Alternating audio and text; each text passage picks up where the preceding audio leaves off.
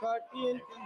Action taken report of the Standing Committee on Agriculture, Animal Husbandry and Food Processing 2024-25 as listed against my name at serial number 10 in today's list of business. Thank you. Item number 12, Magunta Srinivas Reddy. Sir, I rise to present the 6th report on action taken by the government on the recommendations, observations contained in the 3rd report of the Department Related Standing Committee on Housing and Urban Affairs 2024-25 on the subject demands for grants 2025-2026 of the Ministry of Housing and Urban Affairs, Hindi and English versions listed against my name in today's list of business, sir. Thank you. Item number 13, Satish Kumar Gautam. महोदय, मैं आज cyber अपराध, जलित समस्या, रोकथाम विषय के संबंध में विभाग संबंधी गृह कार्य संबंधी स्थायी समिति के 254वें प्रतिवेदन हिंदी और अंग्रेजी में एक प्रति सभापटल पर रखता हूँ। Item number 14, Dr. D. Purandeshwari.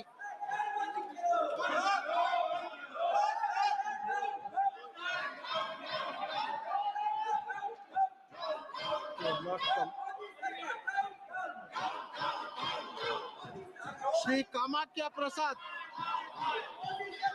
Sir, I raise to lay the following reports in English and Hindi of the Standing Committee on Education, Women, Children, Youth and Sports as listed against my name at serial number 14 in today's order paper. 369 report on review of functioning and performance of Sports Authority of India and Fellow India pertaining to the Department of Sports Ministry, Youth and of Youth Affairs and Sports, and 370 report on implementation of Article 15(5) of Indian Constitution regarding special provision for reservation of SC, STs and OBCs in educational institutions, including private educational institutions pertaining to the Department of Higher Education, Ministry of Education. Thank you, sir. Item number 15, Vishweshwara Hegde Kageri. Speaker, sir, I raise to lay 388th report on overall review of safety in the civil aviation sector in Hindi and English of the Department Related Parliamentary Standing Committee on Transport, Tourism and Culture listed against my name at serial number 15 in today's list of business. Thank you. Item number 16, Chandrasekhar Premsani. Sir, in pursuance with para 5 of Appendix 1 of Delegation of Financial Power Rules 2024, I would like to lay statements regarding withdrawal of funds from the Contingency Fund of India for expenditure in respect of SATCOM monitoring facility project and for servicing interest on sovereign guarantee bonds raised by MTNL, respectively pertaining to Department of Telecommunications. Thank you. Item number 17, BL Verma. आदरणीय अध्यक्ष महोदय, मैं आज की संशोधित कार्य सूची में क्रम संख्या 17 पर मेरे नाम के सामने सूचीबद्ध उपभोक्ता मामले विभाग से संबंधित अनुदान मांगों 2024-25 और 2025-26 पर संसदीय स्थायी समिति की क्रमशः 5वीं और 7वीं रिपोर्ट में जिन सिफारिशों के कार्यान्वयन की स्थिति के संबंध में वक्तव्य सभापटल पर रखता हूँ। Item number 18, Ranveer Singh. Sir, with your kind permission, I raise to lay on the table a statement regarding status of implementation of the recommendations, observations contained in the 5th report of the Department Related Parliamentary Standing Committee on Agriculture, Animal Husbandry and Food Processing Industry on demand for grants 2024-25 pertaining to the Ministry of Food Processing Industry.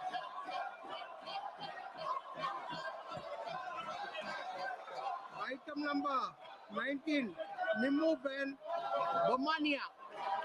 माननीय सभापति महोदय, मैं आपकी अनुमति से आज की संशोधित कार्य सूची में क्रम संख्या 19 पर अपने नाम के आगे सूचीबद्ध विवरण जो संबंधित संसदीय स्थायी समिति के 6वें एवं 8वें प्रतिवेदन में अनुदान मांगों वर्ष 2024-25 और 2025-26 क्रमशः के संबंध में और 38वें एवं 40वें प्रतिवेदन में वेयर हाउसिंग विकास नियामक प्राधिकरण का कामकाज और उचित मूल्य की दुकानों का रूपांतर जो खाद्य और सार्वजनिक वितरण विभाग के संबंध में की गई सिफारिशों के कार्यान्वयन की स्थिति के संबंध में वक्तव्य सभापटल पर प्रस्तुत करती हूँ।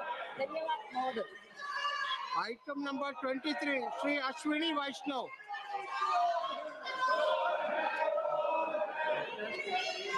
Honorable Speaker, sir, I rise to move that the promotion and regulation of online gaming bill 2025 be taken into consideration. Shri Manish Tiwari ji.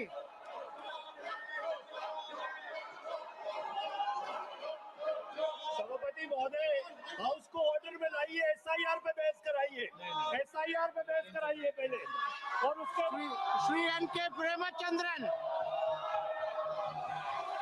Shri N.K. Premachandran. Sir, the house is not in order. The question is that the leave may be granted to introduce the bill. Those in favor may say yes. Those against may say no. I think the ayes have it. Ayes have it. The permission is granted and the minister may now introduce the bill. Honorable Speaker, sir, I rise to introduce the promotion and regulation of online gaming bill 2025 to be taken into consideration.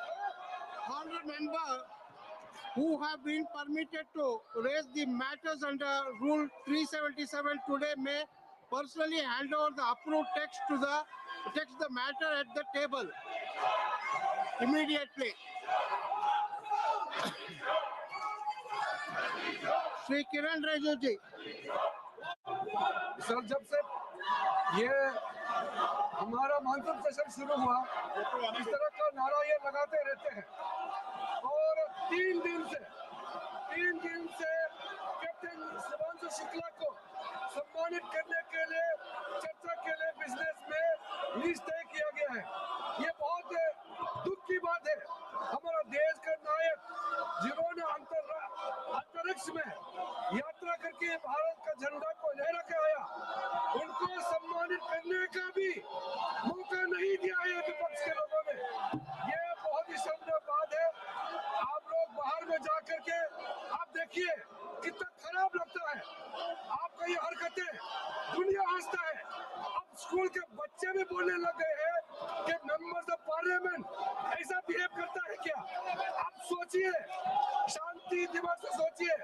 सरकार का business तो हम पारित करके रहेंगे। देश का हक में, समाज का हक में जो काम हमको करना है, देश के लोगों ने दायित्व दिया है, हम काम करेंगे। लेकिन हंगामा करने से नुकसान होता है तो आप लोगों का ही होता है। ये सदन सबका है, मेंबर्स ऑफ पार्लियामेंट का है। इसमें सबसे ज्यादा नुकसान नए मेंबर्स ऑफ पार्लियामेंट विपक्ष के साथियों को होता है। आप लोग सोचते हैं कि हंगामा करने से कुछ फायदा होगा। जो ज्यादा हंगामा करेगा जनता उसको पूरा नकार देगा। आप लोग कोई सहानुभूति प्राप्त करने वाला नहीं है। इसलिए मैं पुनः आग्रह करता हूँ, आप लोग चर्चा में भाग लीजिए, बिल्स के डिस्कशन में भाग लीजिए। कैप्टन शिवांशु शुक्ला को सम्मानित देने में साथ दीजिए। आपके माध्यम से मैं फिर अनुरोध करना चाहता हूँ सर। लोग देख रहे हैं। Members, I request all you all to go and sit in your respective chairs. House is adjourned to meet again at 2 p.m. today.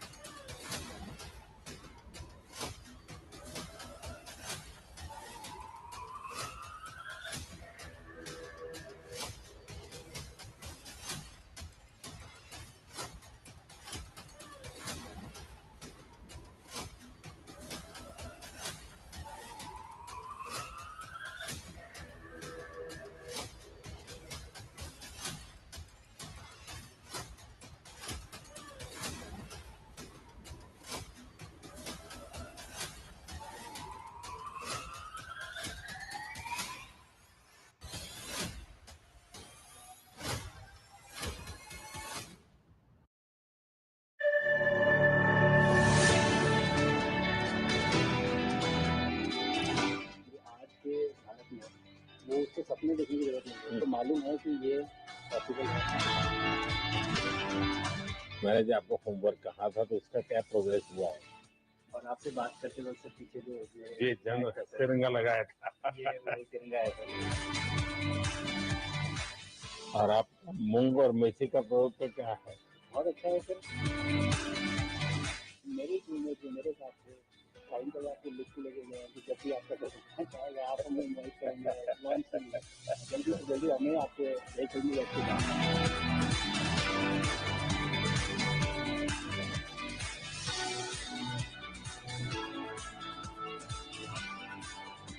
आप लोग जब इतनी बड़ी यात्रा करके वापस पहुंचते हैं, जी सर।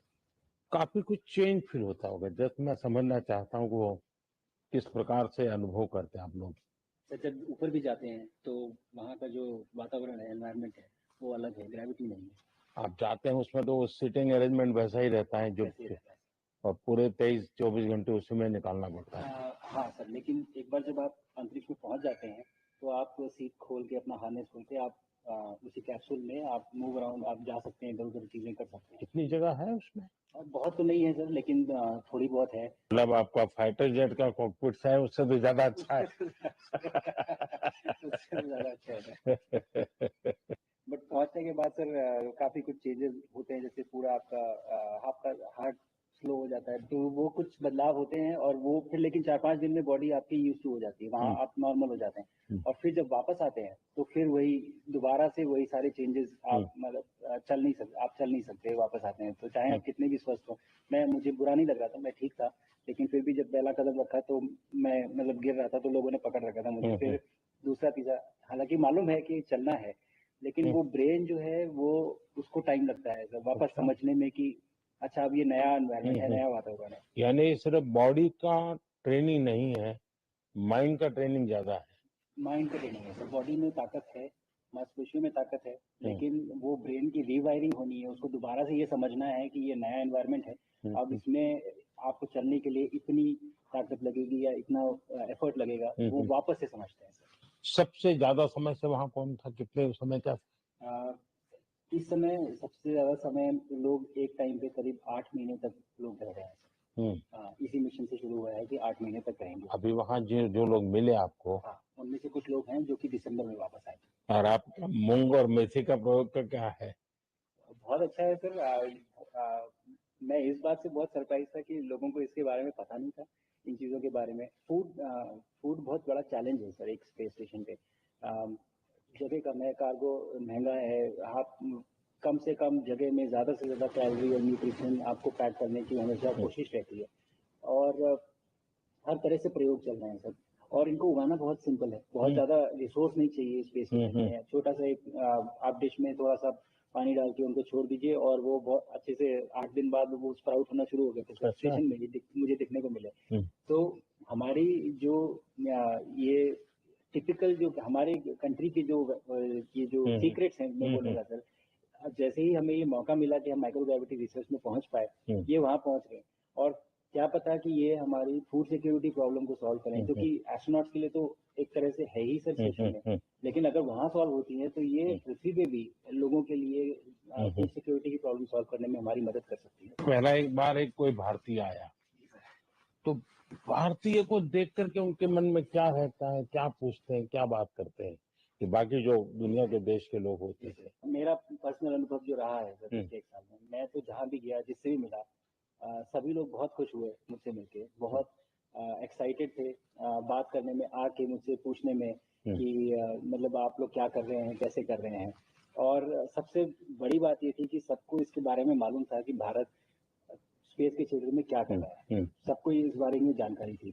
और सब मुझसे ज्यादा तो कई लोग थे जो गगनयान के बारे में इतना एक्साइटेड थे, जो आके मुझसे पूछ रहे थे कि आपका मिशन कब जा रहा है। एंड मेरे ही क्रूमेट जो मेरे साथ थे मुझसे साइन करवा के लिख के लेके गए हैं कि जब भी आपका गगनयान जाएगा आप हमें इनवाइट करेंगे और लॉन्च के लिए, और उसके बाद जल्दी से जल्दी हमें आपके व्हीकल में बैठ के जाना है। तो मुझे लगता है सर कि बहुत ज्यादा उत्साह है। ये सारी आपको टेक जीनियस के रूप में बुलाती थी, क्या कारण था?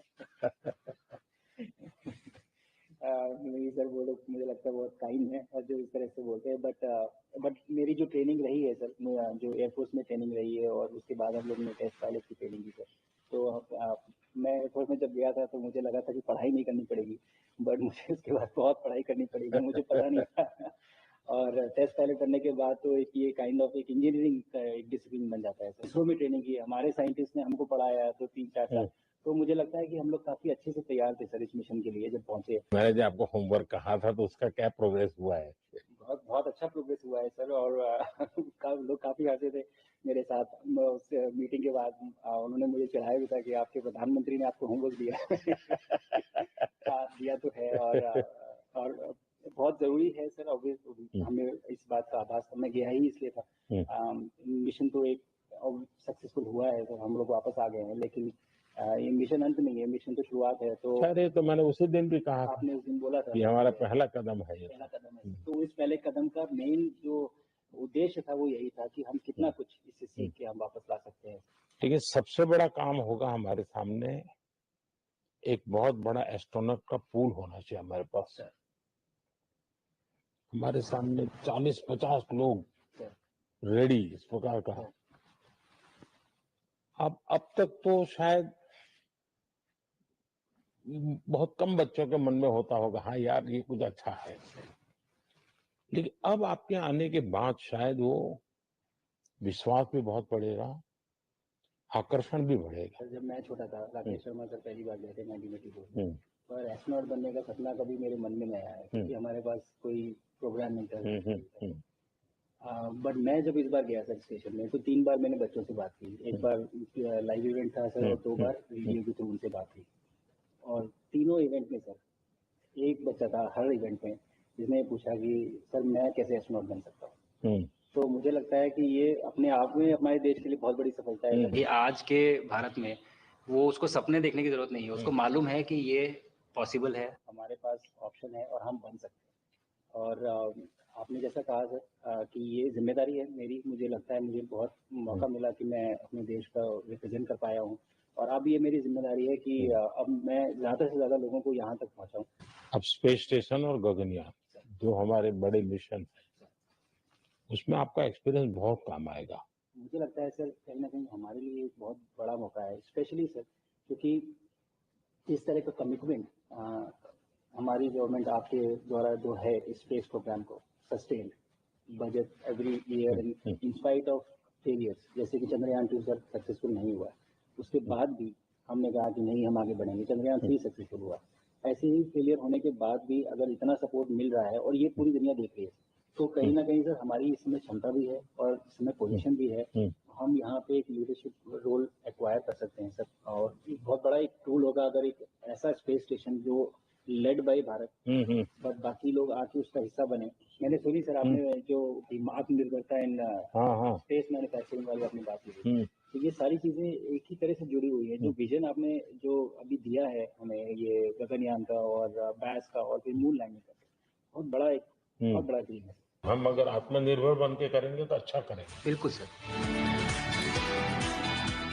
मैंने काफी सारी चीजें सर स्पेस से फोटोग्राफ वगैरह कोशिश की भारत की लेने की। ये भारत यहाँ से शुरू से ये ट्रायंगल, ये बैंगलोर है सर, ये हैदराबाद क्रॉस हो रहा है, और ये जो फ्लैश आप देख रहे हैं सर, ये सारी बिजली चमक रही है सर, जो पहाड़ों में हो रहा है सर। और ये क्रॉस होती है जो डार्क एरिया आता है सर, ये हिमालय आ जाता है। और ये ऊपर की तरफ जो जा रहे हैं सर, ये तारे हैं सारे, और ये क्रॉस करते ही ये पीछे से सूरज आ रहा है sir.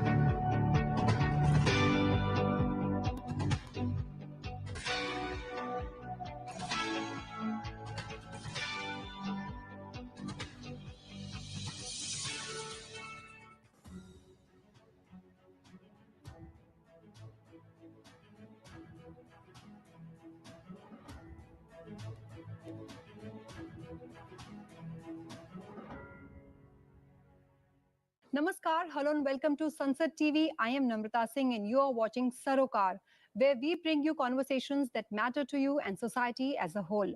Today we focus on an issue that affects each and every one of us, road safety. India has the second largest road network in the world, spanning across 66 lakh kilometers.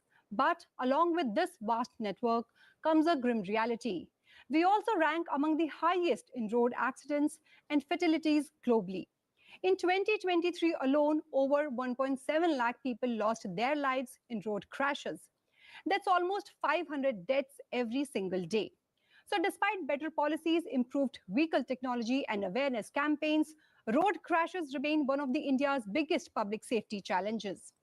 Road Transport and Highways Minister Nitin Gadkari recently pointed out that India loses 3% of its GDP every year due to road accidents. And what's worse, that most of the victims are young people aged between 18 and 45 years. The reasons are many: rash driving, poor enforcement, badly designed roads, and above all, a lack of respect for traffic laws. In this edition of Sarokar, we explored the current state of road safety in India. Are we, as a citizen, doing enough to make our roads safer? And what steps the government is taking to improve the situation? So that is what I'm going to analyze on the show today with an eminent panel of guests in the studio. I'm delighted to welcome Mr. Subhash Chand. He's Chief Scientist and former Head Traffic Engineering and Safety Division, CRRI. I'm also delighted to welcome Mr. Anurag Kulshresht. He's President, TRAX, Road Safety NGO. Thank you both for being here and welcome to Sunset TV. And it's also a pleasure to welcome our wonderful studio audience. Let me begin the discussion with you, Subhashji. You know, over 1.5 lakh people succumb to road accidents in our country every year, and nearly 500 lives are lost each day, and one life every 3 minutes. So how do you respond to this grim reality, and what are we doing to bring down these numbers? Yeah, as you know, the problem is very serious, but it has multi-dimensional. It is not a simple problem. It has got its many phases. It starts from road infrastructure. It starts from which include roads and road vehicle. Then there is engineering. Then there is how to manage road safety and traffic. Then there is other part which are involved, which know the education, enforcement, and post-crash treatment. And above that is the society. So everything, if we work together, then only this problem can be taken care of. So everybody has to step up. Everybody. Yes. Mr. Anurag, you know, overspeeding, rash driving, and there remains the main cause of the accidents. And above all, then you are, people talking over the phone, not wearing helmets, not wearing seat belts, also make it worse. So how can we change this sort of mindset among people? Before that, I want to say one thing. Over speeding is not the, I think, right term to define, but although our government used to announce that over speeding is the main cause, but it has never been investigated scientifically in India. Maybe in 0.01% case, it has been investigated, otherwise not. So we are releasing the facts or the figures on the basis of that no investigation. Okay. Whatever is not, reason is not available in front of the police persons. So this is a one-way system, which we are just announcing in front of the public. Over speeding is a cause. Second thing, it is promoted at all level. Over speeding, what is over speeding? We are making the road of for 100, 120 and more than have a 150. Is it over speeding?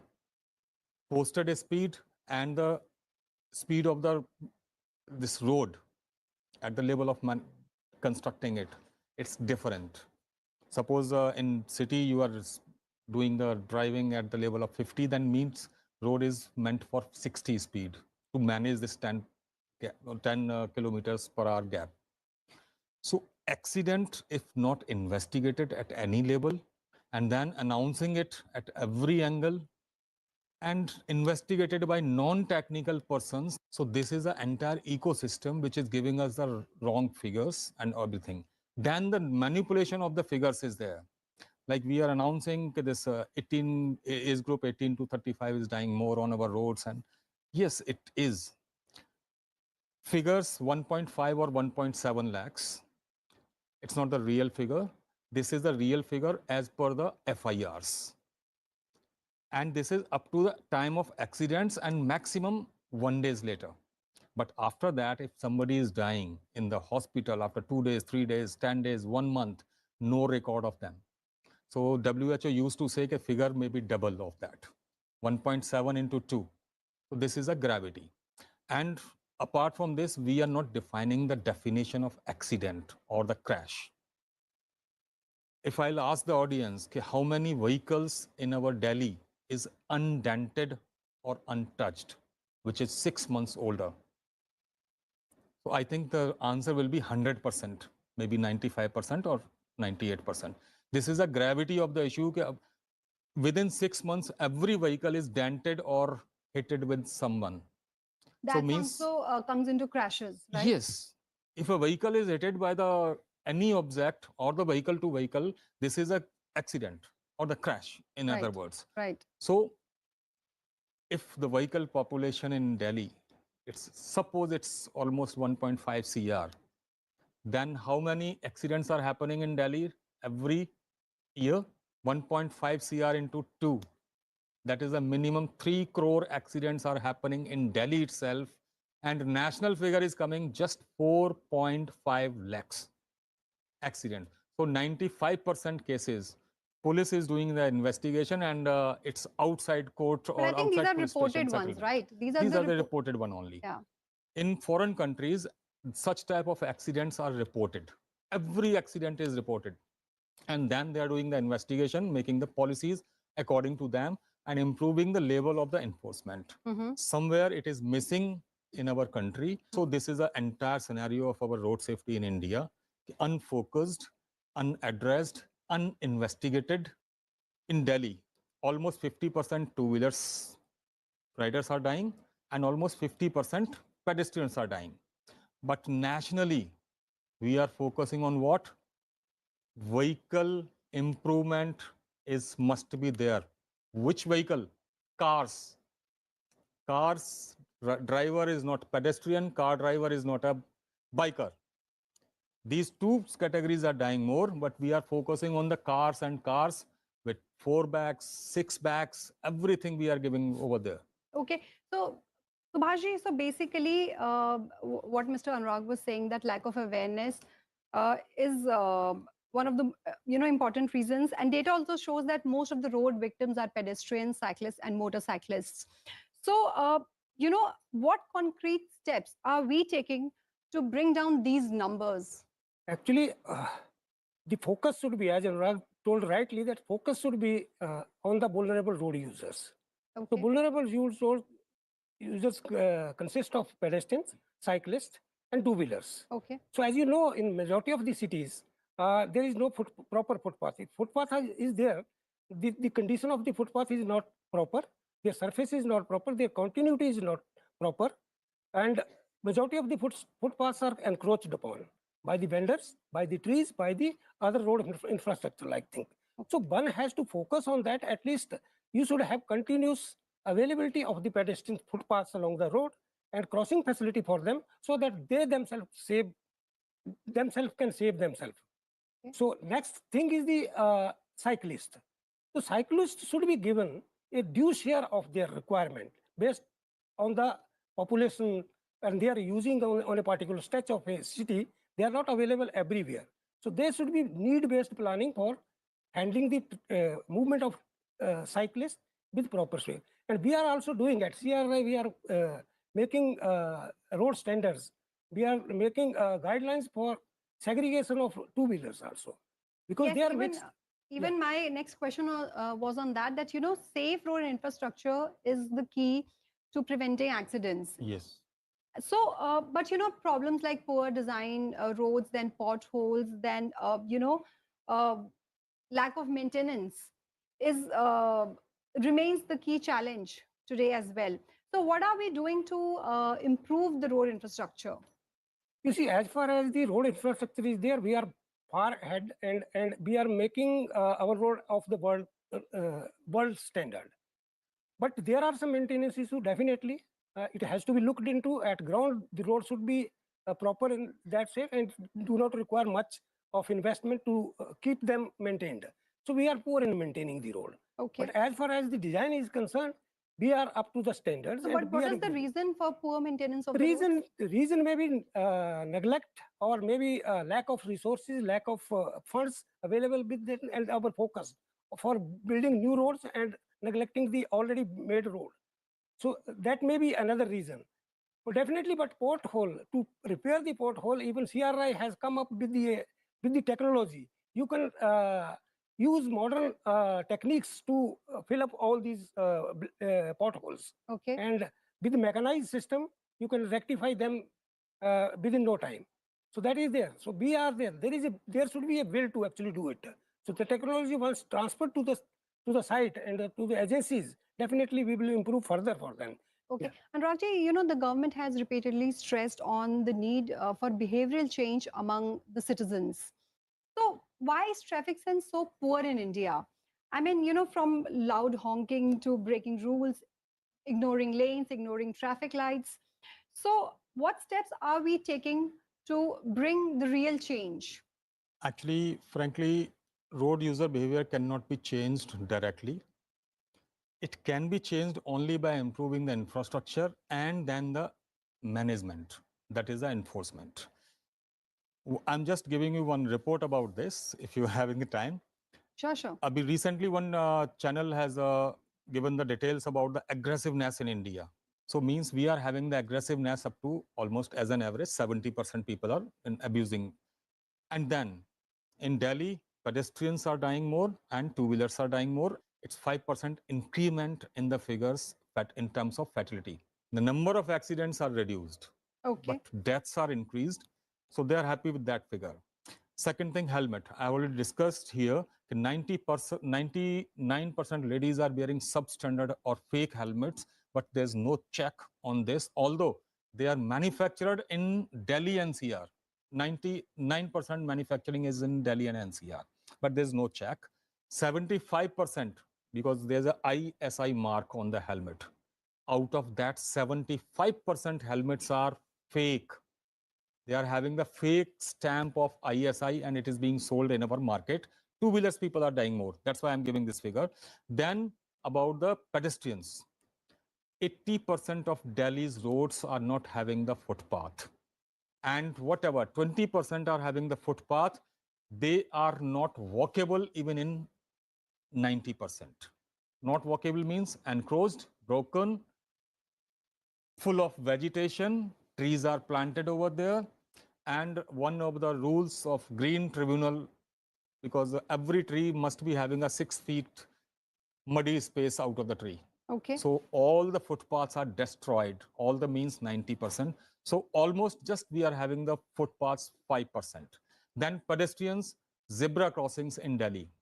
You must have seen this police notice on a number of poles. Stop before stop line. Means you have to stop before stop lines. Right. In 99% case in Delhi, on our zebra crossing, there's no stop line. Only zebra crossing is there. Second thing, lane movement. Delhi police is just focusing on the traffic regulation. They are meant for this, not for traffic management.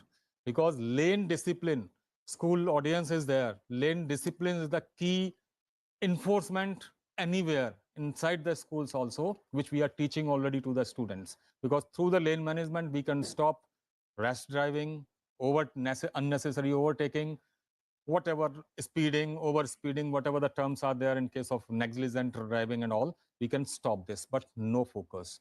Second thing, we are having, I think you must have seen the 3 traffic signals or 4 traffic signals on the crossings. Right. In Delhi, nobody knows why these traffic signals are there, 3 signals, 4 signals. Nobody knows about it. That was a lane designated traffic signals, means left signal for left movement, straight signal for straight movement, and right signal for the right turn. But not even a 0.1% of Delhiites knows about it. That is awareness. With the technology, we are not aware of that. Road designs, like we have discussed, 99% of the crossings or the roundabouts in Delhi, they are faulty. They are pro-accident designs are there. They're not telling us what we have to do. And even the lane marking also. In 90% case, lane markings is wrong. We don't have any lane balancing. Like if road is there, then some flyover is there. Then there's no balancing of the lane marking. Means three and 3.5 meter lane marking on the road. Then on the flyover, it is 4 meter. And there's no matching. So we are confused. On every flyover, when there is a nose, means a diversion point, there's no specification, there's nothing, lane marking is there. Everybody is confused. But in light of this, do you think that formal driving training or, traffic sense education is essential to make people aware of these rules? No, actually, first we have to create proper infrastructure. Then it can be enforced. Then people will be aware of that. As I have already told you, discussed here, 99% ladies are wearing substandard helmet. Right. If government is not stopping this, why the people will having any demand for that? They are happy with 100 rupees helmet. They are happy with that size of the helmet. And interestingly, there is a penalty if these people are wearing the substandard or topi helmet. Basically, proper implementation, you're saying that proper enforcement is necessary, proper implementation of the rules is necessary. And because today we have advanced technologies like speed cameras, then traffic surveillance systems, stricter laws have been introduced though. But despite these tools, do you think lack of strict enforcement, Subhashji, lack of strict enforcement of traffic laws remain a major challenge in the country? Yeah, of course, that is there, because there is always need for enforcement. Any infrastructure can work only when it is properly enforced and it behaves the way it has been designed. So what is happening actually, even police people, there is always a shortage of police people. Everywhere police cannot be present. So there are technology. We can use the technology like ATMS, Advanced Traffic Management Systems. We have, we can use the AI for chalaning. We can use these for speed management also. So everywhere, if people are aware that I am always watched, whenever I am violating anything or I am doing a wrong thing, I am being watched and I may be challaned, then people will start behaving that way also. Ultimately, he has to respond for his own safety. And there is requirement of having a capacity building at every level. Even traffic police need the capacity building. As Anurag rightly told, they don't know how to design a system, how to manage the traffic at an intersection, how to manage the pedestrian at a footpath at the corner of the intersection. You know, there are everywhere near the intersection, all the bus stops are there. All the buses are stopping there. All the vendors are concentrated over there. All the pedestrians are standing right at the left turns or right turn at the intersections. All the exits at when traffic gets green, all the exits are blocked. They have been fantastically designed. Their width is calculated based on the traffic volumes.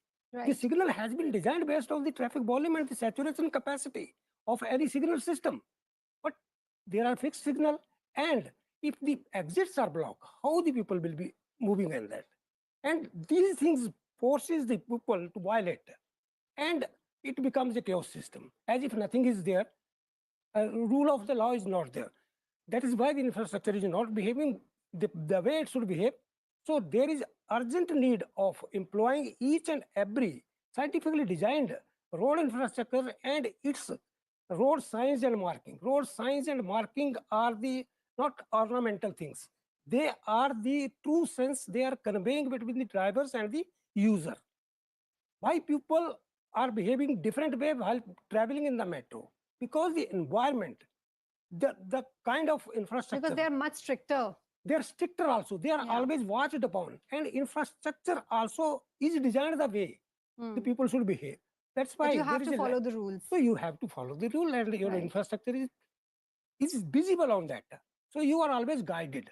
The arrows indicating that you have to take the right turn, then you have to be on the right lane. But if there is wrong arrow, if there is no arrow, then people will not be guided. So they will be moving the way they want to move.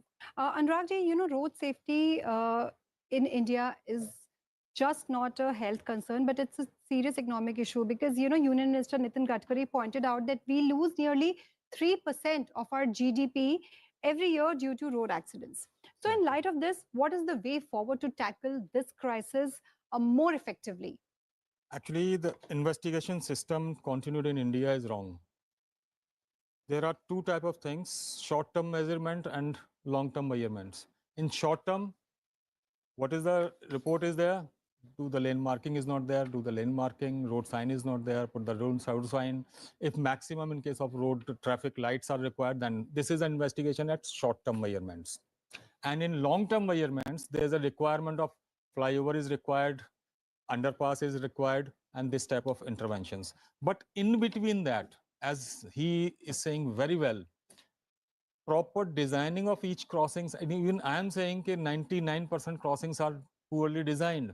So at least channelize these crossings properly, and there's no investigation out of that, short term and long term. And here we are zero.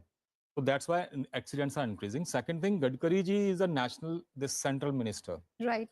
He can form the policies, but ultimately states has to behave. States has to accept, but they are not accepting. If you remember, motor vehicle amendment in Motor Vehicle Act was there. Almost every state has refused to accept that amendment or the charges on the people. And the charges on the people is like announced like a tax on the people. It's not the tax. It is to save the life of the people. But our different communities, different political parties, they are announcing it is a tax on them. It's not the tax. So investigation at this level and the city level. Second thing, 66 lakhs road network is there in our country. The country, yeah. Gadkari ji is focusing on 1 lakhs kilometers of road network, 1.5 lakhs kilometer network only. Rest 64.5 lakhs states are doing. But there's no focus by the states because they don't have any specifications what to do, how to do, because we all are crying for last 10, 15 years, road safety, but we don't know what is road safety. Cars should be strong enough. Car drivers must be safe. But 90% case, other road users are dying on our roads. There's no focus on that. Okay, so basically you say that, you're saying that states need to step up in this regard. So now I'd like to open the floor for our audience. Hello, sir. Hello, ma'am.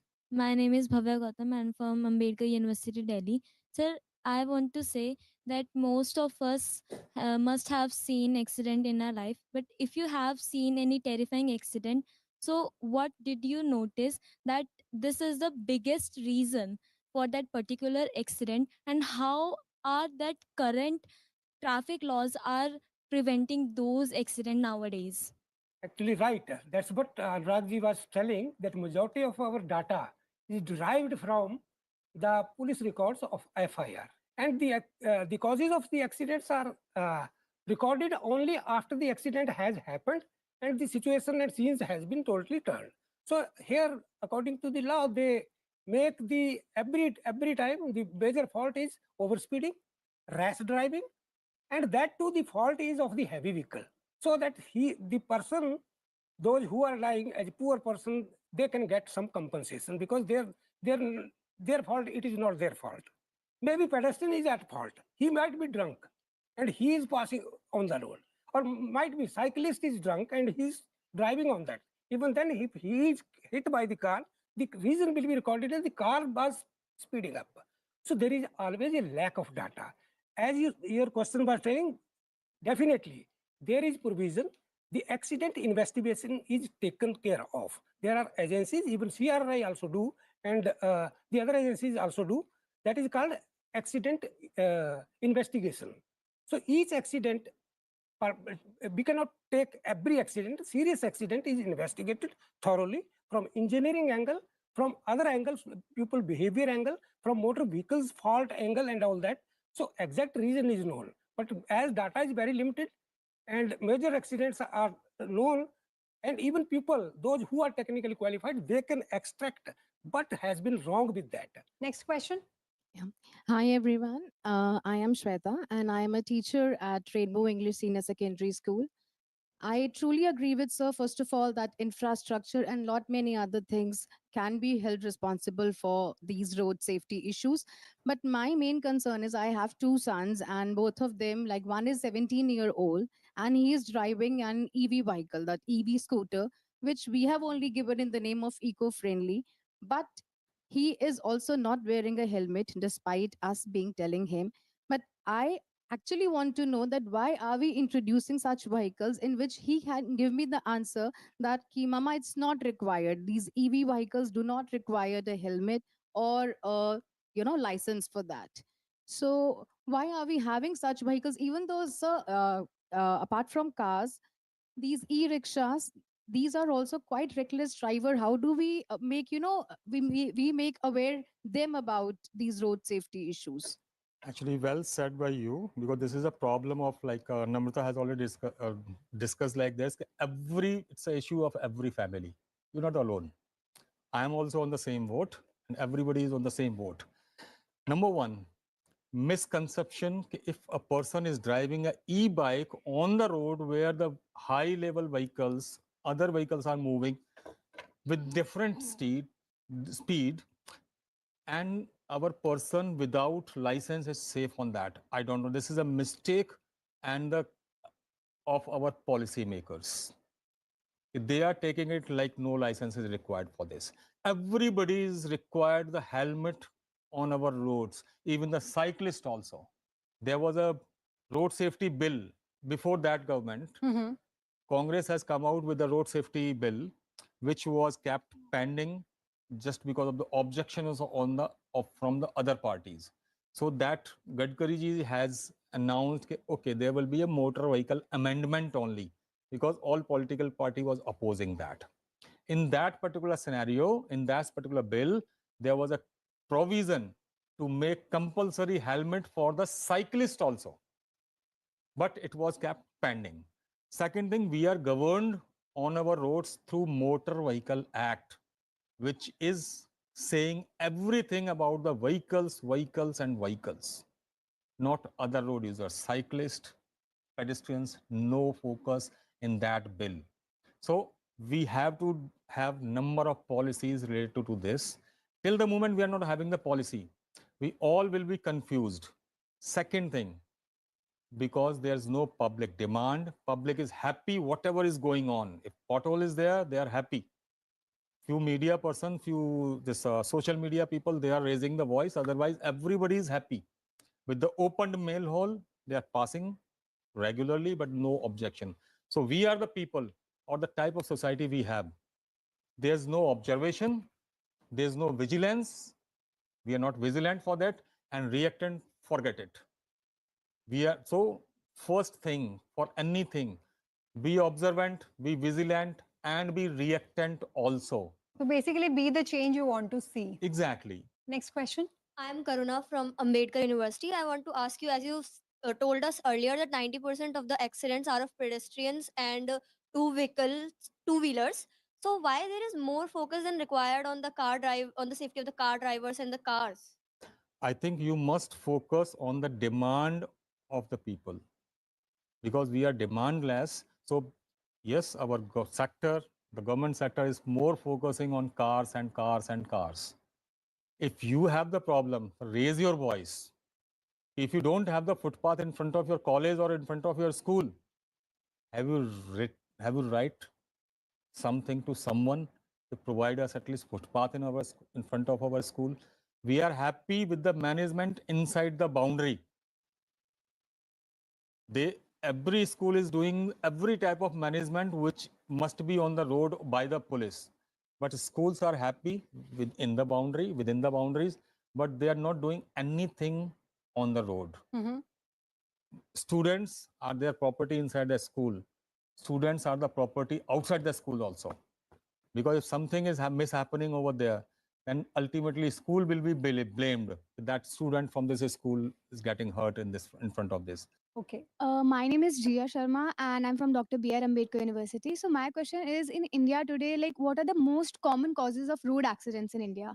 And how do you ensure that the authorities are addressing them? Major causes of accidents, actually, there are three causes. One is environment, that consists of road infrastructure and the surrounding built up infrastructure. Second part of that is the vehicle, because vehicle has to be part of that accident, then only accident will happen. So there are accidents due to faulty vehicle, fault in the vehicle or driver's fault resulting due to threat. And the third one, the cause is the social. That means people behavior. So in majority of the cases, the people behavior, people are at fault and they don't behave the way they should behave. So the accident action. So we have to take care of all of them. If we just leave one of them, we are not going to be safe. I am Kriti Prajapati. My question is from Shubhash sir. Sir, during the COVID-19 pandemic, in the peak time, we lost millions of people in a year. And today also, we see that in a year, we lose many people, millions of people in the road accidents. And at that time, when we are losing the people in a pandemic, then we took the pandemic as a major concern. But why we are not taking the road accidents and people who are dying on the roads as a major concern? And today also, we see despite many government awareness campaigns, people still break the traffic rules. And so how should we make the people also aware that traffic rules are not just meant for the exemption from the government fines, but they should follow the rules for their own safety also? Right. You're right. You have given your answer also, because the answer lies in that everybody has to be responsible. Rightly, when it was a pandemic, we took the challenge as a pandemic. So society should force the government. It is not a simple daily accidents happening. It is a kind of pandemic. And even WHO has declared it as a pandemic. So it has to be taken in that spirit, and every corner, every citizen, every government, and every NGO has to come up forward with the action plan so that it is visible, and you have to be part of that. Then only it can happen. For that, you have to go for capacity building. Capacity building, that there should be some expert knowledge within his own domain, so that he can tackle that situation and he can enhance his knowledge and he can educate the other people. That capacity building is needed from all these aspects. Okay, so basically people's behavior needs to be changed, as road safety begins with us. And the government can, build better roads and enforce laws. But if we continue to break the rules, nothing will change. Every time someone chooses to drive aggressively or carelessly, they not only put their own life at risk, but also endanger the lives of others on the road. So let's choose to drive responsibly, value every life, and be the change we want to see on our roads. So thank you to our guests and our wonderful audience, and to you, our viewers, for being part of this important conversation. So stay tuned and keep watching Sunset TV.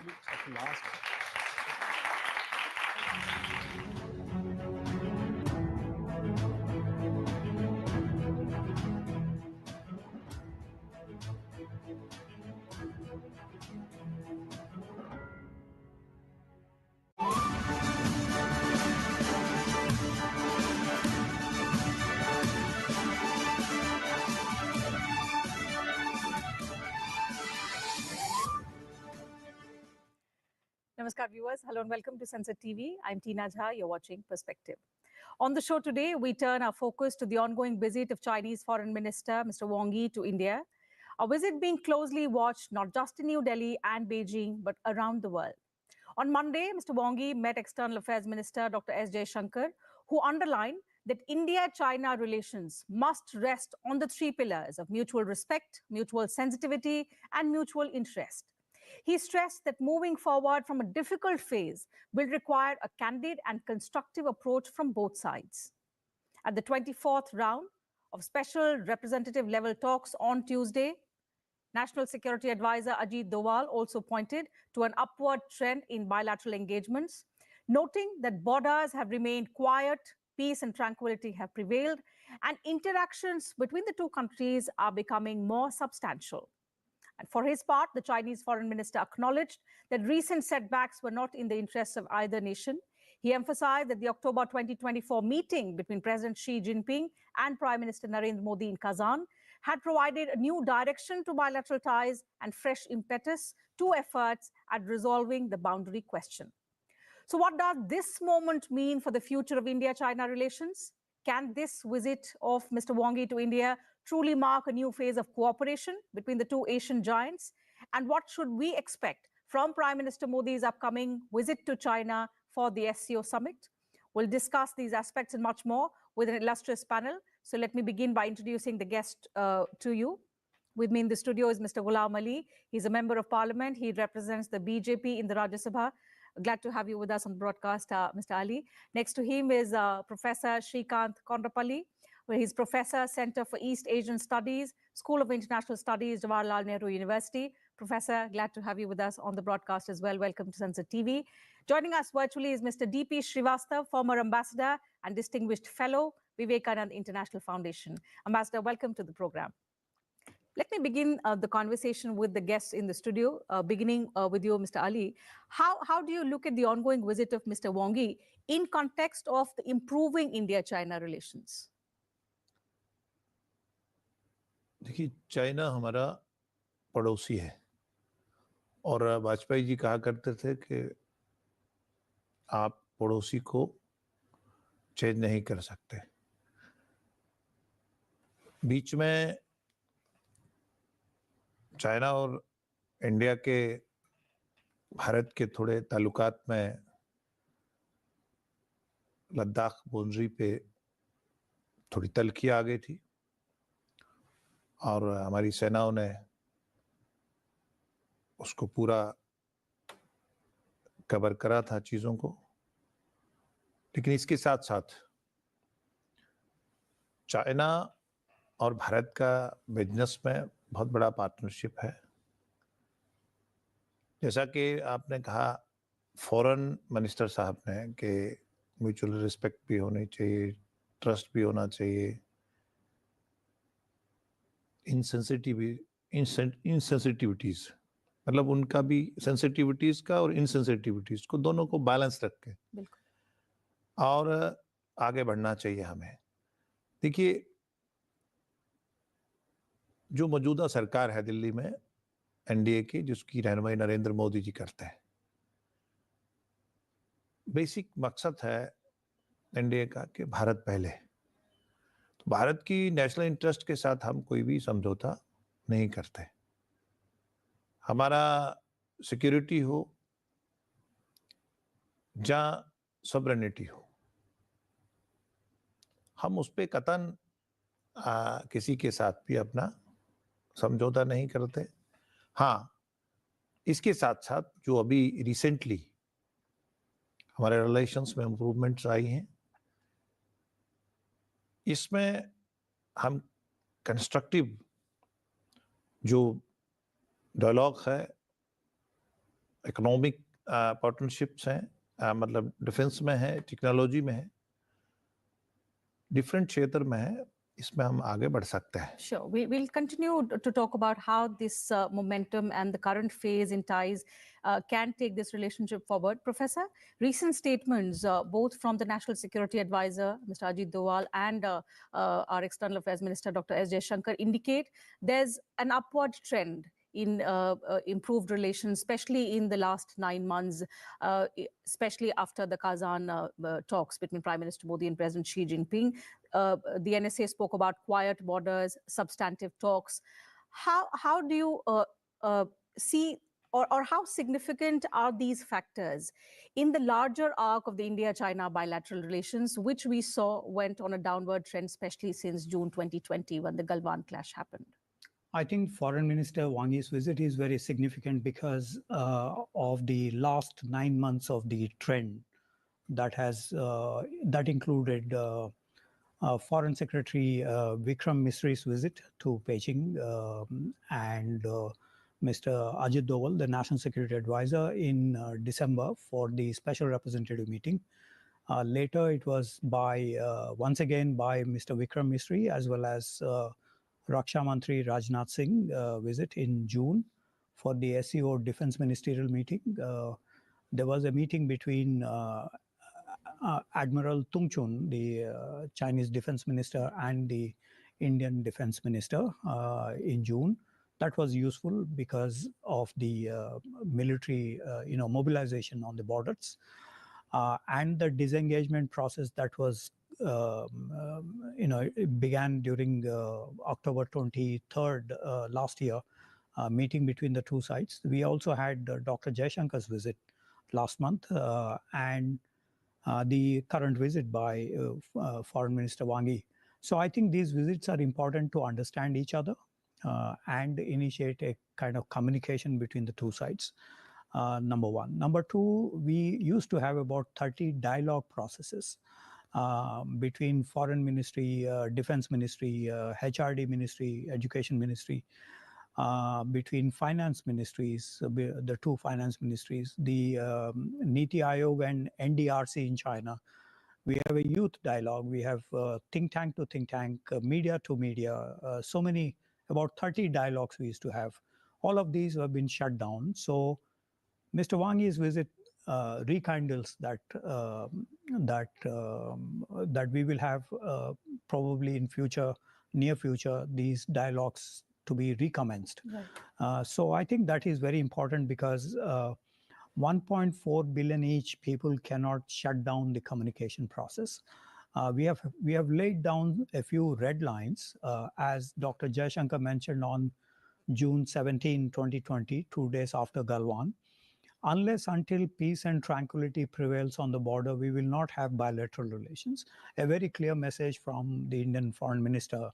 And we stuck to that for the past 4.5 years. And I think the Chinese now realize that it is actually very costly for shutting down the bilateral relations because we have had the promises in Wuhan and in Mahabalipuram in 2018 and 2019 for the resolution or keeping the border stability.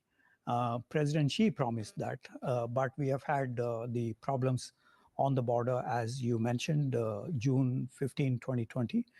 So the visit is important because we now rekindle those dialogue processes between the two sides. Certainly. Peace and tranquility is something that India set as a prerequisite for the bilateral engagement. Ambassador, fortunately, what the National Security Advisor, following his meeting with Mr. Wang Yi, has said, and it comes as good news, is that the borders are now quiet. Peace and tranquility have prevailed, at least over the last 9 months. What does this indicate, especially in context of the confidence building measures between India and China? You know, the border relations have to be seen in the long-term perspective. There has definitely been improvement since Galwan, and it is hoped that the visit of Chinese Foreign Minister to India, and this will be followed by our Prime Minister for SCO Summit, will further reinforce this trend. But we have to wait and watch how this impacts on a long-term basis. And we also have to keep in mind the contemporary international situation, which is in a state of flux, both for China and for India. China is having internal problems, economy has slowed down, and it has a difficult relationship with US, and we are going through a similar phase. So I think this will be, in this probably is one of the immediate reason which has brought about a convergence in their position. And we do hope that we can build on it on a lasting basis. Okay, since we're talking about building hope, Professor, I'll come back to you and try and understand. You said 1.4 billion people cannot shut down on China. We know as two large economies in Asia, two large economies in the world, we are interconnected. There is a positive momentum that has been generated through consistent efforts over the last few months. How can this new phase of positive engagement now expand to further cooperation in areas of trade, of connectivity, and regional stability also? We do not know. We are just building the blocks right now after the disastrous June 2020 incident where 20 Indian soldiers were killed and China said 4 of their soldiers were killed. So we do not know because we are still in the discussion phase at the moment, and we have actually a lot of differences on all of these issues. So, for instance, trade, for example, cumulatively in the last 20 years, China had $1.4 trillion of surplus over India in the bilateral trade. In other words, when President Trump was imposing a lot of tariffs because there is unfavorable balance of trade, we could have also resorted to some kind of pressure on the trade issues, but we did not. We stuck to the WTO market economy status, and we allowed the Chinese goods to enter into the Indian market. China did not show any one of those favors to India. For example, none of our software companies have functioned in China. They were not able to sell their products. And none of our pharmaceutical companies could be allowed into the China market, even though we produce a lot of generic drugs. And there are 180 million liver patients in China. When they come to India, they pick up individually much of these medicines. So there is a problem in terms of the market economy status for China, yet we allowed them to function in the Indian market. So these need to be resolved, market status, because Foreign Minister Wang Yi himself mentioned about no trade protectionism. So they need to open up based on this. Secondly, while peace and tranquility overall prevails on the border, we have not had de-escalation and de-induction so far. As we are talking now, there is at least 70,000 Chinese troops on the border in the Ladakh sector alone, the Aksai Chin Ladakh sector alone. So that poses concern because we do not know what is for tomorrow. What is the situation for tomorrow? So fingers crossed on those issues. Let's hope that the positive momentum generates some fruitful results in context of improved India-China relations. But as a member of Parliament, which are the areas that you would see both neighbors perhaps building their relationship or sort of resetting their ties back into trade, technology, regional security? Which are the areas where India should focus more particularly on with China? देखिए बहुत खूबसूरत कहा आपने कि हमारा pre conditions हैं, जैसे आपने कहा कि डोवाल साहब ने कि स्टेबिलिटी और ट्रैंक्विलिटी के लिए हमें प्री कंडीशंस हैं, क्योंकि चाइना के पास नौजवान जो हैं, यूथ, इंडिया के पास यूथ है, ह्यूमन रिसोर्स है। चाइना के पास इतना नौजवान जो है वो कम पड़ गया है। उससे क्या है कि अगर वो एंगेज रखेगा हमारे साथ बॉर्डर पे अपना आर्मी को, जहाँ हम वहाँ एंगेज रहेंगे, तो हम जो अदर सेक्टर्स हैं जैसे इंफ्रास्ट्रक्चर्स हैं, जहाँ अदर चीज़ें हैं, उस पे हम डिफेंस पे हैं, जहाँ बाकी उस पे हम ब्रीथ नहीं ले पाएंगे। तो चाइना भी समझता है और इंडिया और चाइना के लिए ये ज़रूरी है कि वो, और बड़ी मेजर पॉपुलेशन वाले देश हैं, कि वो इस तरफ बढ़ें, और ये अच्छा स्टेप है। इसके साथ साथ हम इंटरनेशनल प्लेटफॉर्म्स भी हम शेयर करते हैं, जैसे आपका SCO है, जहाँ ब्रिक्स है, जहाँ ये हमारे एजेस हैं अदर बड़ी इकोनॉमीज के सामने। लेकिन जिस तरह हम फोमा है, जहाँ आपने पूछा कि किन सेक्टर्स में हम बढ़ सकते हैं, सेमीकंडक्टर्स है, जहाँ रिन्यूएबल एनर्जी है, इसमें हम जो इस वक्त की ज़रूरत है, और क्लीन एनर्जी है, इस तरफ हम आगे बढ़ सकते हैं, और जिसमें इंडिया काफ़ी आगे बढ़ा है। जैसे हम एक पावर निकल के आए हैं कि अमेरिका ने जैसे हम पे टैरिफ सिंगल फिर डबल प्रेशर डालने की कोशिश करी।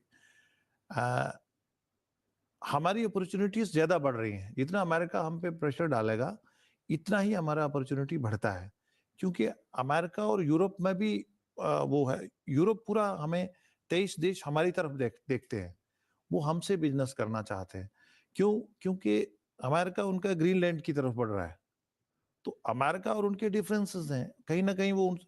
तो हमें इस कॉम्प्लेक्स रिलेशन से चाइना के साथ हमारे अच्छे रिलेशन से चाइना को भी लाभ है, हमें भी लाभ है, और हम एक इन्फ्लुएंस, हमारा जो रीजनल इन्फ्लुएंस है और इंटरनेशनल जो हमारा एक अच्छी ताकत उभर के आएंगे, इस तरह हम आगे बढ़ेंगे. Based on what you've said, I'll take the next question to Ambassador.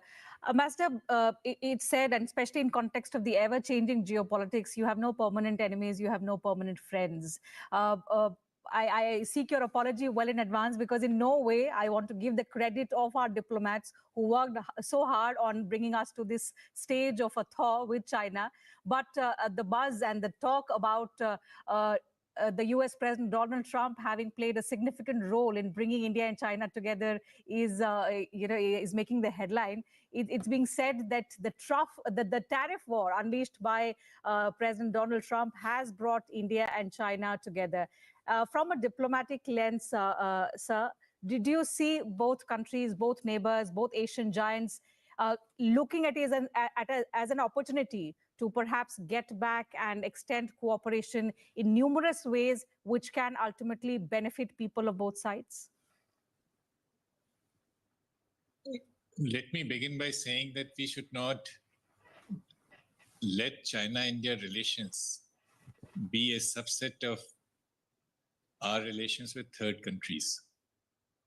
And it is in China's interest to realize that by keeping border issue alive and building Pakistan as a counterpoise to India, they have neither succeeded in stubbing India's growth nor managed to get more stability.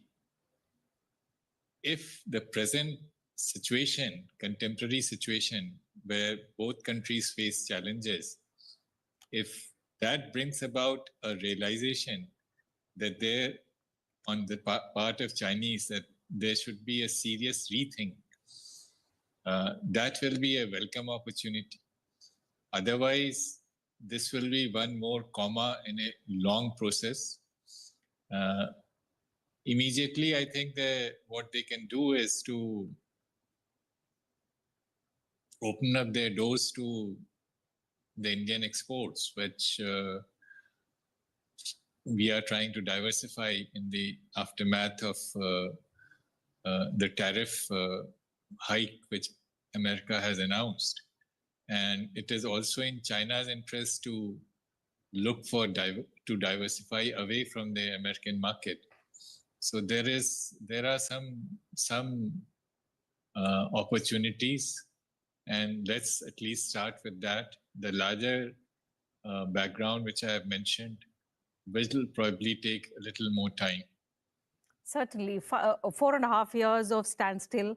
Now we've begun to talk. There is a positive momentum that's been generated due to constant efforts. But let's hope, as you said, it's not a comma and it's not a temporary thaw. It's just one of the steps towards a more long-lasting relationship.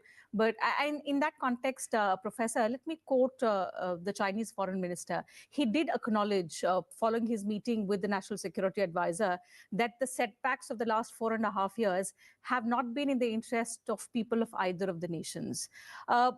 How important or how significant are these acknowledgements in shaping future negotiations, and in this context with China, with a country that we need as much as they need us? We are not just neighbors, but we are two leading economies and interdependent on each other.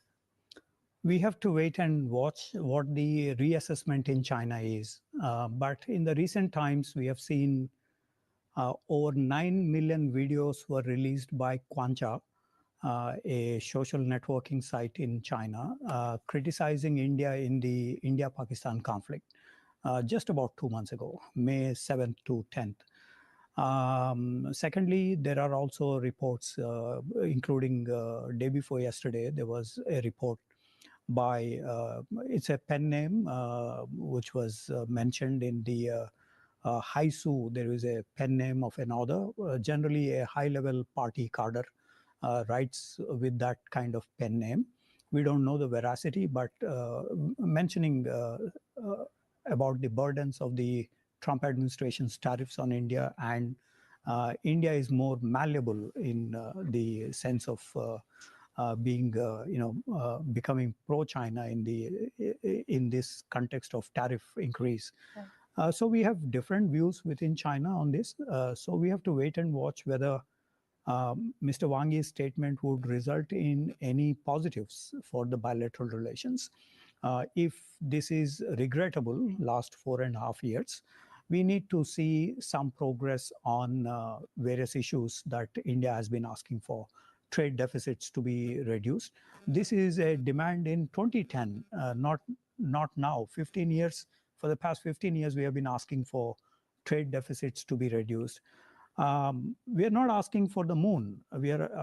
Those issues we used to discuss before Nuclear Supplies Group membership, United Nations Security Council membership endorsement. China is the only country which doesn't endorse the, we're not discussing these issues. We are discussing mundane issues. Even mundane issues are not being resolved. So I think we need to wait for a while to see what's the progress on the ground. And for example, on the border, we have no de-escalation and de-induction. Powerful offensive equipment is mobilized on the border. They have not been removed yet. So we need to see our ISR capabilities have to detect if there is any, and then suggest in these dialogues that we need to actually move. We need to walk the talk. Absolutely. Following Kazan, there was some movement. Let's hope that, at the high-level dialogues that take place in future, there will be a push towards achieving all of these objectives. But now all eyes are on Prime Minister Modi's visit to China to attend the SCO summit.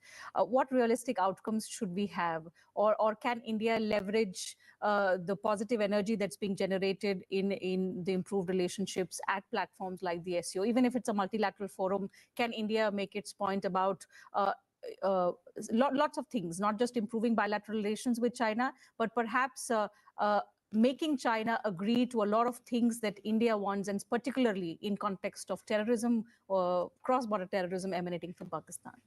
I think the SCO meeting will be significant because generally we have 4 items on the SCO agenda. Energy security, which is a burning topic given the tariffs that have been imposed on India. Secondly, counterterrorism, which has been raised. Raksha Mantri raised this issue 2 months ago. The bilateral economic and cultural, economic issues between the SCO states.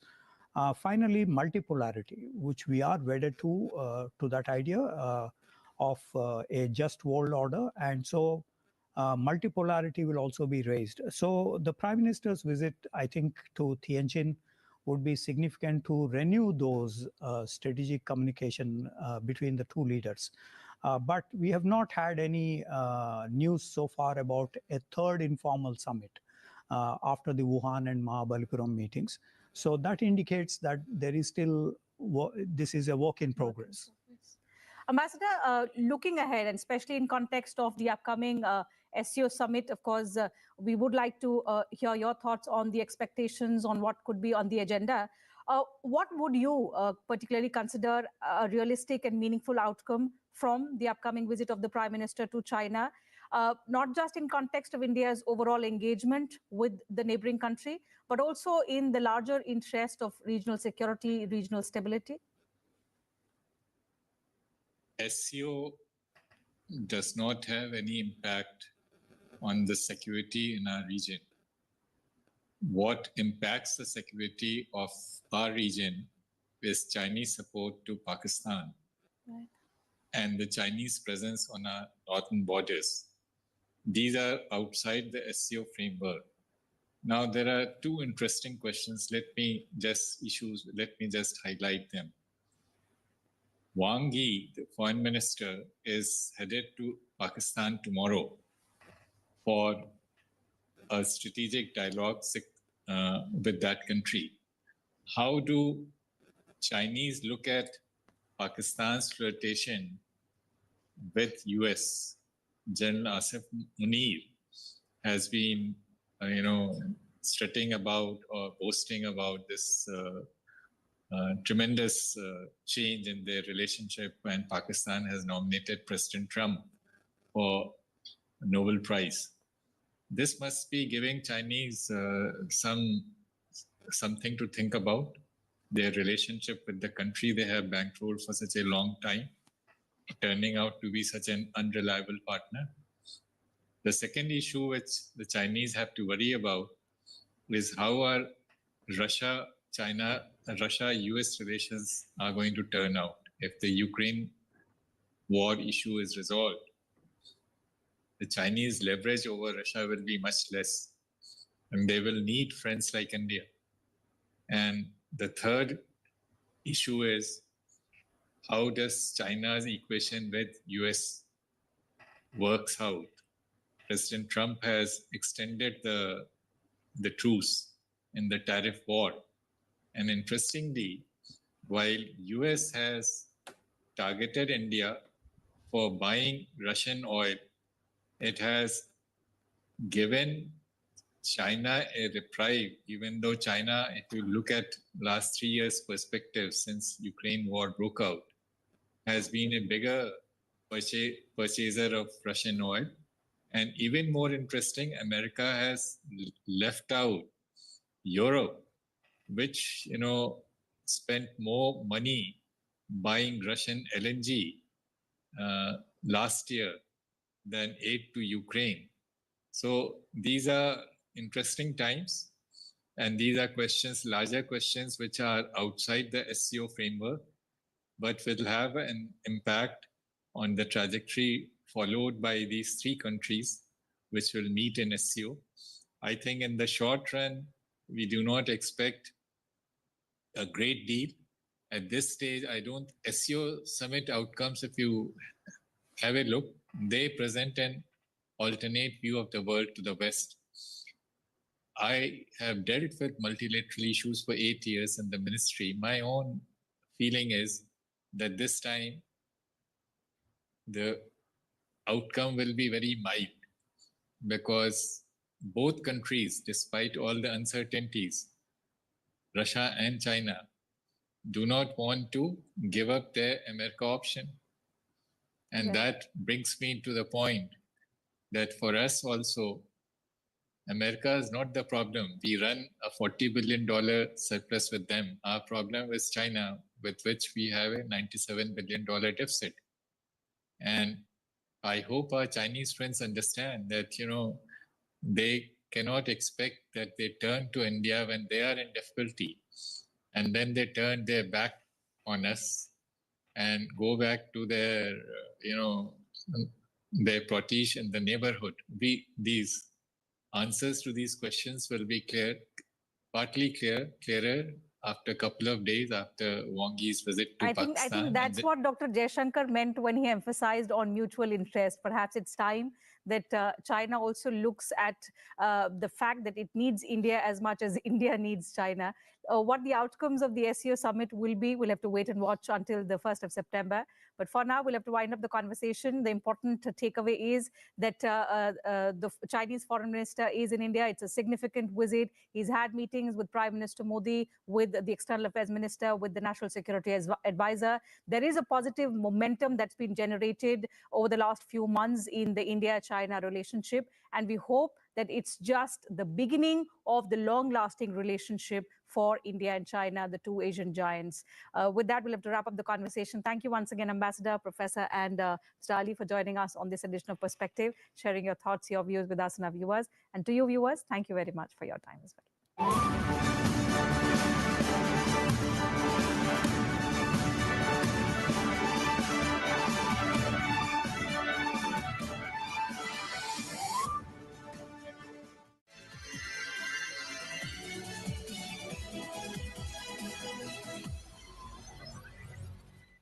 Hello and a very warm welcome, viewers. You're watching the special presentation of Sunset TV, Samvad, with your host, Priti Mishra. And joining us right now is a very special guest, Ports, Shipping and Waterways Minister of India, Mr. Sarvanand Sonowal. Sir, welcome to Sunset TV and thank you so much for joining us. Sir, first of all, let me begin by asking you about the bill that has been passed by Parliament recently, Bill of Lading Bill 2025. Tell us about the importance of the bill, because it also ensures ease of doing business in India.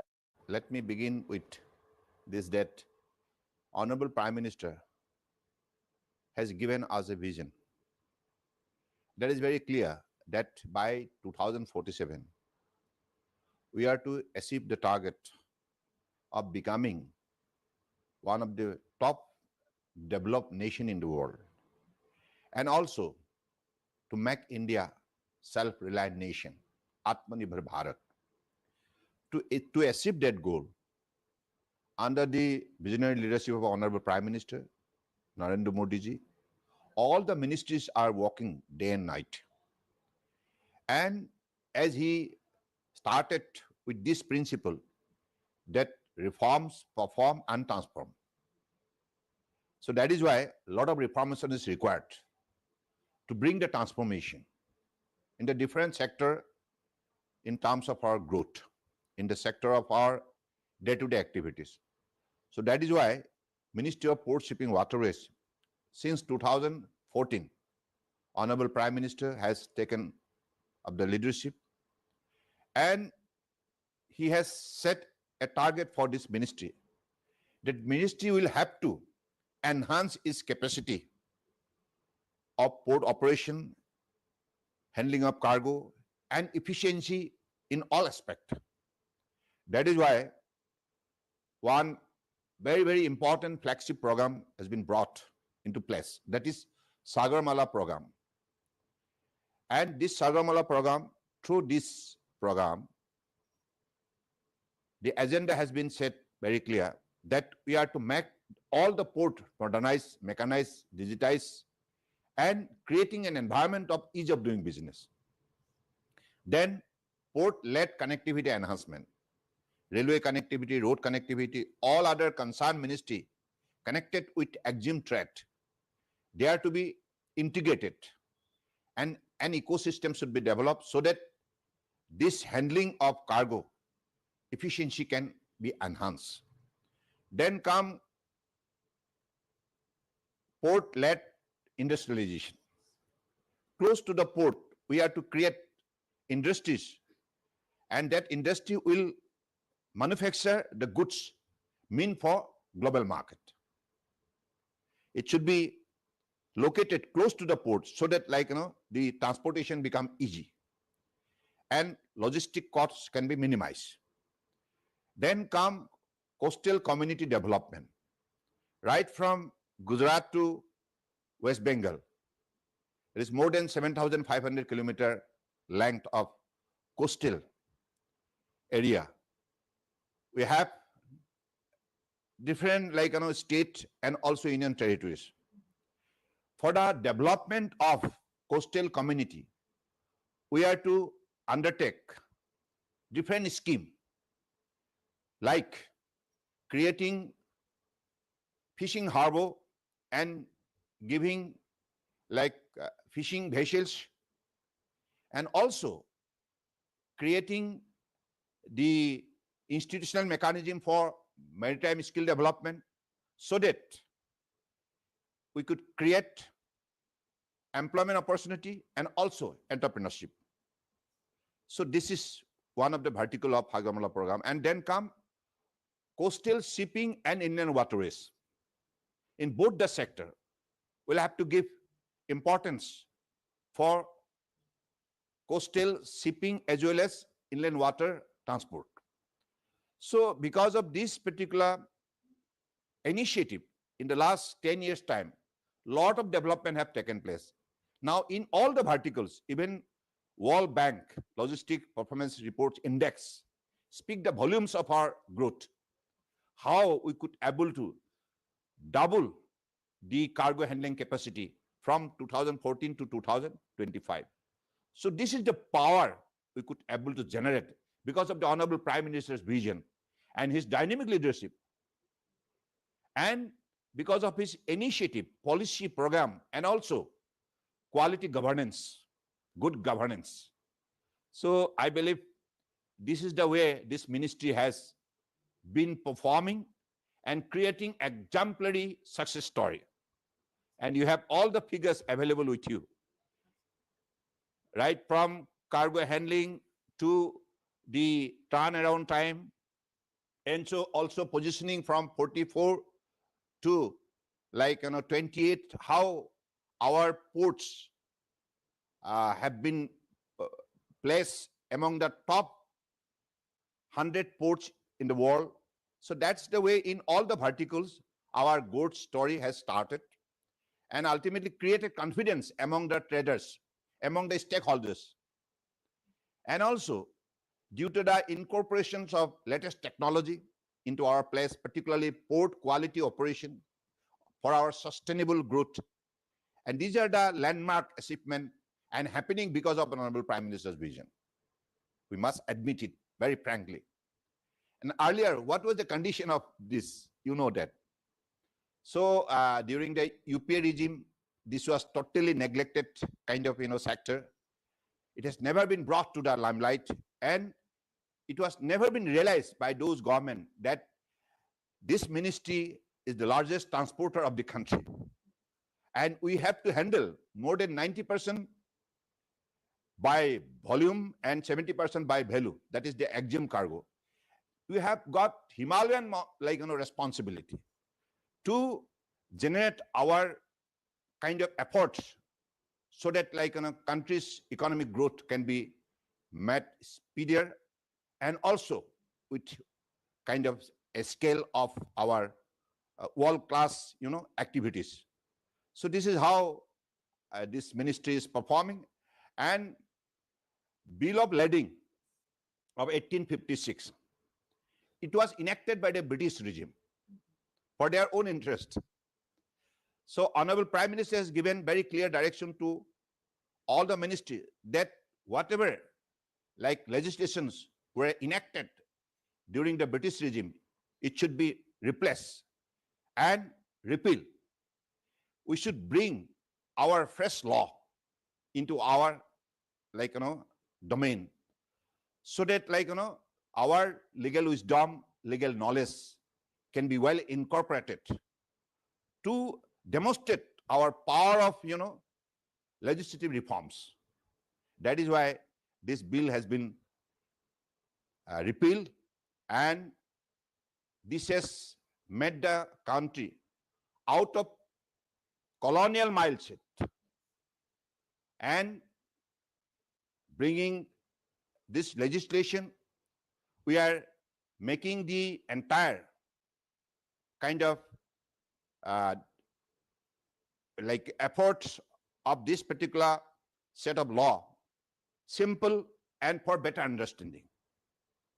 Simplifications and better understanding is the key to this reform, because this reform is going to empower our stakeholders, whether it is shipper, carrier, consignee, endorsee, and the transfer of right of suits and liabilities has been very clearly given to the kind of consignee and also the endorsee.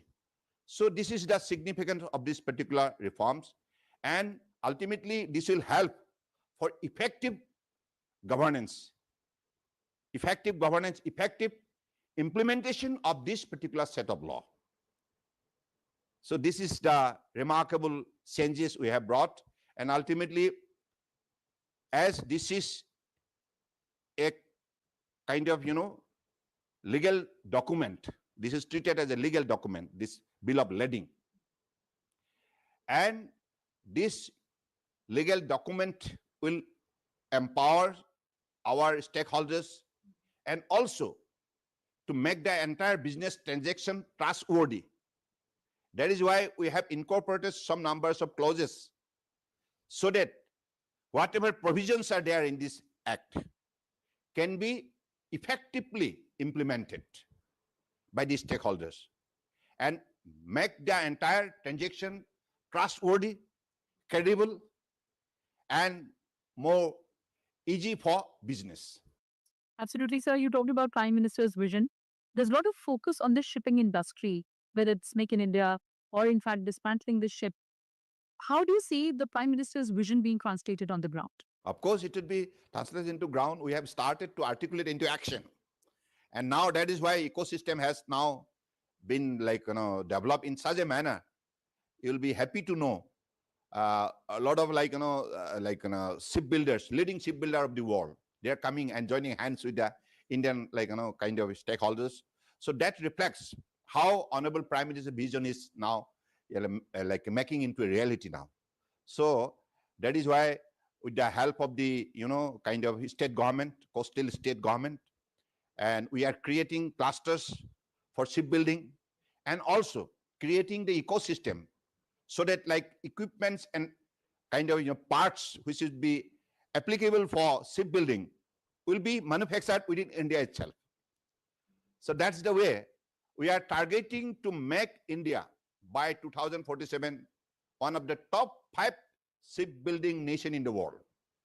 And it is possible because whatever Honorable Prime Minister says, it is always articulated in action, and that is why India is growing faster, and that is why India could able to make itself one of the top, leading economy in the world, and now we could able to position ourselves one of the 4th largest economy. By 2028, we are becoming the 3rd largest economy. Why it is happening? Why it was not happened before 2014? Because those governments were having no like business, no like no vision, no kind of this thing policy, and no good governance. So that is why they have failed.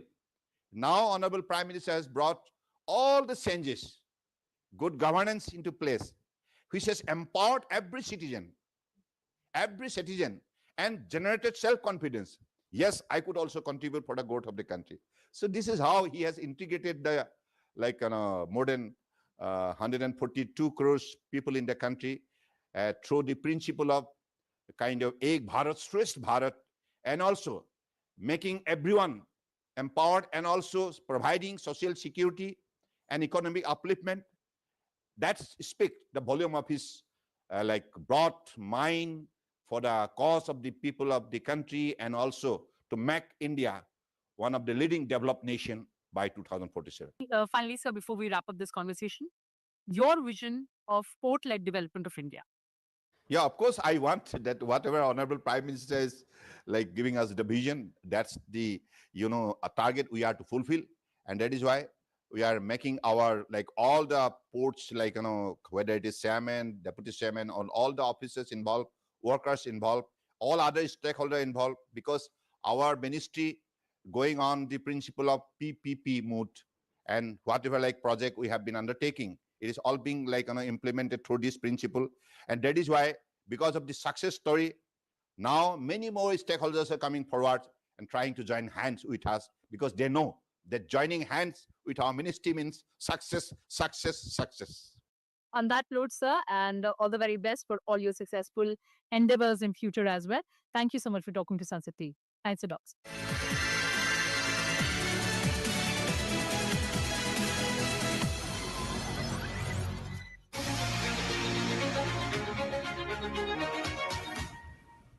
Hello and welcome viewers. You're watching In Depth with your host, Kriti Mishra. Parliament of India has passed the Coastal Shipping Bill of 2025. The bill will unlock the full potential of the country's vast and strategic coastline and will help in achieving the goal of country's coastal cargo traffic to 230 million metric tons by 2030. The proposed legislation will also minimize regulations and maximize facilitation of growth opportunities in coastal trade. Here's everything you need to know about this proposed legislation. Come along.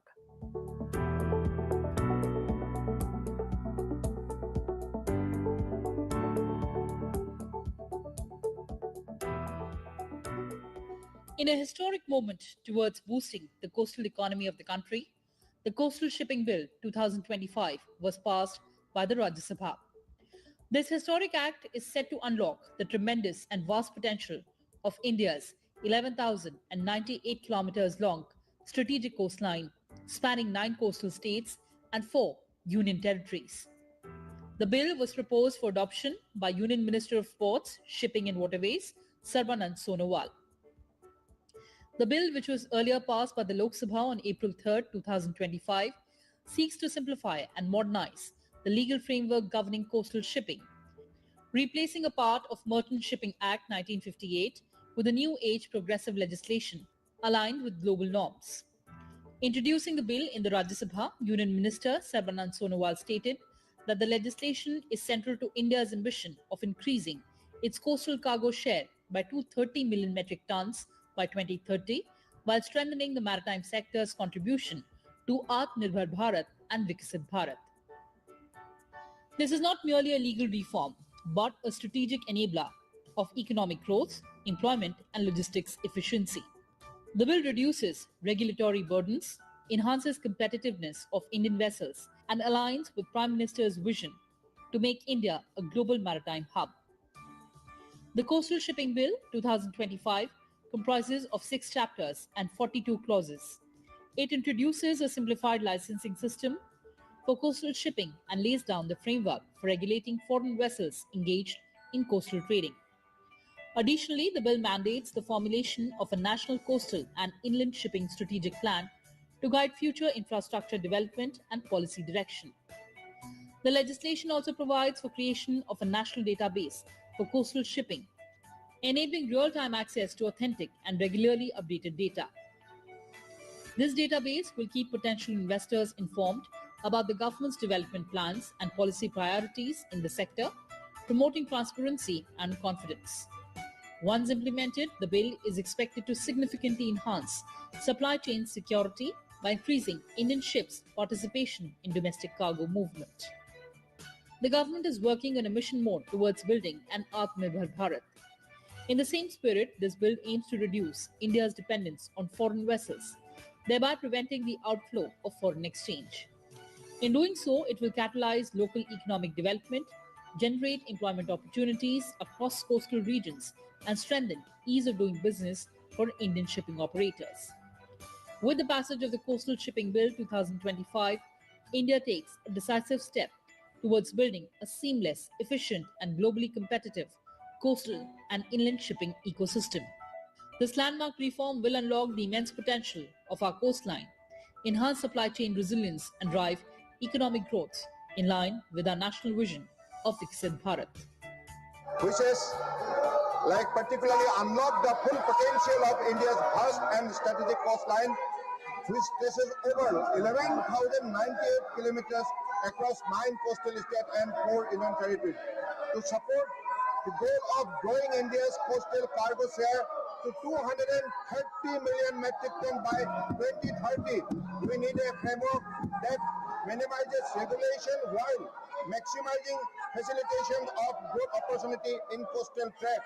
The Coastal Shipping Bill 2025 is designed to make coastal trade easier, more competitive, and better integrated with India's overall transport vision.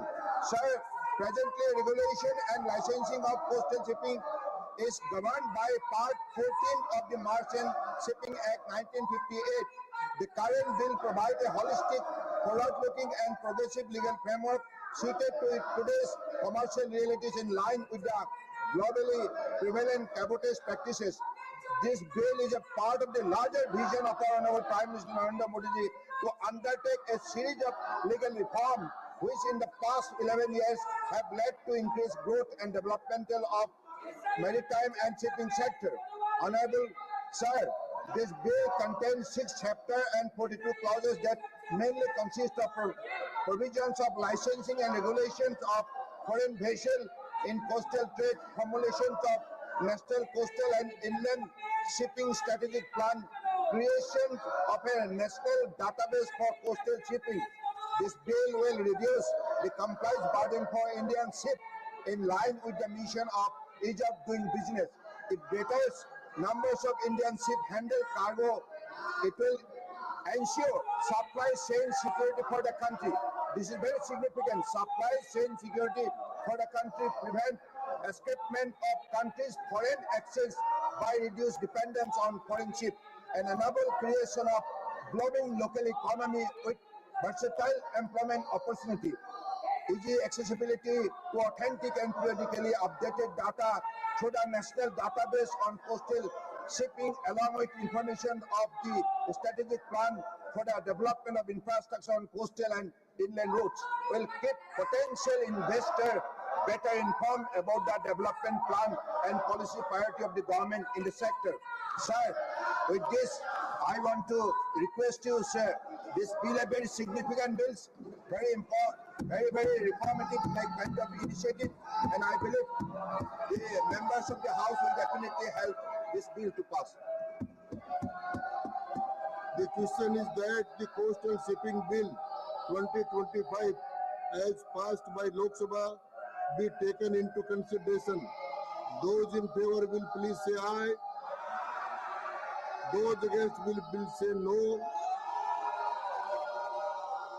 I think the ayes have it, the ayes have it, the ayes have it, the motion is adopted. Let's take a look at the highlights and key provisions of the bill. Services to be also covered under coasting trade. Under the Act, coasting trade refers to the carriage of goods and passengers from one place or port in India to another. The bill expands this definition to include provisions of services. Services include exploration, research, and any other commercial activity except fishing. License for coasting trade and certain other purposes. The Act requires license for all vessels engaging in coasting trade. The bill states that vessels wholly owned by Indian persons will not need a license. For purposes other than coasting trade, the bill requires licenses for vessels that are not wholly owned by Indian persons. These are vessels that are hired by Indian persons, non-resident Indians or overseas citizens of India, and are operating between Indian and international ports or between international ports. OCIs hiring vessels for operating exclusively outside India will not require a license. The licenses will be issued by the Director General of Shipping, who is appointed by the central government. The Director General may permit a vessel registered under the Inland Vessels Act of 2021 operating in inland waterways to engage in coasting trade. Revocation of licenses. The Act empowers the Director General to modify or revoke licenses. The bill specifies the grounds for modification, suspension, or revocation of licenses. These include violation of terms of license or an existing law, or failure to comply with directions of Director General. Revision of penalties. Under the Act, engaging in coasting trade or taking a vessel to sea without a license is punishable with imprisonment of up to 6 months, a fine of up to 1,000 or both. The bill increases the maximum fine to 15 lakh or 4 times the gains from an unlicensed voyage, whichever is higher. The Act empowers the Director General to issue directions on subjects such as class of passengers or cargo that may be carried and diversion of routes. Failure to comply with its directions is punishable with imprisonment up to 6 months, a fine of up to 1,000 or both. The bill replaces the punishment with a civil penalty of up to 5 lakh rupees or 2 times the gains made from contravention, whichever is higher. The Director General may seek information on subjects such as transaction records and fares. Failure to provide details correctly or on time is punishable with imprisonment of up to 6 months, a fine of 500 or both. The bill increases the fine to 50,000 rupees. Vessels may be detained for certain offences. The bill also provides for detention of vessels as a punishment for certain offences, such as operating without a license, violating directions of Director General, and providing false information. Compounding of offences. The Act allows all first offences to be compounded. Under the bill, only following offences will be compoundable: undertaking coasting trade without license or with an expired license, taking vessel into sea without license or failure to furnish information, or violating a detention order. Coastal and Inland Shipping Strategy Plan. The bill requires the central government to prepare a national coastal and inland shipping strategic plan within 2 years of the commencement of the Act. Powers to exempt. The central government may exempt any class of vessels from the application of the bill. With the passage of the Coastal Shipping Bill 2025, the Ministry of Ports, Shipping and Waterways has successfully secured parliamentary approval for all 3 critical marine legislations: the Merchant Shipping Bill 2025, the Carriage of Goods by Sea Bill 2025, and the Coastal Shipping Bill, paving the way for a modern, efficient and self-reliant maritime ecosystem in line with vision of Viksit Bharat. The government has taken legislative reforms to modernize India's maritime sector. With these three bills, the ministry is trying to lay a foundation for a future-ready maritime ecosystem that supports Atmanirbhar Bharat and propels us closer to the goal of Viksit Bharat. With the passage of these landmark legislations, India moves a step closer to building an integrated, efficient, and globally competitive coastal and inland shipping ecosystem.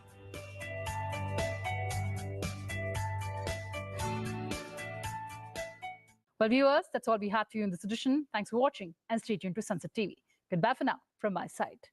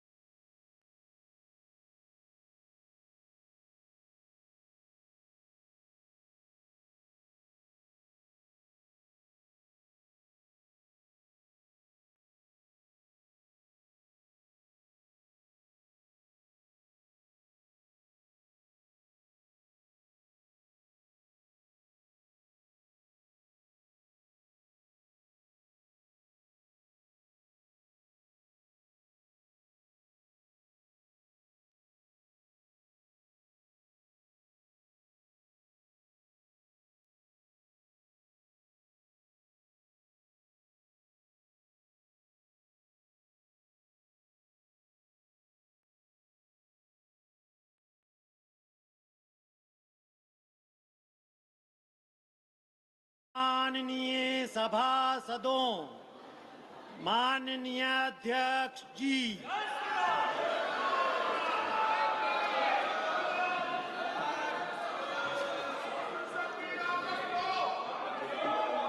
Item number 20, 21 और 22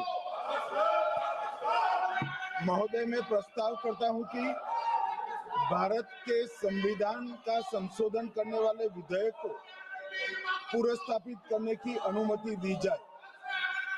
महोदय, मैं प्रस्ताव करता हूं कि जम्मू कश्मीर पुनर्गठन अधिनियम 2019 का संशोधन करने वाले विधेयक को पुनर्स्थापित करने की अनुमति दी जाए।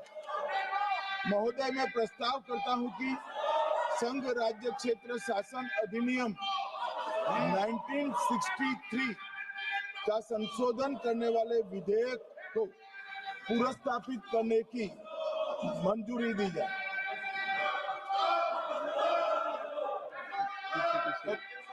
कर दिया। Shri Asauddin Owaisi ji. Sir, I stand to oppose the introduction of J&K Reorganization Amendment Bill 2025, Union Territories Amendment Bill 2025, and the Constitution 130 Amendment Bill 2025, sir. Sir, this violates principle of separation of powers, due process, undermines the right of the people to elect a government. Sir, it gives executive agencies a free run to become judge and jury and executioner based on flimsy allegations, suspicions, sir. Sir, only when an offense is proved beyond reasonable doubt, then only you can leave the post and the membership. But here a mere accusation, allegation, the punishment of losing one ministerial post will follow. Sir, Parliament democracy's chief ministers and ministers can only be removed through true means. First, executive prime minister can recommend their removal if the council of ministers lose confidence of the legislature. Now, this bill would empower the unelected executive and bureaucracy to play the role of legislature. Sir, it undermines representative parliament democracy. This amendment would leave the minister and CM at the mercy of executive agencies.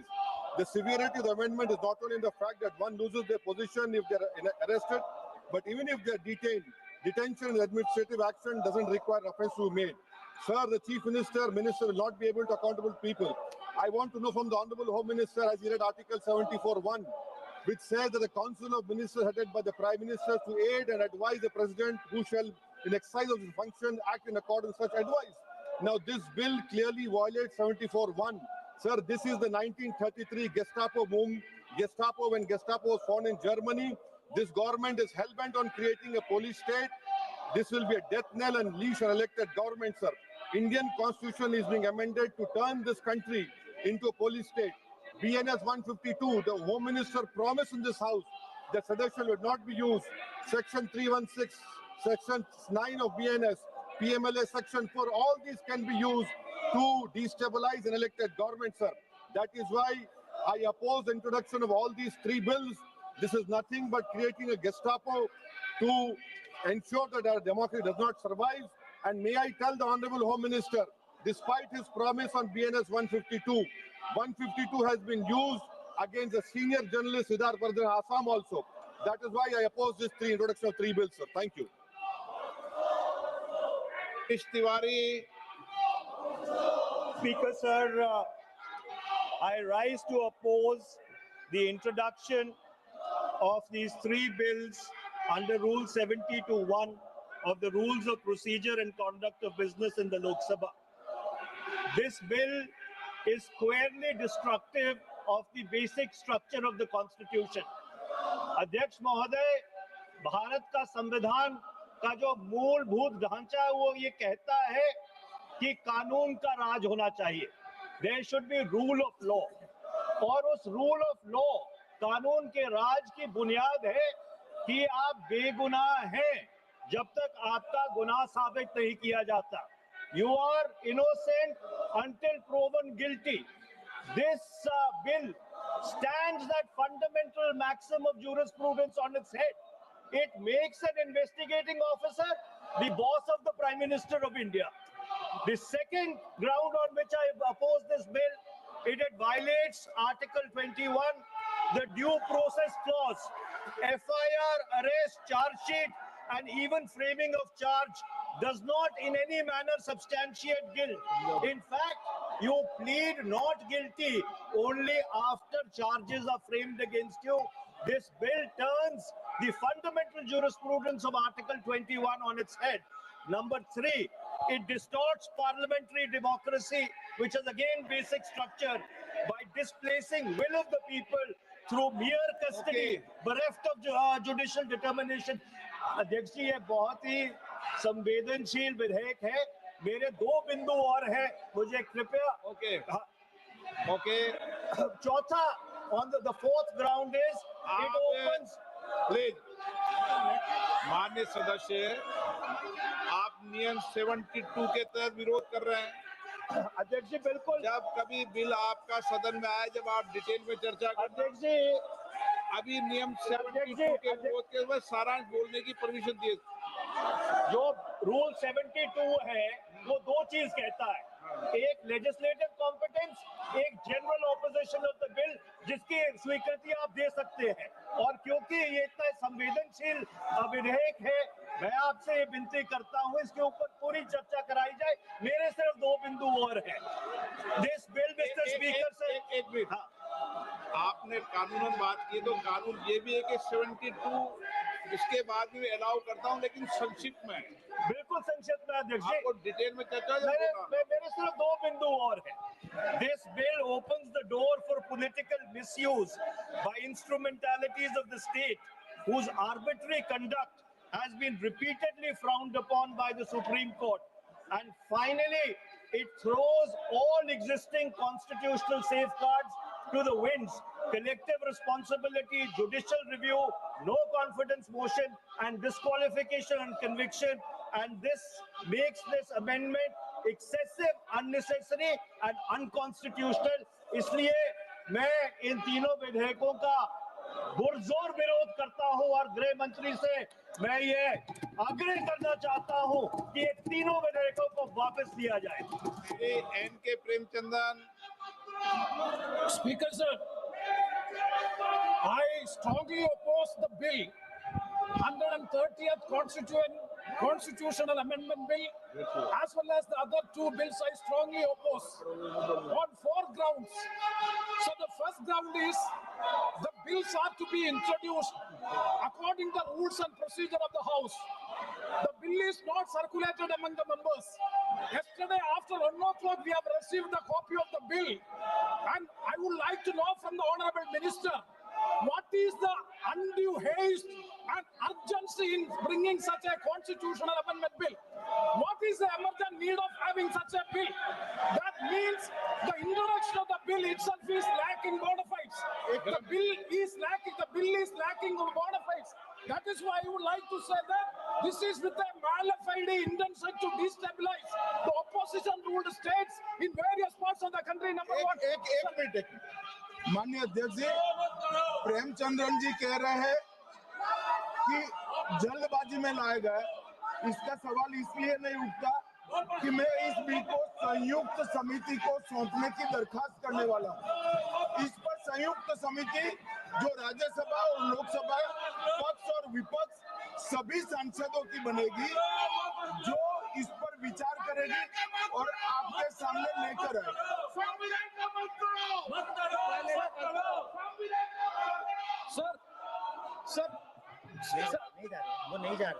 Sir, I do agree with the Honorable Minister, but at the same time, the members are having the right to oppose the bill at the time of introduction. This is the legitimate constitutional right of each and every member to oppose the bill at the time of introduction of the bill.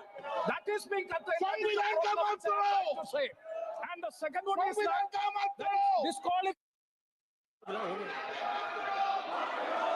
Shri Venugopal. Sir,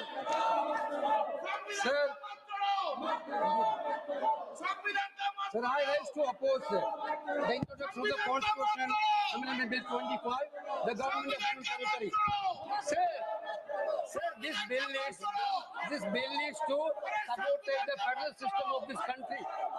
This bill is to sabotage the basic principle of the constitution of this country. Sir, BJP people are telling this bill is to bring morality in politics. Can I ask a question to the Honorable Home Minister?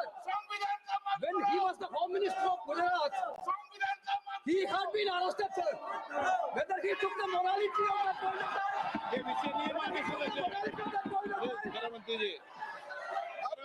of time. मुझे सुनो जरा, मुझे सुनो ना, पहले बैठ जाओ। माननीय अध्यक्ष जी, मैं रिकॉर्ड क्लियर करना चाहता हूं। मुझ पर झूठे आरोप लगाए तब अरेस्ट होने के पहले मैंने नैतिकता के मूल्यों का हवाला देकर इस्तीफा भी दिया, और जब तक मैं कोर्ट से निर्देश नहीं हुआ, कोई संविधान पद मैंने स्वीकार नहीं किया।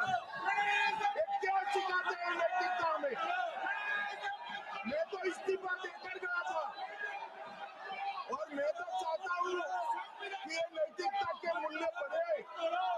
हम ऐसे निर्लज्ज नहीं हो सकते कि हम पर आरोप लगे और हम संवैधानिक पद पर रहें। अरेस्ट से पहले मैंने इस्तीफा दिया है। माननीय सदस्य, आप बिल पर बोलिए। आप 72 के नियम के तहत बोलिए। सर, दिस नेम पे आपका डायरेक्शन है। 19 आप 72 नियम के तहत बोलिए। सर, लाइक दैट है सर। नियम के तहत बोलो आप। सर, दिस आपका डायरेक्शन है 19A 19B। हाँ है। Saptaron code भी है। हाँ। Very clearly telling at least 1 week notice is needed for introducing a bill.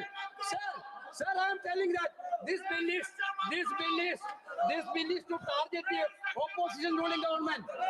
This bill is to threaten the people like Nitish Kumar and Chandrababu Naidu. This bill is to blackmail.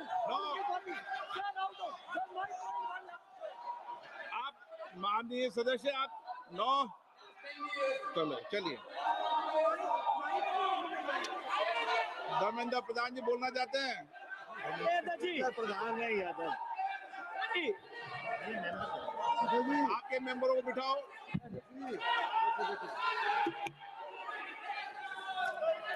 धन्यवाद अध्यक्ष जी मैं ये जो तीनों के तीनों विधेयक आए हैं संविधान का 130वां संशोधन विधेयक 2025 एक मिनट संघ राज्य विधेयक देख रहा है आपको संघ राज्य शासन विधेयक 2025 जम्मू कश्मीर पुनर्गठन विधेयक 2025 इन तीनों का माननीय अध्यक्ष जी अपनी पार्टी अपने नेता आदरणीय अखिलेश जी की ओर से पुरजोर विरोध करता हूं और विरोध इसलिए करता हूं माननीय गृह मंत्री जी बहुत नैतिकता की बातें कर रहे हैं आपने भाषण दिए थे चक्की पी सिंह महाराष्ट्र में जिनको लेके डिप्टी सीएम बना के घूम रहे हैं आप इसलिए अध्यक्ष जी मैं इस मौके पर कहता हूं ये बिल संविधान विरोधी मूल अधिकार विरोधी न्याय विरोधी माननीय अध्यक्ष जी मैं प्रस्ताव करता हूं कि भारत के संविधान का संशोधन करने वाले विधेयक संघ राज्य क्षेत्र शासन अधिनियम 1963 का संशोधन करने वाले विधेयक और 2019 का और संशोधन करने वाले विधेयक को माननीय अध्यक्ष जी द्वारा नाम निर्दिष्ट किए जाने वाले इस सभा के 21 सदस्य और उप सभापति द्वारा नाम निर्दिष्ट करने वाले 10 सदस्यों के मिलकर बनने वाले सभाओं की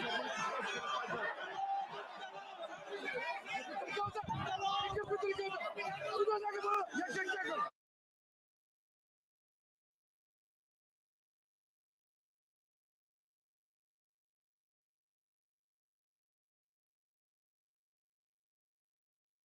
की कार्रवाई 3 बजे तक के लिए स्थगित की जाती है ठीक है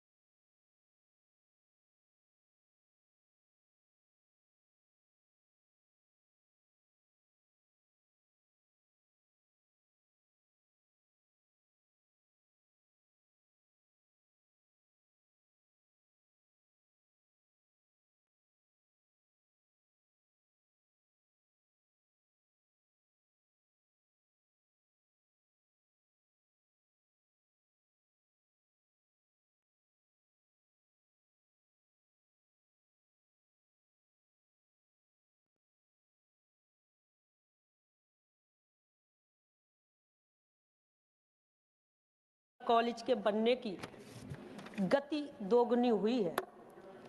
माननीय प्रधानमंत्री जी के नेतृत्व वाली हमारी सरकार में पिछले 11 वर्षों में भारतीय शिक्षा व्यवस्था को एक नई ऊंचाई प्राप्त हुई है। महोदय, शिक्षा क्षेत्र में सरकार के सकारात्मक प्रयासों के कारण इस वर्ष विश्वविद्यालय रैंकिंग में देश 46 उच्च शिक्षण संस्थानों को शामिल किया गया है, जबकि आज से 10 वर्ष पहले इसमें सिर्फ 9 शिक्षण संस्थानों को शामिल किया गया था। इस प्रकार से times higher education in fact ranking में भी देश ने ऐतिहासिक प्रगति की है।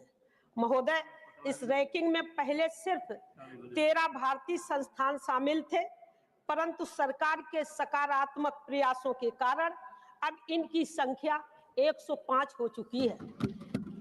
आधिकारिक आंकड़ों के आधार पर यदि देश में खुले शिक्षण संस्थानों को प्रतिदिन के औसत की तुलना की जाए तो देश में हर दिन 2 नए कॉलेज, 1 नई ITI की स्थापना हुई है।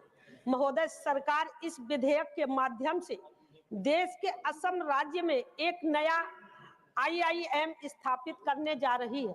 2014 से लगातार सरकार देश की शिक्षा व्यवस्था को मजबूत करने की दिशा में ऐतिहासिक काम कर रही है और लगातार प्रयास कर रही है, जिसमें देश में छात्रों को एक नई प्रगति और उनको शिक्षा मिलने का प्रयास हो रहा है।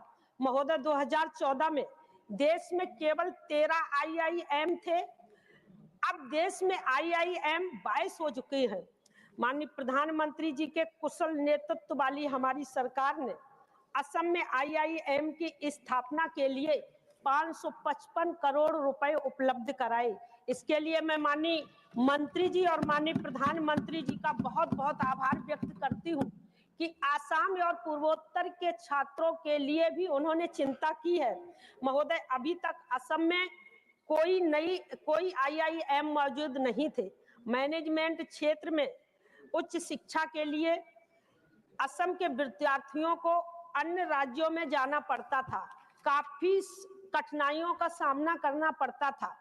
असम के साथ पूरे पूर्वोत्तर भारत की शिक्षा और समग्र विकास शिक्षा के लिए असम में IIM की स्थापना आवश्यक थी। इस दिशा में सरकार द्वारा उठाया गया यह कदम स्वागत योग्य है। अतः देश की शिक्षा क्षेत्र को निरंतर मजबूत करने के लिए तथा असम सहित पूरे पूर्वोत्तर भारत की शिक्षा को मजबूत करने के लिए और उनके विद्यार्थियों के हितों में सोचते हुए IIM स्थापित किया जा रहा है। इसके लिए मैं इस बिल का समर्थन करती हूँ और माननीय मंत्री जी और माननीय प्रधानमंत्री जी का बहुत बहुत आभार व्यक्त करती हूँ। धन्यवाद। धन्यवाद for completing your speech on time. आप समय पर समाप्त किया है, आपको बहुत बहुत धन्यवाद। और क्योंकि बिजनेस एडवाइजरी कमेटी ने इस बिल को सिर्फ 1 घंटा दिया है, तो हमें सारे कामकाज 1 घंटे में कंप्लीट करना पड़ेगा, समाप्त करना पड़ेगा। इसलिए मैं जो स्पीकर्स हैं उनको विशेष अनुरोध है कि आप समय पर अपना भाषण समाप्त कीजिएगा। अब निरंजन BC, सॉरी, गोला Baburao. Yes. Sir, at the outset, I also thank the Honorable Prime Minister and Honorable Minister for Education to reform the IIMs in India. The main objective of this bill is to give a greater autonomy to the IIMs in terms of administration and academic affairs and financial matters. Sir, in fact, it is a small bill which aims to open IIM in Guwahati. With this, a number of these IIM and the students total IIMs in India are now 22. The bill also proposes that until formation of Board of Governors of new IIMs at Guwahati, its functions will be taken care by the experts appointed by the Government of India. In pursuance of the AP Reorganization Act 2014, one IIM was also established in my nodal district, Visakhapatnam. Sir, Honorable PM as Modi ji had inaugurated the permanent campus of IIM in Visakhapatnam on 20th February 2024, last year, when YSR party was ruling in the state. Even though IIM Visakhapatnam was started in 2015, there was no permanent campus for this premier institution till 2019 and was running from the temporary premises. It was our leader Sri Y.S. Jagannath Reddy Garu who has taken keen initiative and interest to complete the permanent campus of IIM, and it was finally completed by him and inaugurated by then Honorable Prime Minister. Sir, IIM Visakhapatnam, sir, just only so many, the other parties are not there. It is the Business Advisory Committee which has given 1 hour to this bill. I will tell you. You have 2 minutes, so you complete your speech. Yes, sir. Yes, sir. The second important unique aspect of IIM in AP is the recognition by the Ministry of Social Justice and Empowerment. Sir, it is only IIM in the country which has Dr. B.R. Ambedkar chair the professorship and is endowed by the Ministry of Social Justice and Empowerment. It is an achievement and compliment the management of IIM for this. Thank you. One more point, sir. I would like to mention I have to call the next related speaker. to faculty position. Faculty position Please. are very poor, Please. and many posts are vacant. And now, without lecturers and professors, how can the IIM be run in a place like Visakhapatnam? Visakhapatnam is the most Thank you. most Shri Niranjan developed BC. city. Shri Niranjan BC. To look into this matter Please. and help me in the for the Your time is up. Your time is up. Niranjan BC. Thank you, Honorable Vice Chairman sir, for giving me an opportunity to speak on the Indian Institute of Indian You also have 2 Institute of minutes. Management Please Amendment accept Act 2025, which aims to include the Guwahati aims under the IIM Act 2017. I welcome the bills and I congratulate and thanks Honorable Union Education Minister, respected Sri Dharmendra Pradhan ji, with a request to establish more Indian Institute of Management in our 30 district of Odisha state for the education development of Odisha, sir.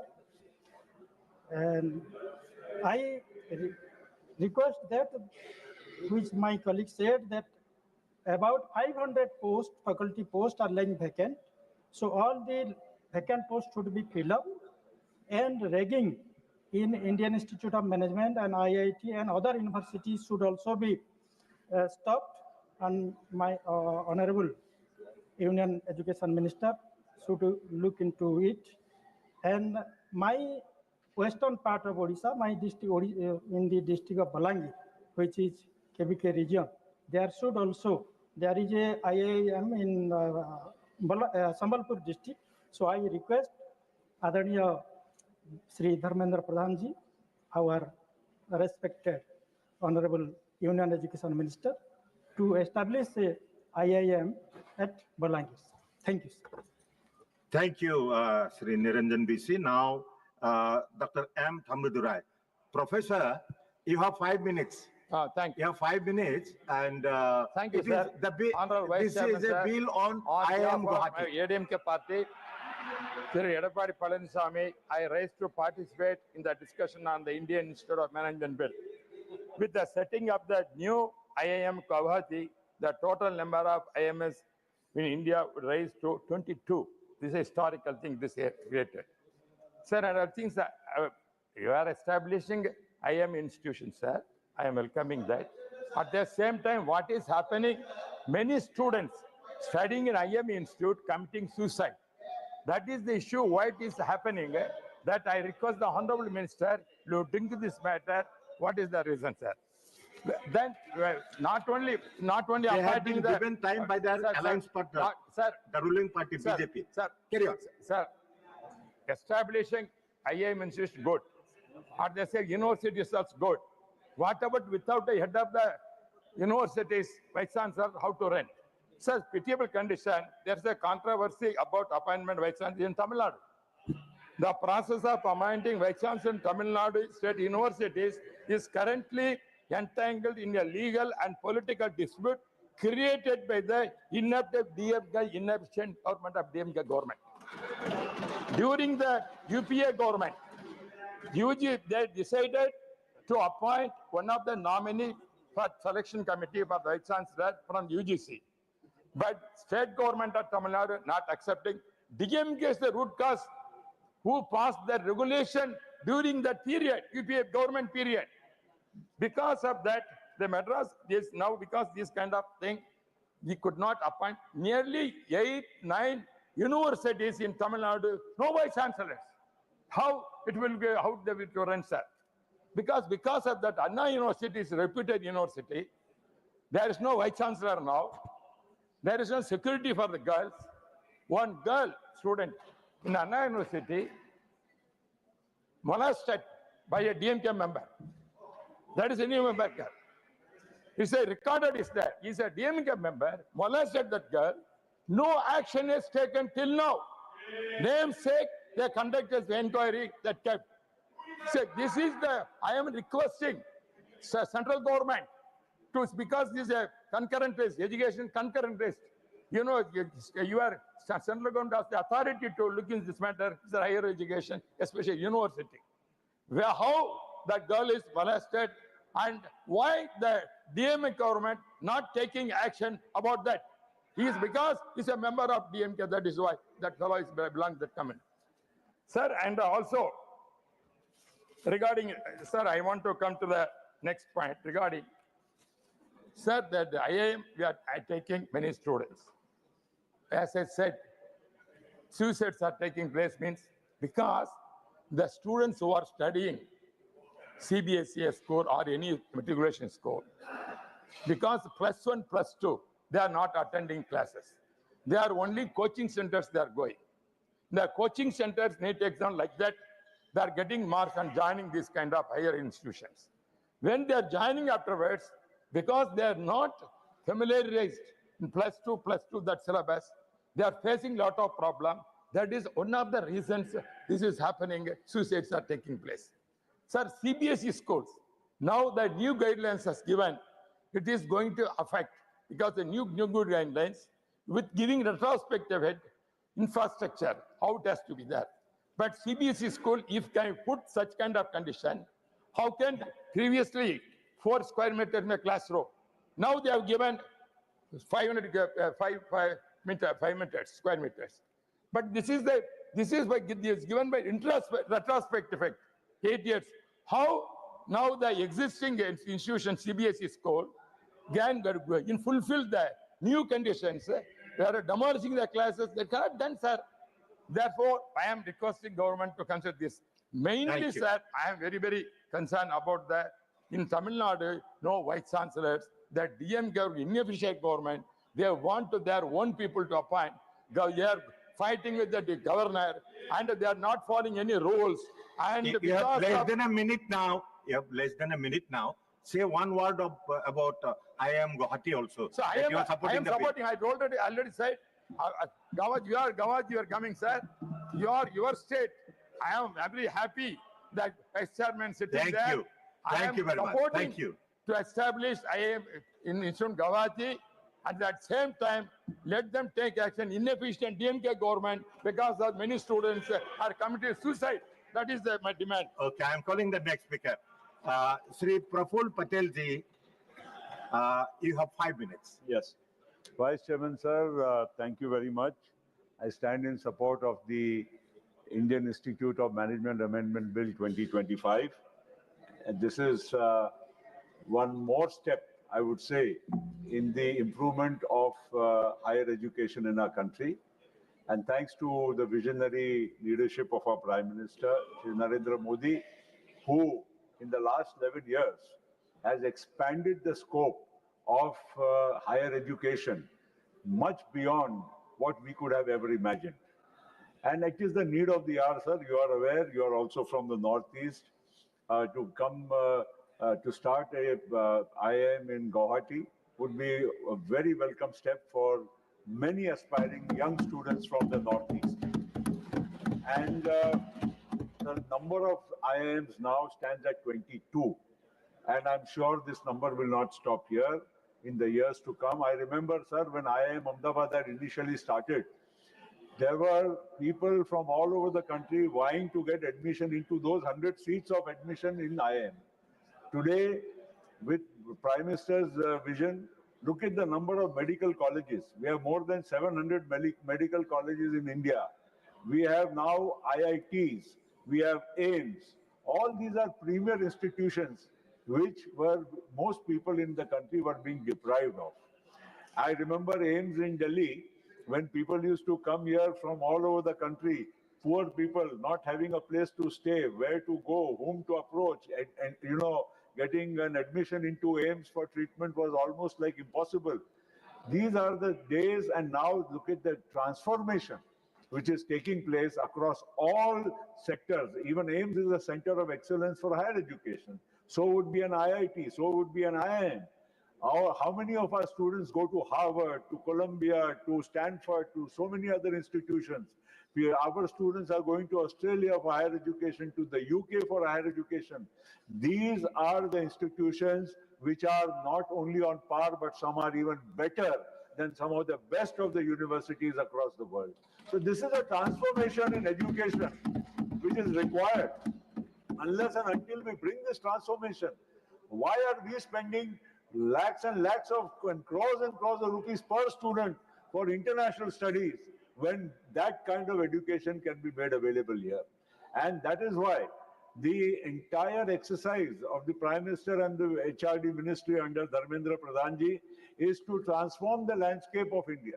And I feel, sir, that IIMs, though they may be 22 in number, but as centers of excellence, institutes of excellence, they should be upgraded constantly, because that is where you will be really competing with the best in the world. There should be a day when people, students from all over the world want to come to our IIMs and IITs to get their degree so that they can stand higher in the world.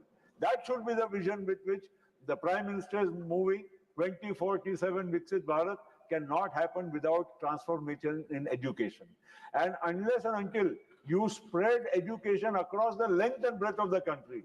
My friend was talking about having an IIM in every district. Well, that may not be the possible scenario, but at least every state, every region.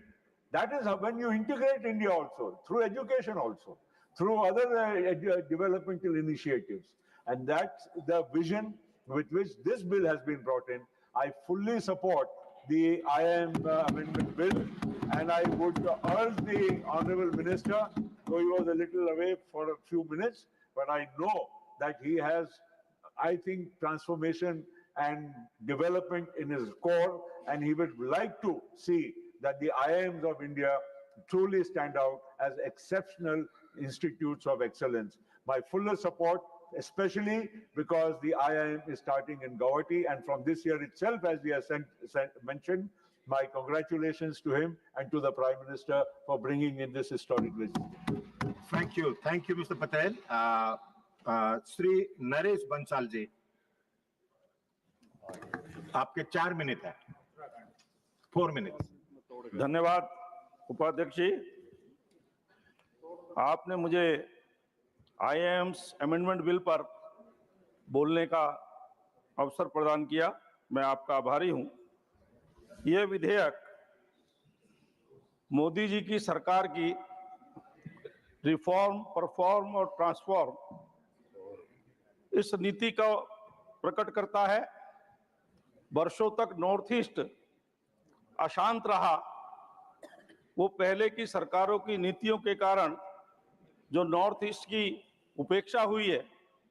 जब से मोदी जी की सरकार आई, पहले सी north, north east, फिर act north east, इस पर जो काम हुआ है, विभिन्न प्रकार से वहाँ जो अशांति थी उसमें भी कमी आई है, लगभग समाप्त हुई है।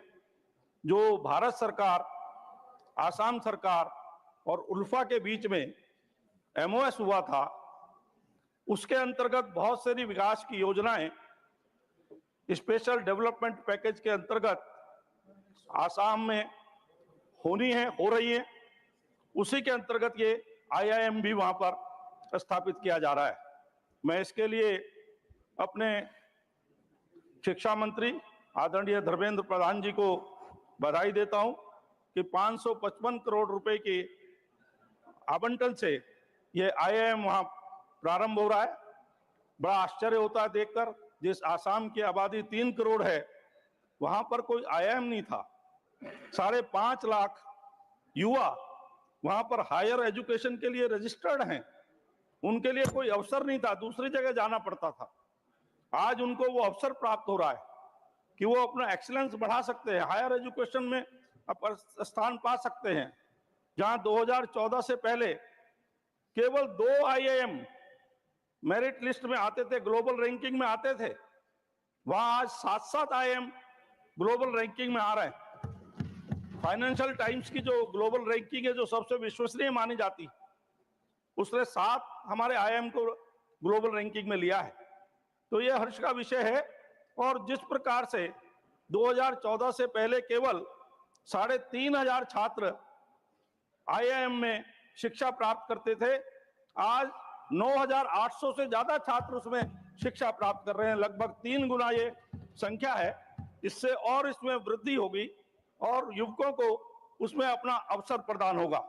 माननीय उपाध्यक्ष जी, इसी प्रकार से एजुकेशन ही नहीं, सब क्षेत्रों में अभी हमारे वक्ताओं ने कहा भी है कि किस प्रकार से मेडिकल कॉलेज डबल हुए, हवाई अड्डे डबल हुए, वंदे भारत ट्रेनें गई, यूनिवर्सिटीज खुली। तो इसी प्रकार से करते हुए जहां केवल 13 IIM थे, आज 22 IIM हो रहे हैं। और जो प्राइवेट उसमें IBS में, इंडियन बिजनेस स्कूल में छात्रों को जो 1 साल के कोर्स के लिए 34 लाख से 42 लाख रुपए तक खर्च करना पड़ता था, IIM खुलने के बाद 2 वर्ष का जो MBA कोर्स है, उसमें केवल 14 लाख से 26 लाख रुपए के बीच में गरीब छात्रों को शिक्षा प्राप्त हो सकेगी। सरकार इसमें प्रत्येक छात्र पर जो 150 रुपए खर्च होता है, उसमें से 125 रुपए सरकार वहन करती है और इंस्टीट्यूट केवल 25 रुपए वहन करता है। इस प्रकार सरकार के द्वारा पूर्ण अवसर नॉर्थ ईस्ट के, आसाम के और उसके आसपास के छात्रों को मिलेगा हायर एजुकेशन के लिए। अब उनको विदेश नहीं जाना पड़ेगा। मैं इस अमेंडमेंट बिल का समर्थन करते हुए माननीय शिक्षा मंत्री जी को बहुत बहुत बधाई देता हूं कि उन्होंने एक बहुत अच्छा काम ये किया है। बहुत बहुत धन्यवाद। धन्यवाद। Now Shri Dr. V. Shivdasan, not present. Shri Mokariya Rambhaji. ये डिस्टर्ब कर रहे हैं सब, आवाज आती है तो पता नहीं चलता क्या बोलते हैं। राजा साहब है ना, पीछे पीछे परेशान करते हैं। सर, ये धर्मेंद्र प्रधान साहब ने अच्छा मुखर्जी को मैं इसका डिस्टर्ब ना कीजिए, समर्थन उनका भाषण रखने दीजिए आप, क्योंकि आपके पास 4 मिनट। 4 मिनट, 1-2 मिनट बढ़ा देना प्लीज। सर, आपने मेरे को बोलने का अवसर दिया, मैं आपका भी सह दिल से आभार व्यक्त करता हूं और अपने सीनियर सब है मेरे वडील, उसका भी वंदन करता हूं। ये जो बिल लेके आए हैं प्रधान जी, बहुत अच्छा बिल है। और मोदी सरकार में करीबन 11 साल से एजुकेशन, एयरपोर्ट, रेलवे सब में जो सुधार, जो डेवलपमेंट रहा है, तो शिक्षण सबसे अपने देश के डेवलपमेंट के लिए उसका एक अच्छा पासा है कि वो सबसे ज्यादा एजुकेशन के लिए काफी लोगों ने पहले पत्थर हड़ताल करवाया था। हमारे मित्रों लोगों ने, मोदी साहब ने सबको कंप्यूटर दिया, सबको पुस्तकें दी, नया नया कोर्स दिया, सस्ता कोर्स दिया और बाहर के लोग भी यहाँ पढ़ने आ गए। जैसे पहले तक्षशिला में था, इससे ज्यादा अभी यहाँ सब लोग आने लगे। तो डेवलपमेंट देश का भी हो रहा है। मोदी साहब ने काफी कुछ अच्छा किया और धर्मेंद्र प्रधान जी ने भी काफी कुछ किया। मेरा एक राजकोट मेरा क्षेत्र है, मैं एक रिक्वेस्ट भी बीच बीच में कर दूं, क्योंकि हम विद्यार्थी परिषद में दोनों साथ में था तो थोड़ा मेरा हक भी बनता है। तो राजकोट में एक केंद्रीय विद्यालय है, लेकिन वहाँ की पॉपुलेशन, आबादी और सरकारी कर्मचारी की संख्या काफी है। तो एक और मेरे को ये केंद्रीय विद्यालय देगा तो इसका अच्छा रिजल्ट भी आएगा और मैं इसका आभार मानता हूँ और वो मेरे को मना नहीं करेंगे। पहले सर ये जो 555 करोड़ रुपए उपलब्ध किए गए हैं IIM के लिए, वो IIM अहमदाबाद, IIM गुवाहाटी के लिए मार्गदर्शन संस्था होगा। जैसे गुजरात मार्गदर्शन पूरे देश में दुनिया में करते हैं, वैसा ही हमारे IIM अहमदाबाद गुवाहाटी के लिए मार्गदर्शक बनेगा। क्या बात है, सही बात है। IIM गुवाहाटी में प्रमुख MBA प्रोग्राम के लिए प्रति वर्ष 60 छात्रों का प्रवेश प्रति शैक्षणिक वर्ष 2026-27 में शुरू होगा और 2025 में कॉमन एडमिशन टेस्ट में बैठने वाले छात्रों के IIM गुवाहाटी चुनने का विकल्प भी मिलेगा। और ये नरेंद्र मोदी जी की अध्यक्षता में केंद्रीय मंत्रिमंडल ने संसद के आगामी मॉनसून सत्र में भारतीय प्रबंधन संस्था संशोधक विधेयक 2025 करने को मंजूरी दे दी है। ये विधेयक ने असम राज्य के कामरूप जिले में परामिता में भारतीय प्रबंधन संस्थान गुवाहाटी के नाम के एक नया भारतीय प्रबंधन संस्थान स्थापित करने और भारतीय प्रबंधन संस्थान अधिनियम 2017 के अनुसूची में IIM गुवाहाटी को शामिल करने का प्रावधान है। दूसरा सर, ये तो सब बोलेंगे, ये देश के संस्थान को पहले 5 वर्षों के लिए संचालित करने के लिए भारत सरकार ने 2555 करोड़ रुपए की राशि आवंटन की गई है। वो सबसे बड़ी बात है कि शिक्षा के पीछे केंद्र सरकार और हमारी गुजरात सरकार भी काफी कुछ धनराशि आवंटन करते हैं और देश के भविष्य के लिए, ये विद्यार्थी के लिए काफी अच्छी खुशी की बात है। IIM गुवाहाटी में प्रमुख MBA कार्यक्रम शैक्षणिक वर्ष 2026-27 में शुरू होगा। पहले बैच में 60 छात्र होंगे और 5 वर्षों में धीरे धीरे बढ़कर 600 हो जाएंगे। ये 600 स्टार बनेंगे देश के लिए, वो भी बहुत बड़ी बात है, विकास के लिए जरूरी है। IIM अहमदाबाद के मार्गदर्शन में IIM गुवाहाटी की स्थापना भारत और विशेष रूप से पूर्वोत्तर क्षेत्रों के छात्रों के लिए उच्च गुणवत्ता वाली प्रबंधन शिक्षा और उससे संबंधित बहुविषयक शिक्षा के लिए एक अतिरिक्त अवसर खोलेगी। यह विकासशील भारत 2047 के दृष्टिकोण के अनुरूप पूरे क्षेत्र में निवेश आकर्षित करने, प्रतिभाओं को विकसित करने और उद्यमता एवं आर्थिक विकास की समग्र संस्कृति को बेहतर बनाने की मदद करेगा। सर, मैं दिल से ये बिल को अपना समर्थन करता हूँ और हमारे देश में जो पहले आक्रांता आने के बाद हमारी शिक्षा नीति में सनातन विरोधी लोगों को अपनी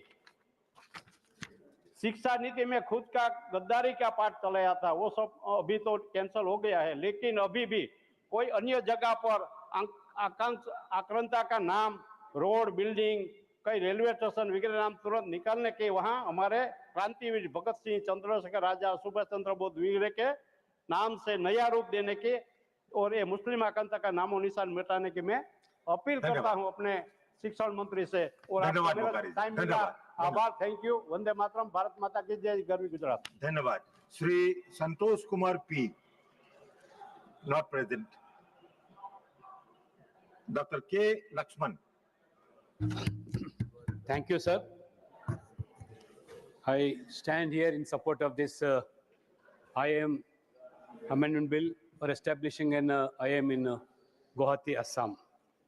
This is another feather in the cap of development of Modi's agenda in Assam. Prior to Modi ji came to power, during particularly Congress and UPA regimes, we used to see a lot of disturbances and unrest among the Northeast people and the growing extremism and terrorism. The entire country was worried about it. From the day when Modi ji has come to power, he has given a call to act Northeast. So from that day onwards, every ministry has come up with some or other a development program or project in Northeast. The people of Northeast used to feel that, are we a part of India?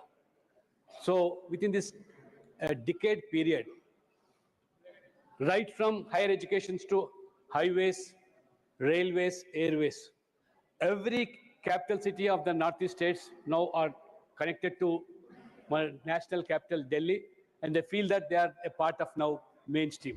And they feel proudly and call them as now as Indians. Sir, this is going to be the 22nd IIM in the country, and surprisingly, there was only one IIM during 10 years period of UPA.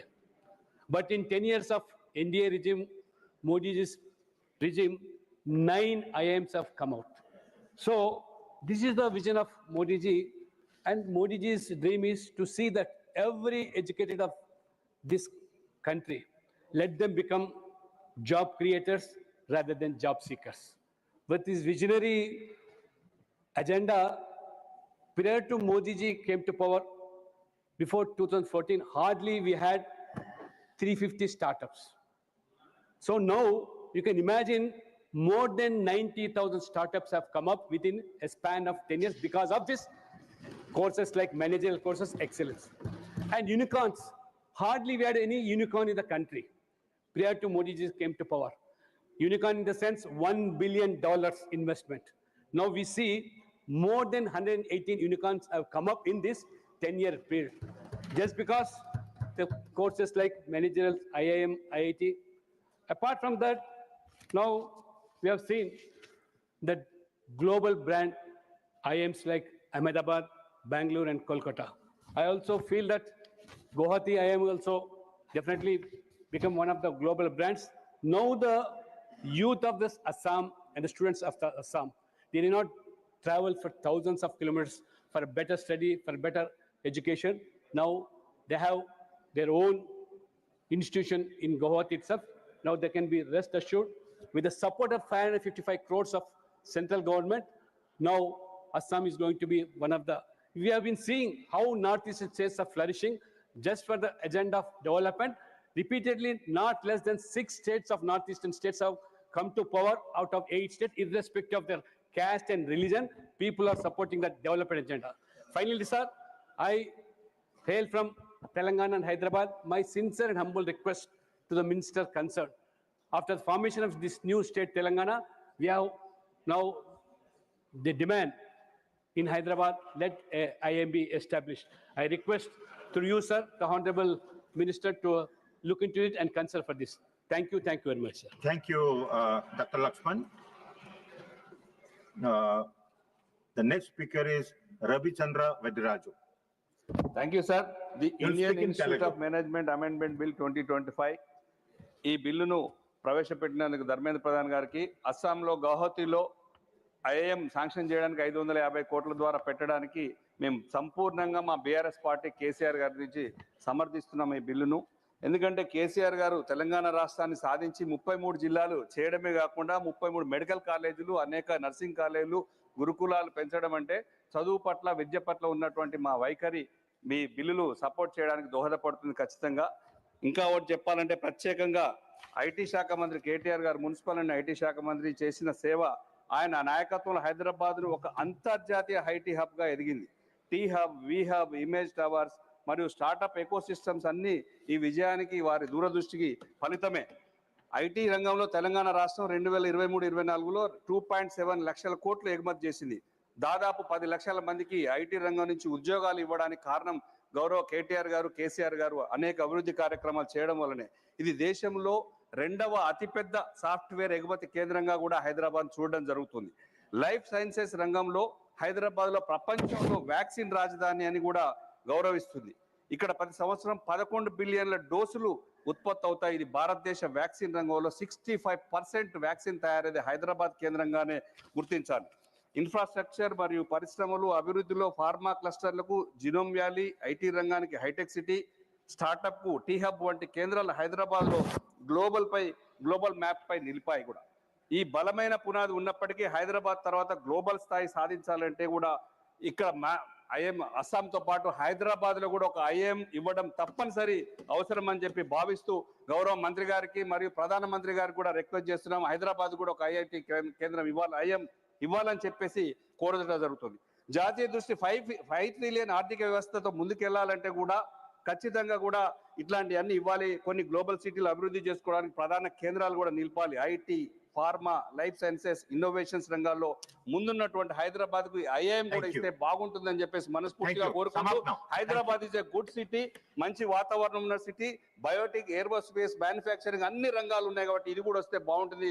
కొన్ని లక్షల మంది పిల్లలు pass అయి కూడా ఇది ఒక management IIM ఇస్తే బాగుంటుందని చెప్పేసి బలంగా కోరుకుంటూ ఇది శాంక్షన్ చేయాలని ప్రధానమంత్రి గారిని, విద్యాశాఖ మంత్రి గారిని రిక్వెస్ట్ చేస్తున్నాం మీ ద్వారా.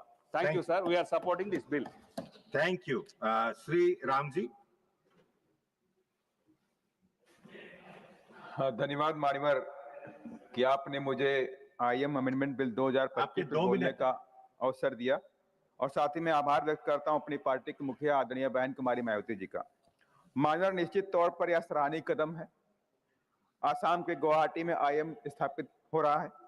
मानवर बिना उच्च शिक्षा के और शोध के देश विकसित भारत का लक्ष्य नहीं प्राप्त कर सकता।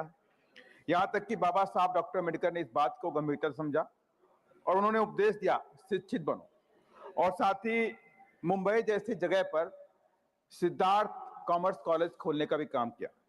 इसी क्रम में हमारी पार्टी के मुखिया आदरणीय बहन कुमारी मायावती जब उत्तर प्रदेश की मुख्यमंत्री बनी तब तमाम विश्वविद्यालय खोले, तमाम डिग्री कॉलेज खोले, तमाम मेडिकल कॉलेज खोले, साथ ही तमाम ITI, हजारों ITI कॉलेज खोले, BEd कॉलेज खोलने का काम किया, 5000 से अधिक प्राइमरी स्कूल खोलने का काम किया गया। साथ ही आज जो काम रुका उत्तर प्रदेश में, लेकिन मैं माननीय मंत्री जी से एक रिक्वेस्ट भी करना चाहता हूं, यहाँ बैठे हुए हैं, SC ST PhD का स्कॉलर पहले UGC से आता था तो उन्हें टाइम पे मिल रहा था, रेगुलर मिल रहा था, लेकिन जब से social justice and empowerment ministry के हाथों में गया है तब से SC ST के स्टूडेंट्स को PhD का स्कॉलर रेगुलर नहीं मिल पा रहा है। कई महीने कई साल उनको वेट करना पड़ता है। जब शोध करने वाले छात्र स्कॉलरशिप को लेकर परेशान रहेंगे तो शोध कैसे कर सकते? बिना शोध के हम आगे नहीं बढ़ सकते, हम जानते हैं। बिना शिक्षा के आगे नहीं बढ़ सकते, हम अच्छी तरह से जानते हैं। और साथ ही इसी क्रम में माननीय मंत्री जी से रिक्वेस्ट भी और करूंगा कि गुवाहाटी के इस IIM में नॉर्थ ईस्ट की भागीदारी भी तय कर दी जाए। कम से कम नॉर्थ ईस्ट के स्टूडेंट को 50% के रिजर्वेशन इस IIM में मिलना चाहिए ताकि इस वहां के भी छात्र आगे निकल करके देश के इस विकसित भारत के सपने को पूरा कर सकें। धन्यवाद। जय भीम, जय भारत। धन्यवाद Shri Ram ji. Shri Kanad Purkayastha, you have 2 minutes, तो you have संक्षेप कीजिएगा। Kanad Purkayastha not present.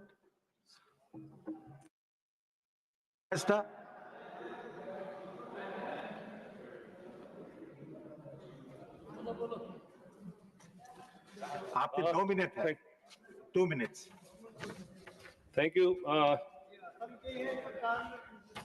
Deputy Speaker, sir. Chairman, sir. I rise to strongly support the Indian Institute of Management Bill 2025. Sir, this bill is historic for the entire nation and particularly for the Northeast, as it paves the way for the establishment of an Indian Institute of Management at Guwahati in Assam. So for decades, the people of Assam and the Northeast have been deprived of the access to institutions of the highest standards in education. Sir, our bright and talented youth had to travel far outside the region in search of quality higher education. So this is not only caused hardship to students and parents, but also resulted in a huge outflow of talents and resources. But sir, the scenario has completely changed under the vision and leadership of our Honorable Prime Minister Sri Narendra Modi ji, who has termed our Northeast as Ashtalakshmi, giving the much needed impetus to the development of the Northeast in all sectors. Since 2014, the government has been making a conscious and determined effort to empower the Northeast with world-class institutions. We have already seen the establishment of IIT at Guwahati, AIMS in the region, and the several central universities and national institutes. And now the prestigious IIM is being set up at Guwahati. Sir, setting up an IIM not merely about another educational institution. This is about transformation. The IIM at Guwahati will open vast opportunities for the youth of the Northeast in the fields of management, entrepreneurship, and innovation. It will also help in building a strong ecosystem for business, industry, and startups in the region.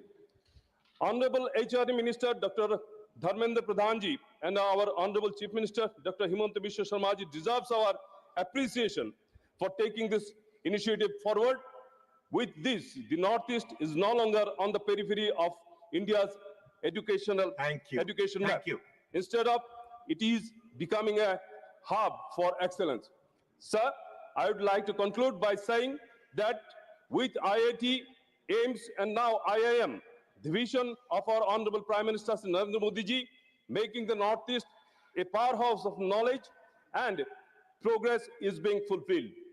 The people of Assam and the entire Northeast are grateful to this gift, and the students are especially happy as they now have access to world-class education right at their doorstep. धन्यवाद. Lastly, sir, if Assam rises, Northeast rises.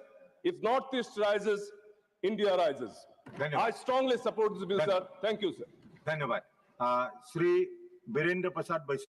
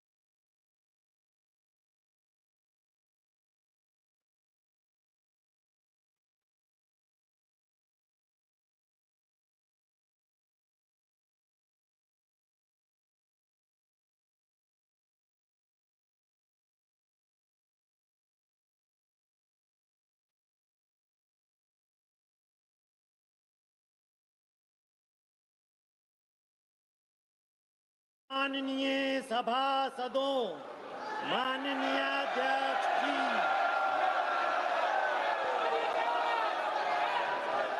माननीय सदस्य, ये संसद के अंदर आपका तरीका ठीक नहीं है. आप संसद की मर्यादाओं को तोड़ रहे हैं. ये मैं आपको मौका दे रहा हूं, इसका मतलब ये तरीका नहीं है आप संसद की मर्यादाओं को तोड़े. नो, आप इस तरीके की हरकत करते हैं. आपको इसलिए चुनकर भेजा संसद में. प्लीज बैठे. आप ये तरीका आपका ठीक नहीं है. देश की जनता देख रही है. संसद में मर्यादा रखो. आपको विरोध का तरीका, विरोध करो आप, कोई दिक्कत नहीं विरोध का, लेकिन विरोध का ये तरीका क्या उचित है? क्या कोई नैतिकता वाला बिल आ रहा है?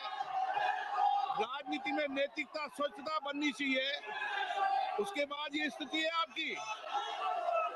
ये तरीका ठीक नहीं है. मैं आपको बता रहा हूं कि इस तरीके को सुधार लो आप. नो, इधर आइए.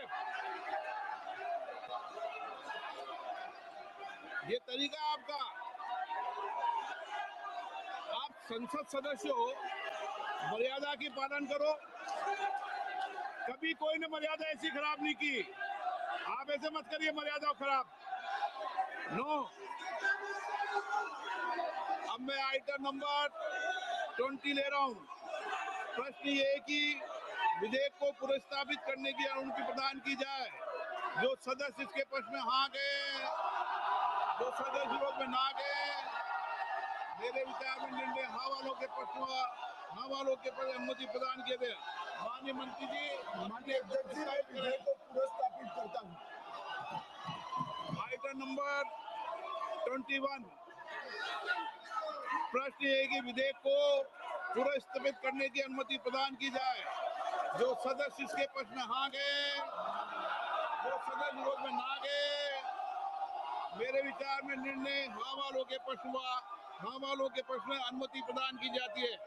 माननीय मंत्री जी, अब विधेयक को प्रस्तावित माननीय करें। अध्यक्ष जी, मैं विधेयक को पुनर्स्थापित करता हूँ। आइटम नंबर 22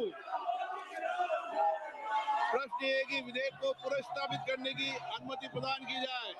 जो सदस्य इसके पक्ष में हाँ गए, जो सदस्य लोग में ना गए, मेरे विचार में निर्णय हाँ वालों के पक्ष में हाँ वालों के पक्ष में अनुमति प्रदान की जाती है। माननीय मंत्री महोदय, माननीय अध्यक्ष जी, विधेयक को पुनर्स्थापित किया जाए।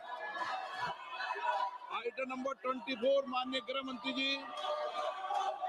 माननीय अध्यक्ष जी, मैं प्रस्ताव करता हूं कि भारत के संविधान का संशोधन करने वाला विधेयक, संघ राज्य क्षेत्र शासन अधिनियम 1963 का संशोधन करने वाला विधेयक तथा जम्मू कश्मीर पुनर्गठन अधिनियम 2019 का संशोधन करने वाले विधेयकों को माननीय अध्यक्ष जी द्वारा नाम निर्दिष्ट किए जाने वाले इस सभा के 21 सदस्य और माननीय उपसभापति द्वारा नाम निर्दिष्ट किए जाने वाले राज्यसभा के 10 सदस्यों को मिलकर बनने वाली संयुक्त समिति को सौंपा जाए।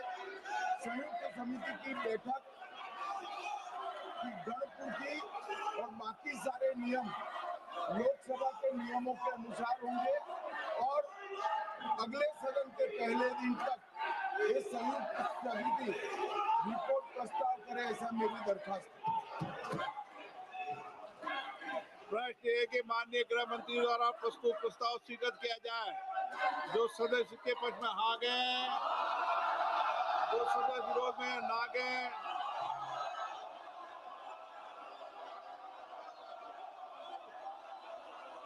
नो हाँ तो किया जा सकता है, लेकिन तरीका को सुधार लो आप। मैं आपको भारत की संसद की मर्यादा बनाने के लिए बार बार आग्रह करता हूं। मेरे विचार में निर्णय हाँ वालों के पक्ष में प्रस्ताव स्वीकृत हुआ। माननीय सदस्यगण, मैं आपसे आग्रह करता हूं कि संसद की मर्यादा गरिमा को मत गिरने दो। देश आपको देख रहा है। कुछ विधेयक राजनीति में नैतिकता के लिए आते हैं। नैतिकता और आचरण हमारे जीवन में होना चाहिए। सदन की कार्रवाई आज 5 बजे तक के लिए स्थगित की जाती है।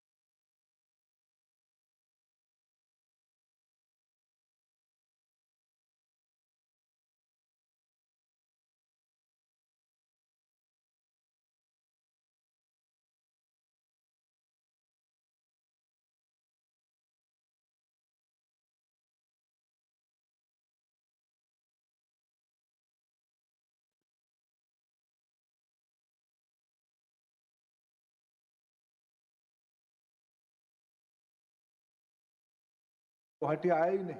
इसमें स्टूडेंट नंबर इज 9,800. 3,500 to 9,800.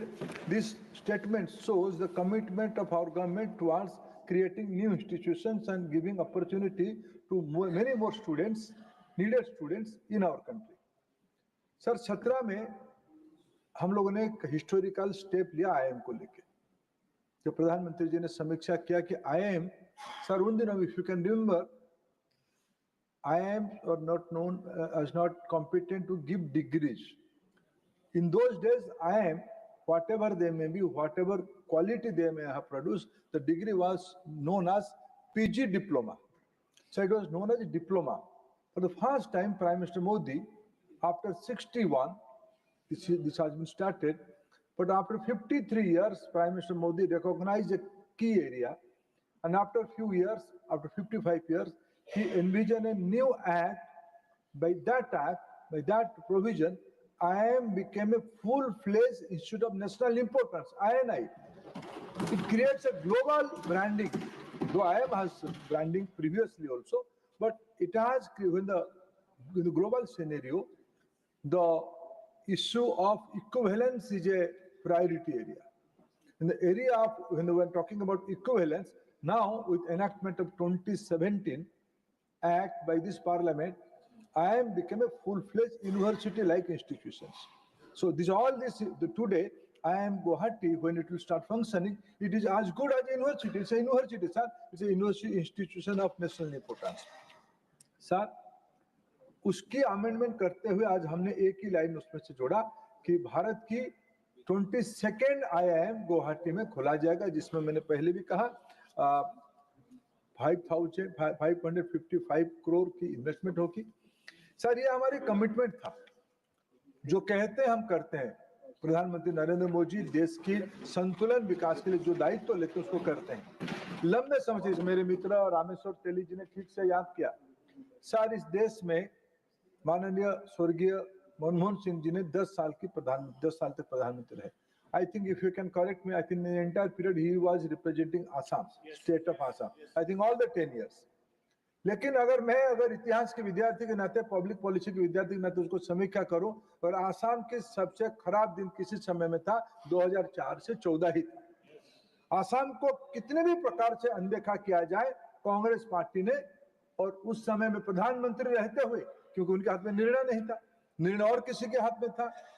ये अपेक्षा सर पहली बार नहीं था. उल्फा, मैंने आज जैसे कहा कि आप, हमारे वैश्य जी, हमारे तेली जी, अभी सर्वादा, ये सब उपस्थित, वहाँ हमारे मुख्यमंत्री हिमंत विश्व शर्मा जी, हमारे कनक जी, ये सभी आसाम के आंदोलन की उपज है. उस समय से ये मांग आते रहे कि आसाम में नेशनल इंस्टीट्यूशन खोले जाए. मैं आभार प्रकट करता हूं प्रधानमंत्री जी को, उन्होंने उस आकांक्षा को, उस अपेक्षा को उन्होंने पूरा किया. और IIM के आज के अगर मैं 2 परिचय दूंगा, IIM के बारे में मेरे को इस हाउस में इंफॉर्मेशन देने की कोई आवश्यकता नहीं, सब मेरे से ज्यादा भी जानते हैं, अच्छा जानते हैं. सर इस बार जब UAE की नेतृत्व भारत के प्रधानमंत्री जी को मिले, सर उनकी 2 मांग थी. अब हमारे देश में सर आज UAE एक डेवलप्ड इकोनॉमी है. उनकी कारोबार के कारण दुबई है, अबू धाबी है, शारजा है, कई प्रकार की इकोनॉमिक मॉडल उनके पास है.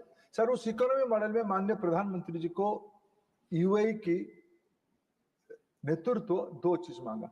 हमें एक भारत की IIT दीजिए, हमें भारत की एक IIM दीजिए. मैं आज आपको सूचित करना चाहता हूं, नेशनल एजुकेशन पॉलिसी में जब हम इंडियन एजुकेशन को ग्लोबलाइजेशन की बात कहते हैं, हम विदेश की यूनिवर्सिटी को भारत में खोलने का अनुमति दे रहे हैं पहली बार.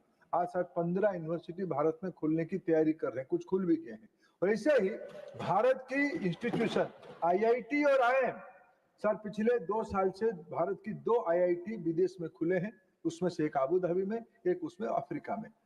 मैं अगले महीने भारत की ओर से IIM अहमदाबाद, जो प्रेस्टिजियस इंस्टीट्यूशन है. सर IIM अहमदाबाद के परिचय क्या है? IIM Ahmedabad factory for producing unicorn. Bharat में 2014 में बिल्कुल गिनती में स्टार्टअप होते थे. आज इसकी संख्या 1,50,000 से ऊपर जा चुका है. उनमें से अनेक यूनिकॉर्न बन चुके, वो सारे ज्यादातर लोग IIM अहमदाबाद से जुड़े हुए हैं। ये आज इस प्रकार के IIM हम लोग वहाँ खुलने वाले हैं। हमने, जैसे मैंने कहा कि हम लोगों ने कोई भी चीज को, आज आसाम की क्या परिचय हो रही है, नॉर्थ ईस्ट की क्या परिचय हो रही है। सर, आज आसाम में longest rail cum road Bogibeel bridge आज आसाम में है। विश्व के सबसे 2 बड़े इंपोर्टेंट टनल, मेरे मित्र देश की इस संसद की जिनके नेतृत्व हम काम करते, पार्लियामेंट्री अफेयर्स मिनिस्टर और मेरे मित्र अरुणाचल की जननेता श्री किरण रिजिजू जी को मैं बधाई देता हूं। उनकी राज्य में शीला टनल बन चुके हैं और इसी कार्यकाल में बन चुका है। सर, त्रिपुरा में मैत्री सेतु त्रिपुरा और बांग्लादेश को लिंक करते हुए बन चुके इन्हीं कार्यकाल में, पिछले 10 साल में। प्रधानमंत्री नरेंद्र मोदी के कार्यकाल में नॉर्थ ईस्ट में 10 नए एयरपोर्ट बन चुके हैं। सर, अभी अभी भारत सरकार ने 4 सेमीकंडक्टर कारखाना को खोलने के लिए अनुमति दिया। सर, कारखाना खोलने की अनुमति क्या देना पड़ता है? भारत सरकार उस इन्वेस्टमेंट की 50% इन्वेस्टमेंट भारत की ट्रेजरी के पैसे उन राज्यों को देता है। सर, 10 साल तो मनमोहन सिंह जी प्रधानमंत्री थे देश की। सर, वो तो चिंता नहीं किए। प्रधानमंत्री नरेंद्र मोदी जी ने आसाम में, जब सर गुजरात, महाराष्ट्र, तमिलनाडु जैसे प्रांत में सेमीकंडक्टर खुल रहे थे, उस समय में नरेंद्र मोदी जी की पहल से आसाम में सेमीकंडक्टर की कारखाना खुला, 27,000 करोड़ रुपया इन्वेस्टमेंट कर। सर, आज ऑर्गेनिक फार्मिंग में सिक्किम देश की अव्वल नंबर राज्य बन चुका है। मेघालय में फूड प्रोसेसिंग की अपनी नई दुनिया बना रही है। सर, प्रधानमंत्री जी ने कहा है कि अष्टलक्ष्मी 7 सिस्टर्स प्लस सिक्किम, 8 राज्य हमारी भारत की स्वाभिमान की, भारत की विकास की, भारत की संवेदनशीलता की, भारत की भाईचारा के प्रतीक है। उसको हमारी सरकार में 8 ईस्ट पॉलिसी के तहत पहला अधिकार, कभी सारे इस देश में नेतृत्व कहता था संसाधनों की पहला अधिकार कोई वर्ग की है। प्रधानमंत्री नरेंद्र मोदी जी ने कहा संसाधनों की पहला अधिकार देश की गरीबों की है, देश की महिलाओं की है, देश की युवाओं की है, देश के किसानों की है। और उसको करके दिखा, संसाधनों की पहला अधिकार भारत की पूर्वोत्तर हिस्सा की है, नॉर्थ ईस्ट पार्ट की है, सब करके उन्होंने दिखाया। मैं इस पहल के लिए फिर मैं एक बार आसाम की सरकार को, विशेष करके वहां का मुख्यमंत्री श्री हिमंत बिस्वा शर्मा को धन्यवाद देता हूं। उन्होंने निरंतर प्रयास करते हुए आसाम में प्रधानमंत्री जी की अनुमति प्राप्त करके आज आसाम में गुवाहाटी में IIM खुलने वाला है। मित्रों, मैं अध्यक्ष जी, मैं सभी सदस्यों का और इस सदन का फिर एक बार आभार प्रकट करता हूं और मैं आश्वस्त करता हूं हमारे देश में अभी जॉब सीकर की संख्या, विशेष करके अच्छे इंस्टीट्यूशन में पढ़ने वाले बच्चे नौकरी के पीछे ना जाए और नौकरी बनाए। There should be job creator. There should not be job seeker. There should be job creator. At least those who are studying in elite institutions like IIT and IIM. I am happy today the way Northeast is emerging itself, and Prime Minister Modi is solidly behind for the development of the Northeast, and the new leadership of that zone is aspiring for a new heights. This IIM Guwahati will certainly create a bigger scenario for entire Northeast, especially Assam and Guwahati. Again, I thank all the members for supporting this bill. Thank you, sir. Thank you, Honorable Sri Dharmendra Pradhanji. The question is that the Indian Institute of Management Amendment Bill 2025, as passed by the Lok Sabha, be taken into consideration. Those in favor, please say aye. Those against, please say no. I think the ayes have it, the ayes have it, the ayes have it. The motion is adopted. We shall now take up clause by clause consideration of the bill. Clause 2 stands part of the bill. Those in favor will please say aye. Those against, please say no. I think the ayes have it, the ayes have it, the ayes have it. Clause 2 is adopted. Clause 3 stands part of the bill. There is one amendment. Amendment number 1, Dr. Fawzia Khan, not present.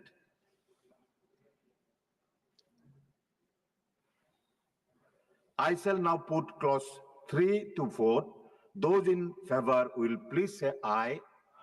Those against, please say no. I think the ayes have it. The ayes have it. The ayes have it. Clause 3 is adopted. Clause 4 stands part of the bill. Those in favor will please say aye. Those against, please say no. I think the ayes have it. The ayes have it. The ayes have it. Clause 4 is adopted. Clause 1, the enacting formula and the title stands part of the bill. Those in favor will please say aye. Those against, please say no. I think the ayes have it. The ayes have it. The ayes have it. Clause 1, enacting formula and the title are adopted. Now, Sri Dharmendra Pradhan, Honorable Minister, to move that the bill be passed. Chairman महोदय, मैं आपके माध्यम से सदन को इस bill को पारित करने के लिए अनुरोध करता हूं। Motion moved that the bill be passed. The question is that the bill be passed. Those in favor will please say aye. Those against, please say no. I think the ayes have it. The ayes have it. The ayes have it. The bill is passed.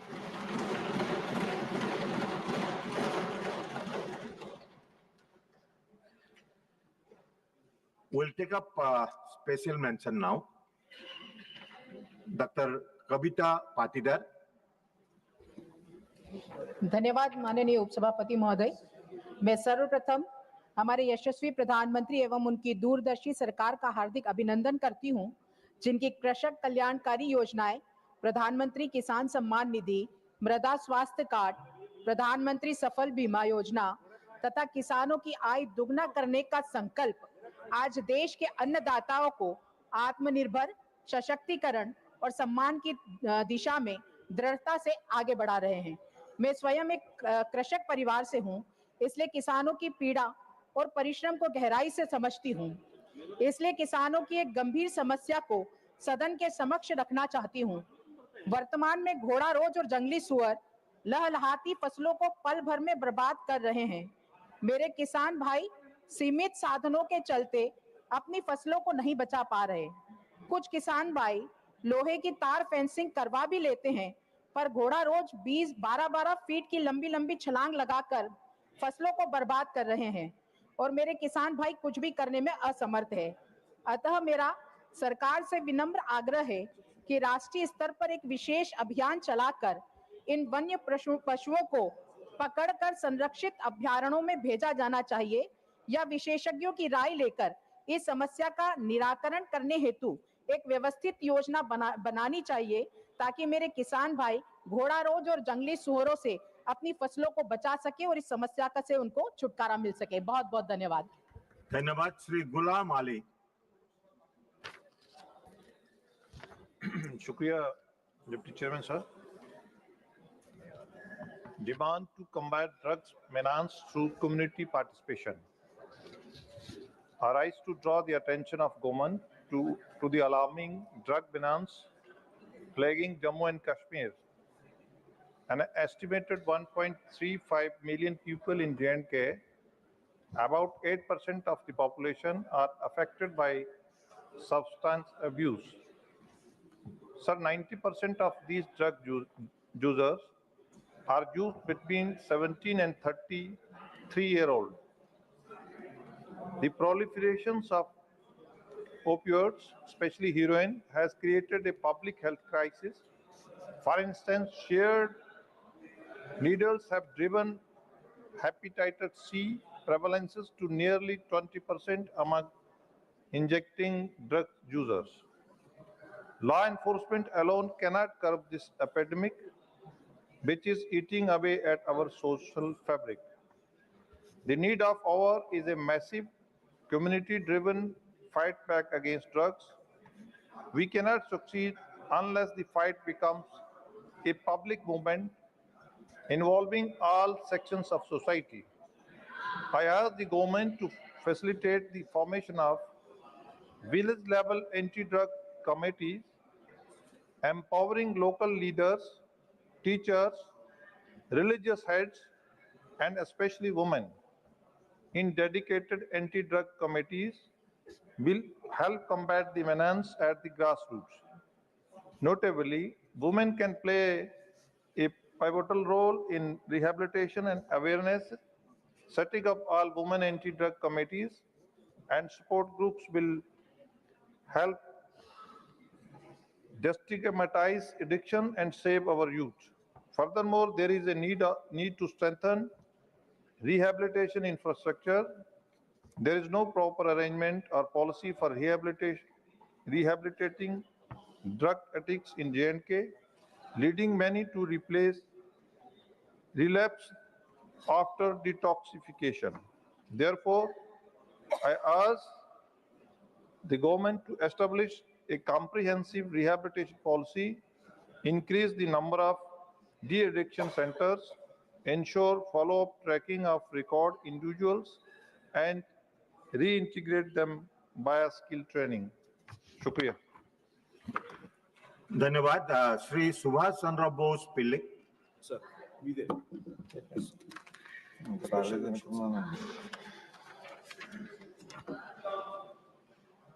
Deputy Chairman, sir. Thank you very much, sir. The aquaculture in the state of Andhra Pradesh is facing big crisis due to tariff attack by United States President Donald Trump. For a year, every time the price Wanami shrimp increases in the international market, as there has been some kind of trouble. Prices fall has become a regular occurrence. Even though there are no problems, local buyers are reducing prices and hurting the aqua farmers. The latest Trump announcement has once again reduced Wanami prices, which has opened the door to new concern among farmers. Wanami shrimp cultivation is taking place in the coastal region of Andhra Pradesh in lakhs of acres. It has become a habit for buyers to reduce the prices of shrimp by making it look like scandal, even if there is an international incident.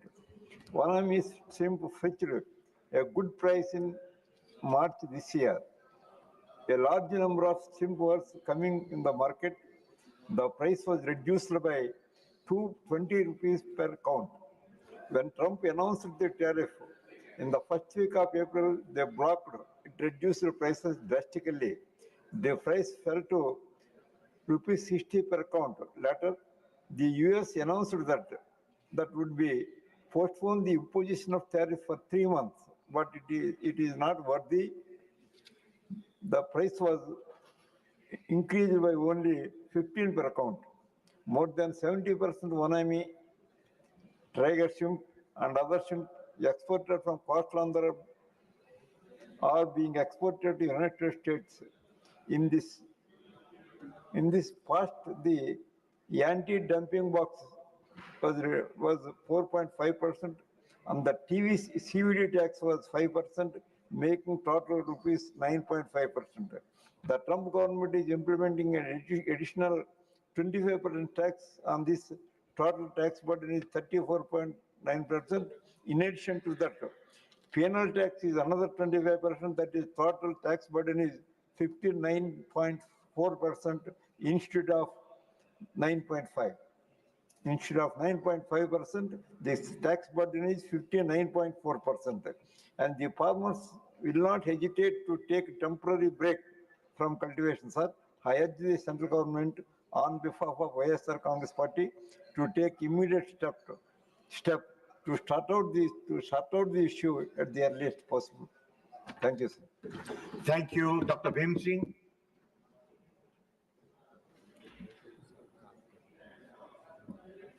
Mahoday, subject demand for establishment of modern, well-planned and self-reliant new towns named Namo Nagar. महोदय, आज देश में तीव्र गति से शहरीकरण हो रहा है। गांव और छोटे कस्बों से लाखों लोग रोजगार, शिक्षा और बेहतर जीवन की तलाश में शहरों की ओर पलायन कर रहे हैं। इसके परिणाम स्वरूप बड़े शहरों पर जनसंख्या का अत्यधिक दबाव पड़ रहा है, जिससे वहां की मूलभूत सुविधाएं जैसे जल आपूर्ति, स्वास्थ्य, यातायात, स्वच्छता एवं आवास पर प्रतिकूल प्रभाव पड़ रहा है। वर्तमान शहरों की पूर्व निर्धारित व्यवस्था इस तेजी से बढ़ती जनसंख्या का भार वहन करने में असमर्थ होती जा रही है। इस परिस्थिति को देखते हुए समय की आवश्यकता है कि देश में नए नगरों की योजना और स्थापना की जाए। ये नगर इस प्रकार विकसित किए जाएं कि सभी आधुनिक सुविधाएं जैसे उच्च गुणवत्ता की शिक्षा, स्वास्थ्य सेवाएं, आवासीय संरचनाएं, सार्वजनिक परिवहन, हरित क्षेत्र और साथ ही साथ स्थानीय स्तर पर रोजगार के अवसर भी उपलब्ध हों। इससे न केवल वर्तमान नगरों पर जनदबाव कम होगा बल्कि यह नागरिकों को बेहतर जीवन स्तर भी प्रदान करेगा। अतः मैं भारत सरकार से आग्रह करता हूं कि देश के विभिन्न हिस्सों में नमो नगर नाम से आधुनिक, सुनियोजित और आत्मनिर्भर नए नगरों की स्थापना हेतु एक राष्ट्रीय नीति बनाई जाए ताकि शहरी संकट का समाधान निकाला जा सके और समावेशी विकास को बल मिल सके। धन्यवाद। श्री नरेश बांसल। उपसभापति जी, demand for firm policy for waste management in the country. हमारे शहरों में अपशिष्ट प्रबंधन एक गंभीर समस्या है और इस पर तत्काल ध्यान देने की आवश्यकता है।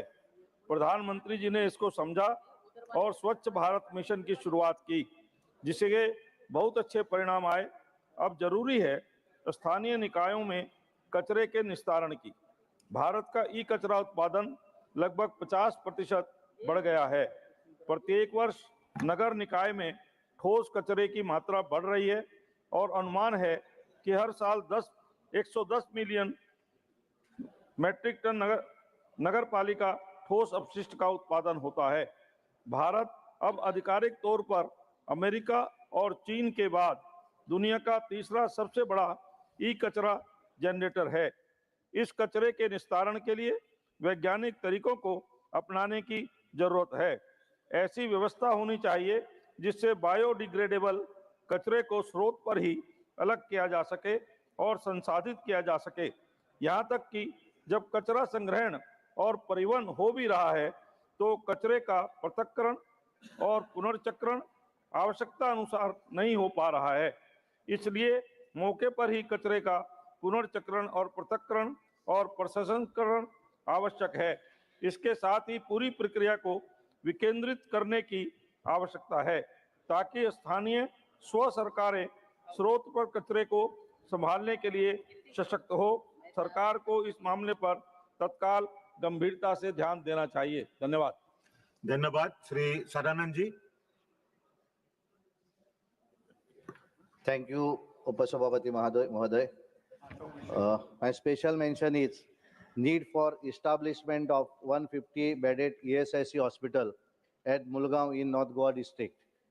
I rise to draw the attention of the government to the urgent need for establishment of 150-bedded Employee State Insurance Corporation hospital at Mulgaon in North Goa district in Goa. At present, the ESIC scheme covers over 2.54 lakh insured persons and approximately 8.5 lakh beneficiaries in Goa. A large number of these insured persons reside in North Goa district.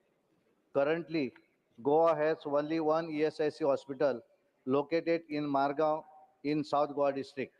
This results in difficulties for insured workers who have to travel long distance for seeking timely medical attention and treatment.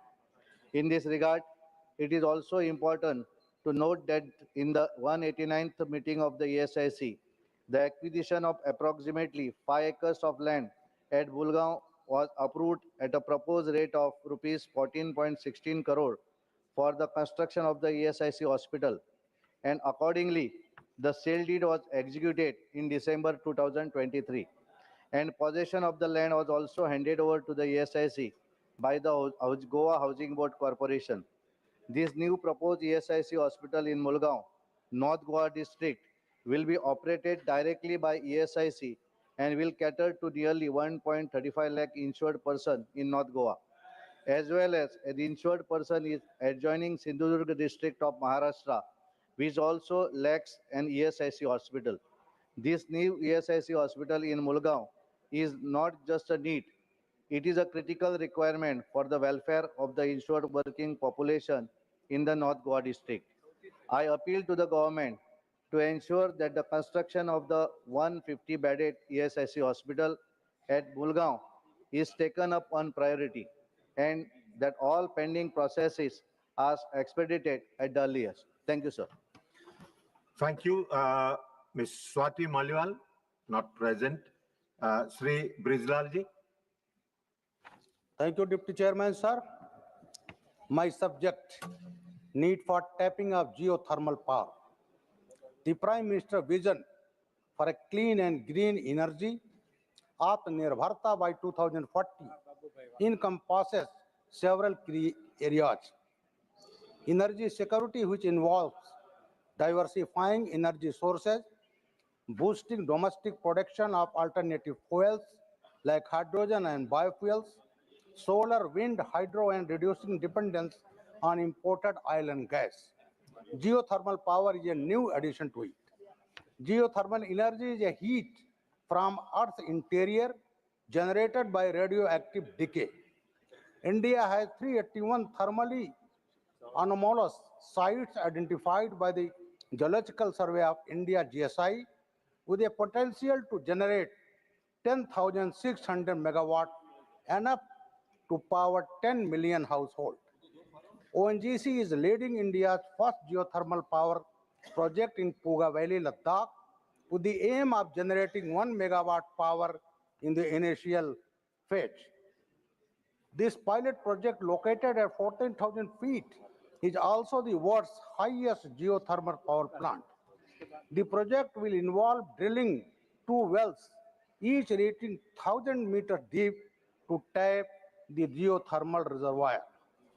Key projects include 20 kilowatt pilot plant in Manuguru, Telangana, Dirang in Northeast, and ONGC's 1 megawatt project in Puga Valley, Ladakh, and finally, which will be a commercial scale plant of 250 megawatt in future. Since Himachal Pradesh, Uttarakhand, Jammu Kashmir, Northeast have many known spots of geothermal energy, we should tap these sources of energy which is non-polluting, carbon-free and sustainable. The project is expected to not only provide electricity but a great help to the force deployed at remote and inhospitable terrains. I urge the government to look into it. Thank you, sir. धन्यवाद. इंदुवाला गोस्वामी जी. धन्यवाद उपसभापति महोदय. My special mention is demand for the construction of Utrala Holy Road in Bajnath, district Kangra, Himachal Pradesh. उपसभापति जी, मैं सरकार का ध्यान अपने राज्य हिमाचल प्रदेश के जिला कांगड़ा के बैजनाथ में उतराला होली मार्ग के निर्माण की ओर आकृष्ट करना चाहती हूँ. जिला कांगड़ा चंबा की दूरी कम करने वाले इस मार्ग का निर्माण बेहद महत्वपूर्ण है. इस सड़क के निर्माण से जिला कांगड़ा और चंबा की दूरी 200 किलोमीटर से कम होकर महज 60 किलोमीटर रह जाएगी. धौलाधार पर्वतमाला के दोनों ओर होली, भरमौर और कांगड़ा क्षेत्र में रहने वाले स्थानीय और जनजातीय लोगों को आसान आवागमन की सुविधा मिलेगी.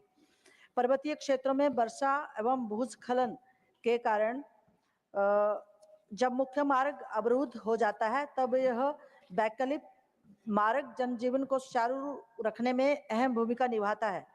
इस सड़क के निर्माण से दोनों जिलों के दुर्गम क्षेत्रों के लिए भी आवागमन आसान होगा और क्षेत्र के लोगों की जीवन रेखा भी सुदृढ़ होगी.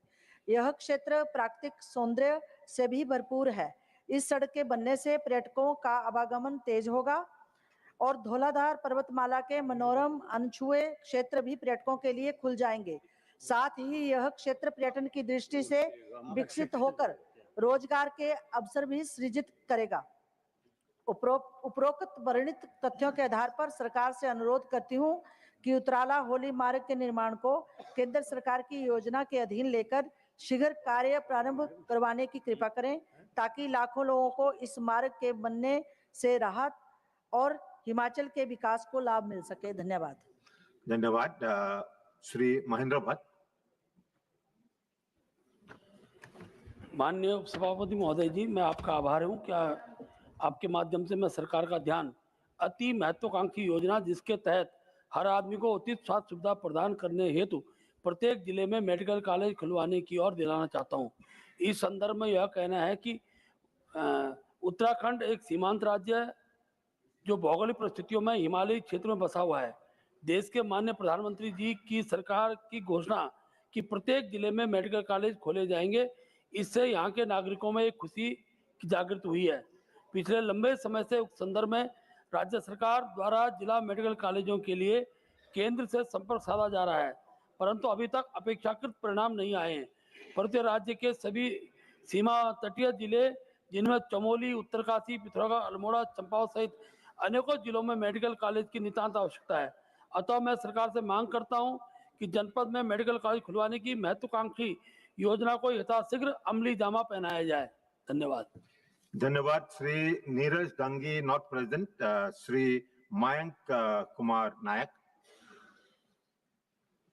धन्यवाद। माइक। धन्यवाद sir. Requested for the including of additional villages of Mehsana district in Shama Prasad Mukherjee Urban Mission SPMRM। मैं सरकार का ध्यान Shyama Prasad Mukherjee rural mission SPMRM की ओर आकृष्ट करना चाहता हूं। इस योजना के उद्देश्य ग्रामीण क्षेत्रों को शहरी सुविधा युक्त बनाना है। महसाणा जिले में अब तक केवल एक रूरल क्लस्टर बेचराजी स्वीकृत किया गया है, जिसके अंतर्गत पाइपलाइन नेटवर्क उन्नयन, स्कूल इंफ्रास्ट्रक्चर का पुनर्निर्माण तथा लैंडफिल साइट का विकास जैसे कार्य 2020-21 तक पूरे किए जा चुके हैं। लेकिन महसाणा जिले के अन्य तहसील जैसे विसनगर, कड़ी, ऊंझा, खेरालू, वडनगर आदि भी इस मिशन के मापदंडों पर खरे उतरते हैं और विकास की दृष्टि से इस योजना में शामिल किए जाने के पात्र है। मैं सरकार से आग्रह करता हूं कि आगामी चरणों में महसाणा जिले के अन्य गांवों को भी रूरल क्लस्टर में शामिल कर वहां समग्र विकास को बढ़ावा दिया जाए। Thank you sir. Thank you. Shri Kesari Dev Singh Jhala. Thank you, Deputy Chairman, sir. Hello, dam kam kariye, sir. Mike. Sir, I rise to my subject today, sir, is the demand for the legal recognition and support for last-minute living wills in India. Sir, I rise today to advocate for the legal recognition and support of last-minute living wills in India, an issue which is vital to preserving human dignity and autonomy in healthcare. A last-minute living will, sir, or an advanced medical directive enables individuals to express their medical preferences should they become unable to communicate, especially in cases of terminal illness, comas, or irreversible conditions.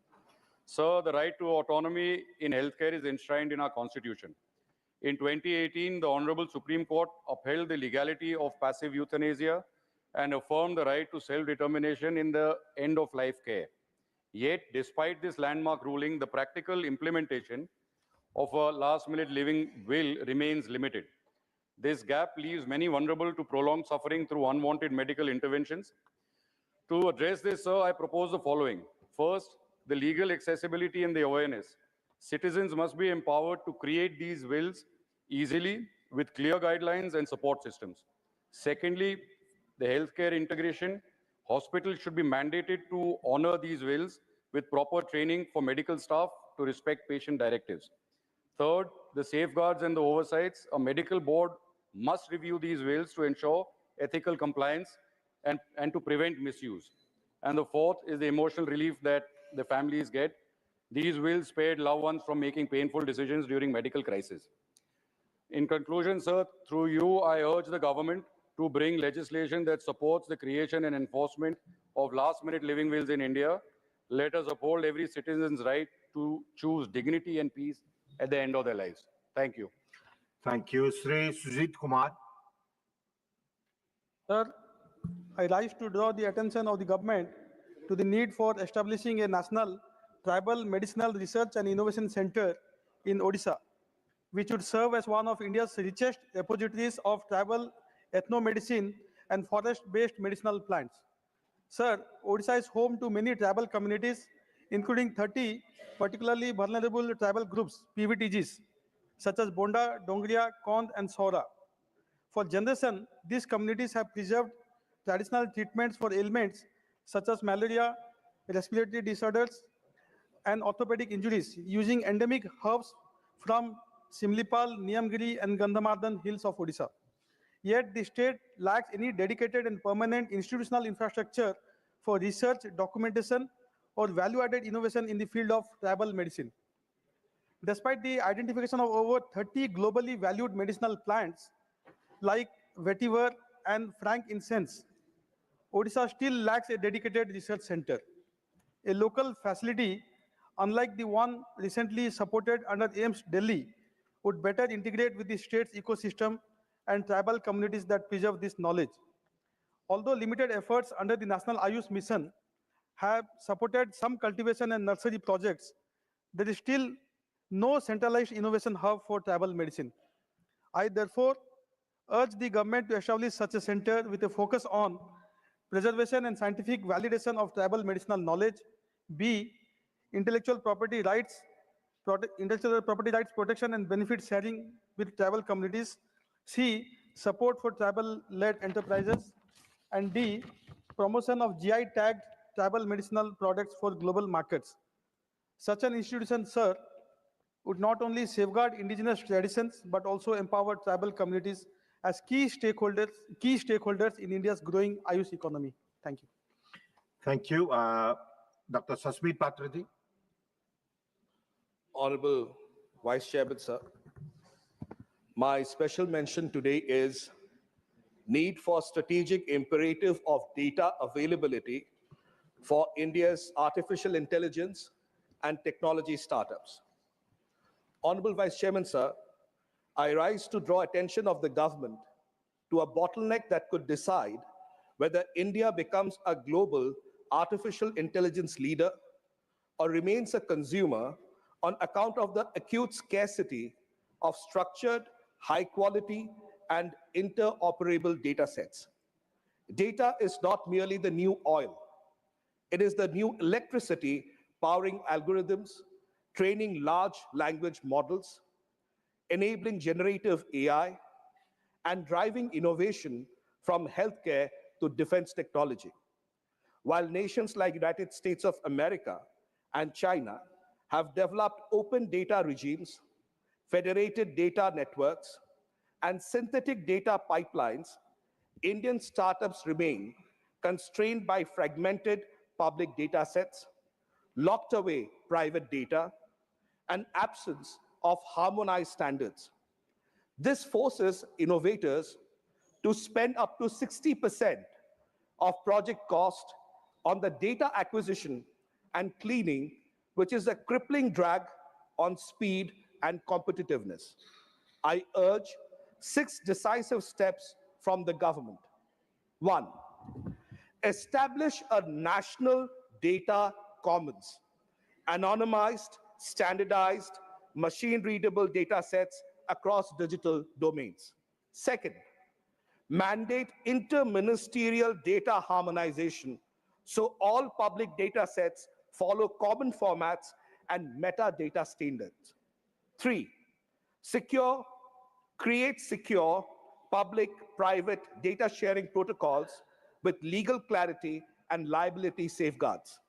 4, incentivize industry to contribute non-sensitive data sets backed by recognition and tax credits. 5, adopt privacy-preserving computation methods, federated learning, differential privacy, and secure multi-party computation, enabling innovation without compromising citizens' rights.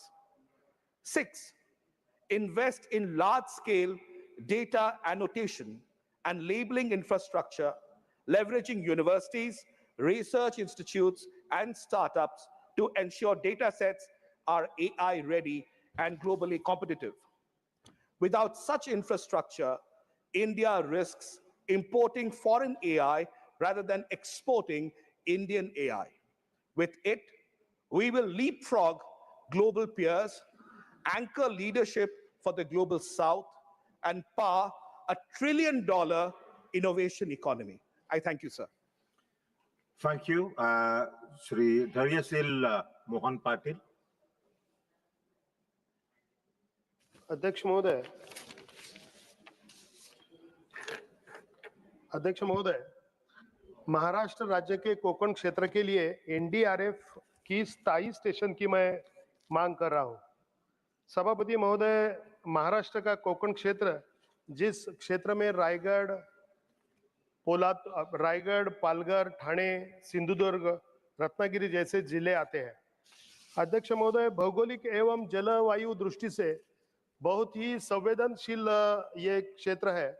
इसके कारण प्राकृतिक आपदा यहाँ भारी घटना यहाँ पर घटित होती है। चक्रवात, भारी वर्षा, बाढ़, भूस्खलन जैसी प्राकृतिक आपदा यहाँ पर आम बात है। अध्यक्ष महोदय, गेले 2-3 दिनों से कोकण में भारी वर्षा हो रही है और कोकण का जो भूतल है उसका जो तीव्र उतार है, उसके कारण यहाँ पर आने वाली बाढ़ बहुत ही कम वक्त में आती है और बहुत ही बड़ी क्षति करके यहाँ से चली जाती है। अध्यक्ष महोदय, यहाँ पर होने वाली वर्षा 3000 से 4000। You have to go by the text only. आपने जो टेक्स्ट दिया है वही आपको पढ़ना है। बाहर की बातें नहीं ला सकते। बराबर है। बीते कुछ वर्षों में अध्यक्ष महोदय, इसमें निसर्ग तोकते जैसे चक्रवात, भारी वर्षा के साथ आने वाली बाढ़ जैसी घटनाओं ने कोकण क्षेत्र में जनधन को बहुत क्षति पहुंचाई है। साथ में ही अध्यक्ष महोदय, इस क्षेत्र में होने वाले औद्योगिक विकास के साथ होने वाली दुर्घटनाओं का भी विचार करना आवश्यक है। अध्यक्ष महोदय, आपदा होने के बाद पुणे स्थित एनडीआरएफ स्टेशन से आने वाली इकाइयां बचाव कार्य के लिए आती तो है, लेकिन उसमें बहुत सारा विलंब होता है। अध्यक्ष महोदय, इसलिए अगर कोकण क्षेत्र में मध्य क्षेत्र में हुए पेंड, रोहा, पनवेल के आसपास अगर स्थायी एनडीआरएफ स्टेशन स्थापित हो तो पूरे कोकण क्षेत्र को इसका कवरेज मिल सकता है।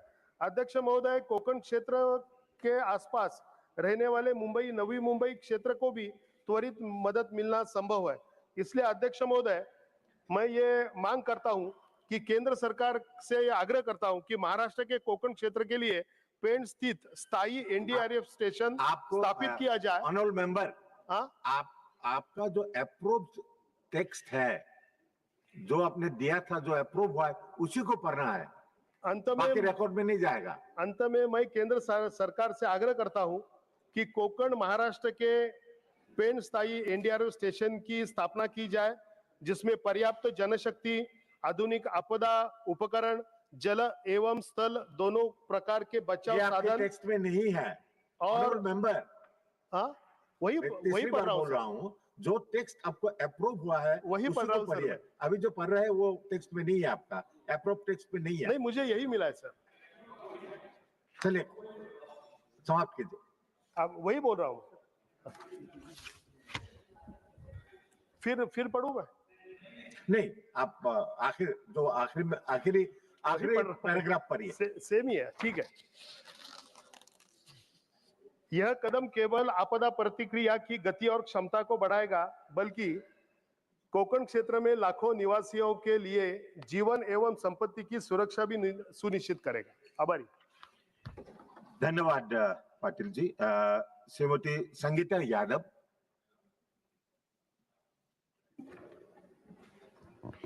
माननीय उपसभापति जी, आपको बहुत बहुत आभार। सब्जेक्ट है मेरा demand to implement the reform for disable people on priority basis under the Swavalamban Yojana. स्वावलंबन योजना के तहत दिव्यांगजन को यूनिक डिसेबिलिटी आईडी यूडीआईडी जारी करने से उनका दिव्यांगता प्रमाण पत्र पूरे देश में मान्य हो गया है।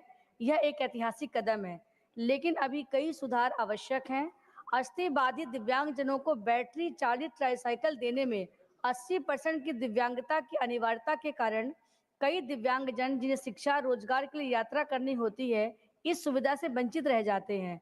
अतः सरकार से अनुरोध है कि 50% से अधिक बेंचमार्क अस्थि बाधित दिव्यांगजनों को इस योजना में शामिल किया जाए। यूडीआईडी कार्ड और प्रमाण पत्र प्राप्त करने में विशेषज्ञ डॉक्टरों की कमी से दिव्यांगजन समस्याओं का सामना करते हैं। राज्य के समेकित क्षेत्रीय केंद्रों सीआरसी के विशेषज्ञों को प्रमाणीकरण बोर्ड में शामिल कर इस प्रक्रिया को सरल बनाया जाए। साथ ही सीआरसी और डीडीआरसी के संविदा कर्मचारियों की सेवा शर्तों को भी अस्थायी करने का सरकार से आग्रह है। सहायक यंत्रों उपकरणों की खरीद फिटिंग के लिए दिव्यांगजनों को सहायता योजना के तहत श्रवण बाधित बच्चों को कोक्लियर इम्प्लांट की सुविधा दी जाती है, लेकिन रखरखाव के लिए कोई वित्तीय सहायता नहीं दी जाती है। प्रोसेसर और बैटरी बदलने का खर्च गरीब परिवार नहीं उठा सकते हैं। अतः सरकार से अनुरोध है कि इसमें वित्तीय सहायता दे। उपकरण निर्माता कंपनियों से 10 वर्ष का बीमा करें। ब्लॉक स्तर पर संसदीय स्वास्थ्य मेले आयोजित कर दिव्यांगजनों के प्रमाणीकरण, उपकरण वितरण, रोजगार और चिकित्सा सुविधाओं को एक मंच पर उपलब्ध कराया जाए। आय प्रमाण पत्र हेतु स्वयं प्रमाणन सेल्फ सर्टिफिकेशन की सुविधा दी जाए और विशेष शिक्षकों की स्थायी नियुक्ति की भी सुनिश्चित किया जाए। आपके माध्यम से मैं सरकार से निवेदन करती हूं कि इन जो भी मैंने डिमांड रखी है और उसको प्राथमिकता से लागू किया जाए। धन्यवाद। Shrimati Kiran Chaudhary. Thank you, sir. So my subject is concern over irregularities in crop compensation for Kharif 2023 in Charki Dadri district and Bhiwani district in Haryana. Sir, मैं सरकार का ध्यान हरियाणा में जिला भिवानी और जिला दादरी में खरीफ 2023 की कपास की फसलों में प्राकृतिक आपदाओं, गुलाब सुंडी जिसको कहते हैं, में हुई क्षति के मुआवजे वितरण में गड़बड़ियों के मुद्दे की तरफ आकर्षित करवाना चाहती हूँ। मुआवजा वितरण का काम एक निजी बीमा कंपनी को प्रधानमंत्री फसल बीमा योजना के तहत मिला था। कपास का मुआवजा क्रॉप कटिंग एक्सपेरिमेंट CCE के तहत होता है, जिसमें उपरोक्त मुआवजे की राशि लगभग 450 करोड़ रुपए थी, परंतु मुआवजे का मापदंड CCE से हटाकर सैटेलाइट इमेजरी डाटा के आधार पर करवा लिया गया, जिससे किसानों में बहुत ही जबरदस्त व्यापक रोष है। यह भी उल्लेखनीय है सर कि CCE के मापदंडों को हटाकर सैटेलाइट इमेजरी डाटा का बदलाव सैटेलाइट टेक्निकल एडवाइजरी कमेटी के नाम पर किया गया, जो उस समय निलंबित थी। इस निर्णय से किसानों को 340 करोड़ रुपए का नुकसान हुआ तथा निजी कंपनी को 340 करोड़ रुपए की अनुचित फायदा हुआ है। सरकार से मेरा अनुरोध है कि इस मामले में हस्तक्षेप कर किसानों को उचित मुआवजा व सरकारी अमले की जवाबदेही तय करने के लिए मामले की समुचित जांच व आवश्यक कार्रवाई करवाने की कृपा करें, ताकि किसानों को उनका न्याय मिले और उनका मुआवजा पूरा उनको मिले। Thank you. धन्यवाद। मैसेज फ्रॉम लोक सभा secretary general. Sir, with your kind permission, I rise to report that the Lok Sabha at its sitting held on the 20th August 2025 adopted the following motion: that the bill further to amend the Constitution 130th Amendment Bill 2025, the Government of Union Territories Amendment Bill 2025 and the Jammu and Kashmir Reorganization Amendment Bill 2025 be referred to a joint committee of the Houses consisting of 21 members from this House and 10 members from Rajya Sabha to be nominated by the Honorable Deputy Chairman. That in order to constitute a sitting of the joint committee, the quorum shall be as near as may be 1/3 of the total number of members of the joint committee. That the committee shall make a report to this House by last day of the first week of next session. That in other respects, the rules of procedure and conduct of business of this House relating to parliamentary committees shall apply with such variations and modifications as the Speaker may make, and that this House recommends to Rajya Sabha that Rajya Sabha do join the said joint committee and communicate to Lok Sabha the names of members to be appointed by Rajya Sabha to the joint committee. We'll go back to special mention now. Sri K.R.N. Rajesh Kumar. Not present. Dr. Sumer Singh Solanki.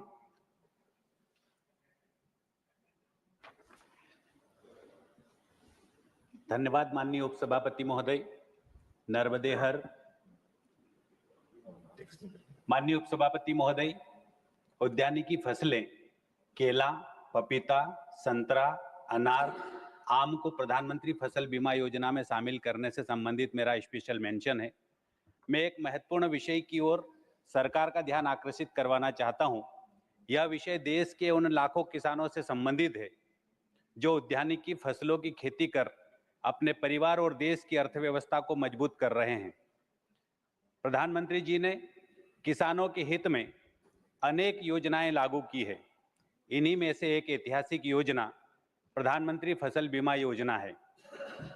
इस योजना का मुख्य उद्देश्य प्राकृतिक आपदाओं, अतिवृष्टि, सूखा, ओलावृष्टि, पाला, तूफान आदि कारणों से होने वाली फसलों के नुकसान की भरपाई करना है, जिससे किसानों को उनकी मेहनत का उचित मूल्य और सुरक्षा मिल सके।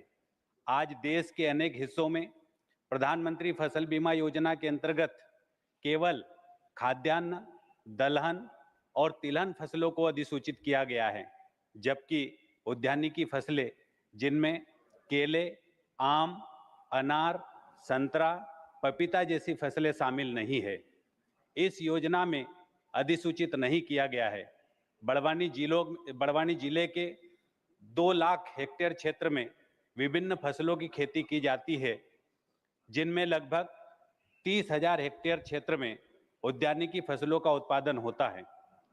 खास तौर पर केले की खेती की जाती है, जिसका औसत उत्पादन लागत 7 लाख रुपए प्रति हेक्टेयर है। यह लागत तुलना में अधिक हो जाती है अगर कोई प्राकृतिक आपदा जैसे तूफान, ओलावृष्टि इन बागानों को नष्ट कर देती है।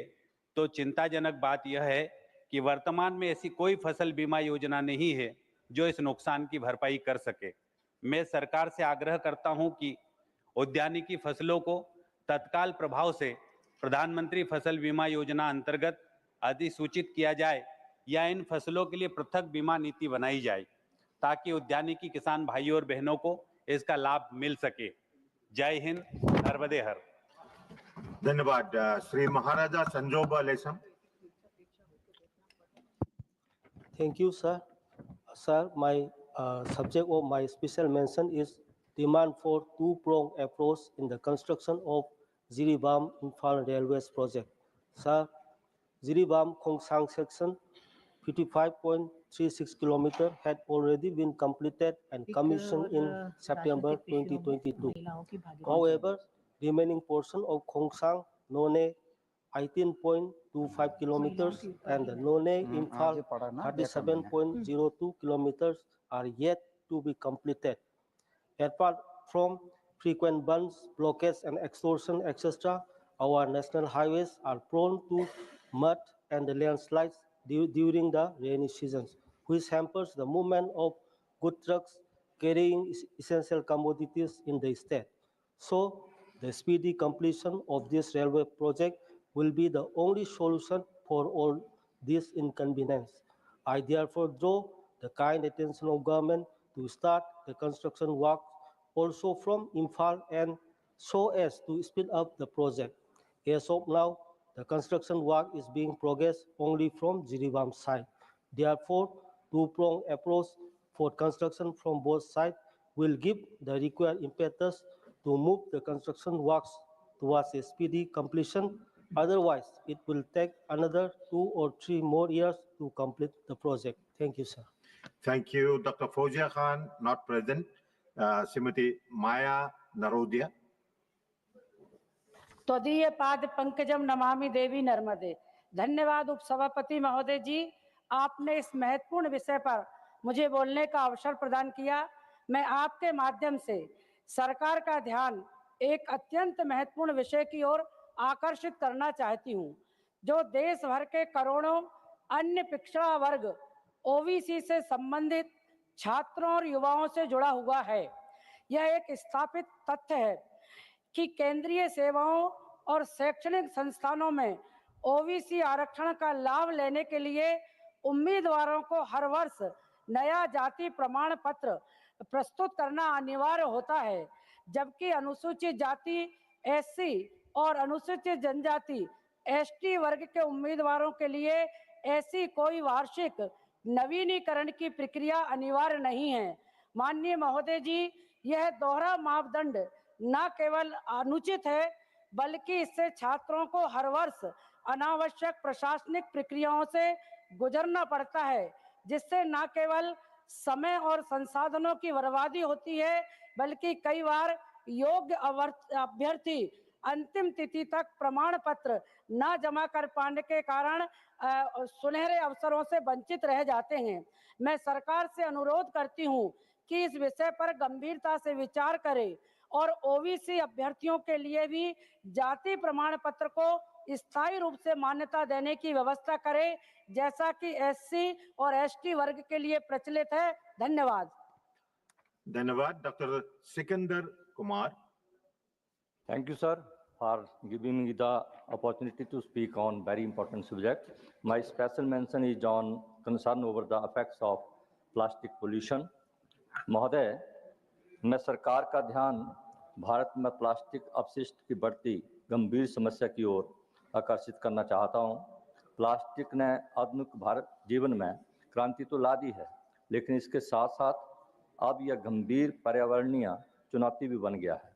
पहाड़ी राज्यों हिमाचल प्रदेश, उत्तराखंड, नॉर्थ ईस्ट इत्यादि कई राज्यों में प्लास्टिक से बने सामानों का उपयोग, कटलरी, पैकेजिंग, दैनिक उपभोग लगातार बढ़ने से पर्यावरण में प्रदूषण और नए युग के लिए स्वास्थ्य का गंभीर संकट उत्पन्न हो गया है।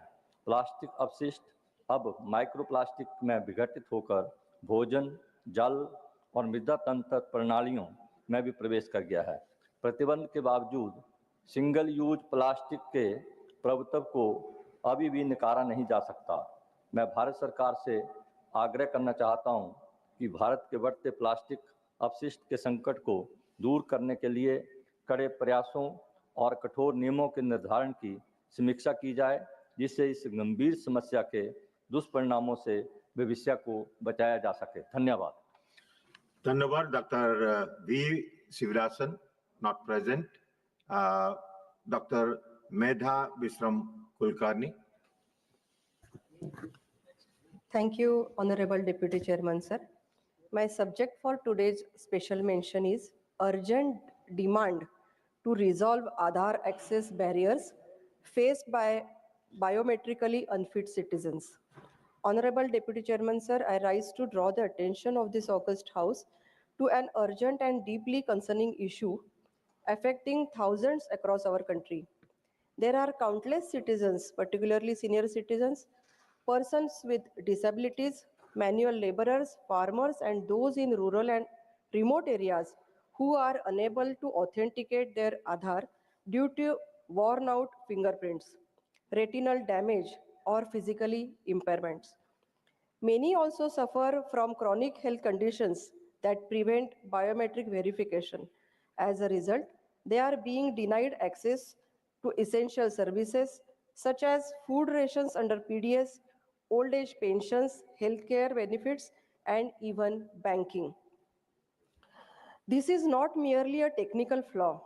It is a denial of dignity and basic rights to the most vulnerable. While UIDAI does provide for exceptional enrollment and alternative mechanisms such as facial recognitions and OTP-based authentication, these alternatives are not being implemented effectively at grassroots. Frontline staff are often unaware and unwilling to facilitate such cases. Sir, I urge the government to take the following steps on priority. Implement alternative Aadhaar authentication methods in mission mode. Ensure no citizen is denied access to welfare due to biometric mismatch. Launch a nationwide awareness campaign and establish dedicated grievance redressal system. Appoint a nodal officer in each district to ensure easy access and swift resolution. Sir, I urge the government to look into this matter. Thank you, sir. Thank you, Sri Samik Bhattacharya. Thank you, sir. The subject concern over impediments in completion of the new Godia Sector 5 and Airport Metro line in Kolkata. I wish to draw the attention of the government to delay in completion of the new Godia Sector 5 Airport Metro Corridor, a project critical to the urban mobility infrastructure of Kolkata. While significant progress has been made and the stretch from New Godia to Sector 5 is almost ready for commissioning, a crucial 366-meter segment near Chinglihatta remains incomplete. The short but vital section has become a choke point, holding up the inauguration and operation of the entire route. The delay not only undermines the spirit of the timely infrastructure delivery, but also deprives lakhs of daily commuters, especially IT professionals, students, airport-bound passengers, of a last and modern transport solution. There has been little headway in resolving the pending issues involving land acquisition, alignment, clearness of interdepartmental coordination. I urge the government to ensure that the remaining stretch at Chinglihatta is expedited on priority. Completion of this metro corridor will significantly boost connectivity between South Kolkata, the IT hub at Sector 5, and the airport, benefiting the city's economy and easing urban mobility. Thank you, sir. Thank you, Sri Sanjay Singh. Not present. Sri Sanjay Seth. Not present. Srimati Devi Mater. Not present. Dr. K. Lakshman. Thank you, sir, for allowing me to speak on the most concerned and alarming issue. The subject is concern over menace of online gaming and betting apps among youth. I rise to express concern over the exploding menace of online gaming and betting apps that are rapidly ensnaring the Indian youth. These platforms, camouflaged as entertainment or skill-based games, are driving countless individuals into addiction, debt, and even suicide. In cities like Hyderabad, suicide helplines have reported a 60% surge in distress calls from betting addicts. In one harrowing case, a young girl fell into a 9 lakh debt trap after initially winning on a casino app. Tragically, such stories are now common across states. What makes this worse is the glamorization of these platforms by celebrities and influencers, whose endorsements mislead lakhs of impressionable users. This cannot be allowed to continue unchecked. Sir, I request the government to take multi-pronged action, that is to launch a nationwide digital de-addiction awareness campaign to educate youth and families about the psychological and financial harms. There is a need to bring strict and centralized regulation over online betting and real money gaming apps, including mandatory age verification, spending caps, and Aadhaar-linked logins. ASCI Advertising Standards Council of India is required to be empowered to regulate and prohibit celebrity endorsements of such apps. Further, banning of all betting and gambling platforms that endanger social and financial stability may be considered. Let us act before a generation is lost chasing illusions behind screens. We must uphold the safety and dignity of our youth, the architects of Vikasit Bharat. Thank you, sir. Thank you, Sri Raghav Sadda. Thank you, sir, for permitting me to raise an important issue under special mention. My subject is demand for free subscription of advanced generative AI tools to all Indians. Bharat के हर नागरिक को advance generative AI tools की मुफ्त subscription दी जाए। आज दुनिया बहुत तेजी से बदल रही है। इस बदलती हुई दुनिया में AI सिर्फ एक टेक्नोलॉजी नहीं, बल्कि एक अपॉर्चुनिटी है आगे बढ़ने की, सपने देखने की और उन्हें पूरा करने की। ये हमारे किसान भाइयों के लिए स्मार्ट खेती है, स्टूडेंट्स के लिए 24/7 अवेलेबल ट्यूटर है, व्यापारियों के लिए बिजनेस प्लानर है, नौजवानों के लिए करियर गाइड है और बुजुर्गों के लिए डॉक्टर भी है। आपके हर सवाल का जवाब, आपकी हर समस्या का समाधान एआई के पास उपलब्ध है। यही कारण है सर कि आज यूएई, सिंगापुर, चाइना जैसे देश अपने हर नागरिक को एडवांस्ड एआई की सेवा, फ्री एक्सेस, फ्री सब्सक्रिप्शन दे रहे हैं। वहीं भारत में जहां 140 करोड़ सपने पलते हैं, लोग इन एडवांस्ड एआई टूल से वंचित हैं, सिर्फ इसलिए क्योंकि ये टूल्स महंगे हैं। एक रिसर्च कहती है कि 2030 तक आर्टिफिशियल इंटेलिजेंस $15 ट्रिलियन की वैल्यू क्रिएट करेगा। अगर हम इस रेस के लिए अभी से तैयार नहीं हुए तो भारत इस रेस का विजेता बनने की बात तो छोड़िए, इस रेस से बहुत पीछे छूट जाएगा। अगर भारत सरकार हर नागरिक को एडवांस्ड जनरेटिव एआई टूल्स जैसे कि chat GPT, Gemini, Grok, Claude को सभी उम्र के और हर वर्ग के स्थानीय भाषाओं में मुफ्त और सुरक्षित तरीके से उपलब्ध कराए तो ये देश की प्रोडक्टिविटी कई गुना बढ़ा सकता है और लोगों का कीमती समय बचा सकता है। चाहे कोड लिखना हो, डेटा एनालिटिक्स हो या कोई सरकारी फॉर्म भरना हो, ये सारे काम एआई की मदद से और आसानी से और जल्दी से किए जा सकते हैं। ये डिजिटल डेमोक्रेसी की ओर अगला कदम है ताकि आर्टिफिशियल इंटेलिजेंस की इस क्रांति में कोई भारतीय पीछे ना छूटे और इंडिया सचमुच में डिजिटल इंडिया बने। मेरी सरकार से ये मांग है कि इस विषय पर ध्यान दिया जाए। जय हिंद। धन्यवाद। Shri Ramjilal Suman, not present. Doctor Dinesh Sharma. धन्यवाद माननीय उपसभापति महोदय, आपने समसामयिक विषय के संबंध में कि बच्चों में और युवाओं में जो विसंगतियां, असमानताओं का भाव जागृत होता है, उसके संबंध में मुझे वक्तव्य देने का अवसर प्रदान किया। आपका आभार। मैं सरकार का ध्यान बच्चों में पौराणिक और शास्त्रीय ज्ञान की कमी की ओर आकर्षित करना चाहता हूं। आधुनिक जीवन की भागदौड़ में हमारे बच्चे हमारे समृद्ध सांस्कृतिक और धार्मिक धरोहर से दूर होते जा रहे हैं। तकनीकी विकास और आधुनिक शिक्षा के कारण बच्चों में पौराणिक कथाओं, शास्त्रों और हमारे महान विचारों की जानकारी का अभाव होता जा रहा है। हमारे शास्त्रों में निहित ज्ञान और पौराणिक कथाओं में निहित नैतिक और सांस्कृतिक मूल्यों का स्थान बच्चों के जीवन में विशेष महत्व रखता है।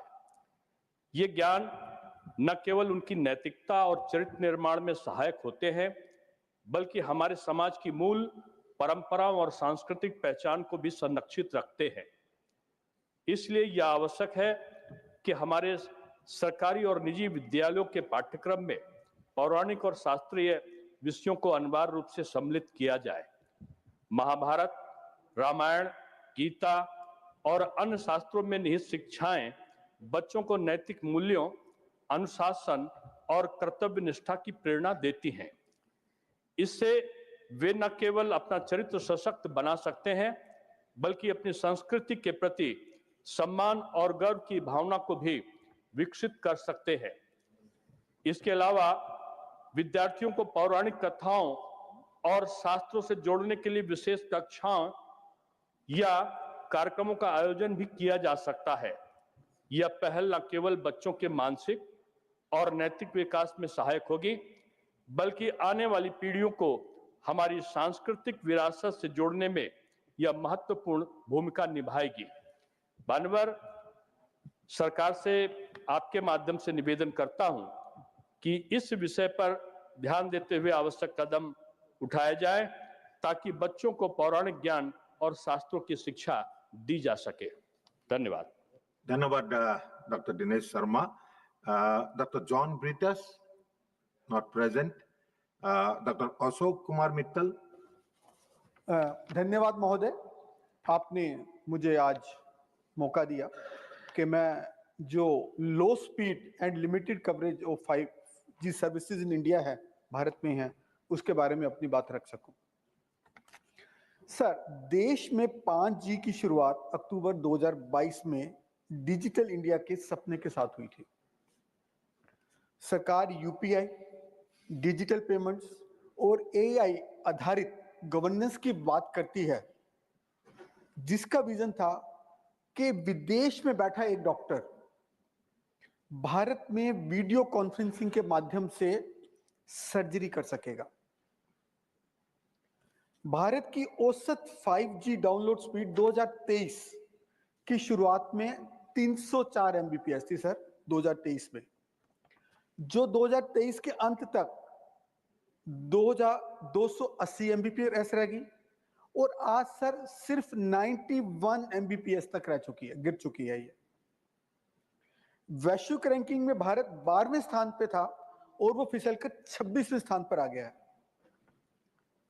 यूएई, कतर, दक्षिण कोरिया जैसे देश 400 एमबीपीएस की स्पीड के साथ काम कर रहे हैं। दूसरी तरफ 2024 में 5G यूजर्स की संख्या 29 करोड़ हो चुकी है और 2028 तक 77 करोड़ होने का अनुमान है। ग्रामीण और पिछड़े इलाकों में 5G अभी भी एक सपना रह गया सर, वहां तक तो पहुंचा ही नहीं। सबसे चिंताजनक बात है बीएसएनएल की, जो सरकारी कंपनी है। जियो और एयरटेल ने तो 2022 में 5G लॉन्च कर दिया था, तब से लेकर आज तक बीएसएनएल ने 5G की शुरुआत ही नहीं की है। पहले डेडलाइन थी दिसंबर 23, मतलब 1.5 साल पहले ही, फिर जून 24 हुई और अब जुलाई 25 थी और वो भी सर निकल गया। मेरा सरकार से आग्रह है कि वह इस विषय को गंभीरता से ले और देश भर में 5G network coverage, 5G network coverage, speed spectrum उपयोगिता की पारदर्शी निगरानी सुनिश्चित करें और एक national digital infrastructure performance report जारी करें, जिससे सभी टेलीकॉम ऑपरेटरों की जवाबदेही तय हो सके। धन्यवाद। धन्यवाद। श्री गोला Baburao. Thank you very much, Vice Chairman Mahoday. The subject is concern over issues faced by Vizag Steel Plant. Being India's first shore-based integrated steel plant, the RINL was earning profits and had a positive net worth.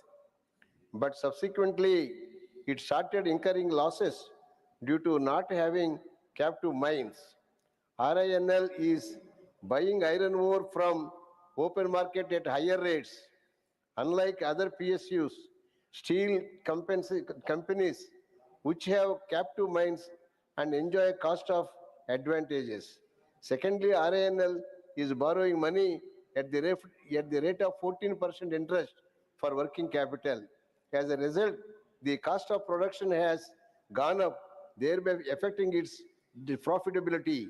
RINL has been appealing for allocation of iron ore mines under Section 17A of the MMRDR Act 2015, but no significant progress has happened so far. I therefore demand that time has come to allot iron ore mines to RINL to make it profitable. Further, the employees of RINL are facing issues of wage revision, promotion policy, recruitment, delayed payment of salaries, cuts in salary, perks, HRA, etc. Recently, RINL has introduced 2 voluntary retirement schemes. Nearly 1,500 employees have been given VRS. Andhra Pradesh Assembly has also passed the unanimous resolution against the privatization of the RINL. Steel Ministry says that CCEA approved 100% RINL disinvestment. Hence, I make the following demands from the government. The immediate allocation of iron ore mines to RINL. Second, stop retrenchment of employees. Third, provide more money for working capital. Fourth, merge RINL with SAIL. Thank you so much. Thank you, Sri Sant Balbir Singh, not present. Dr. Anil Sukhdev Rao Bonde.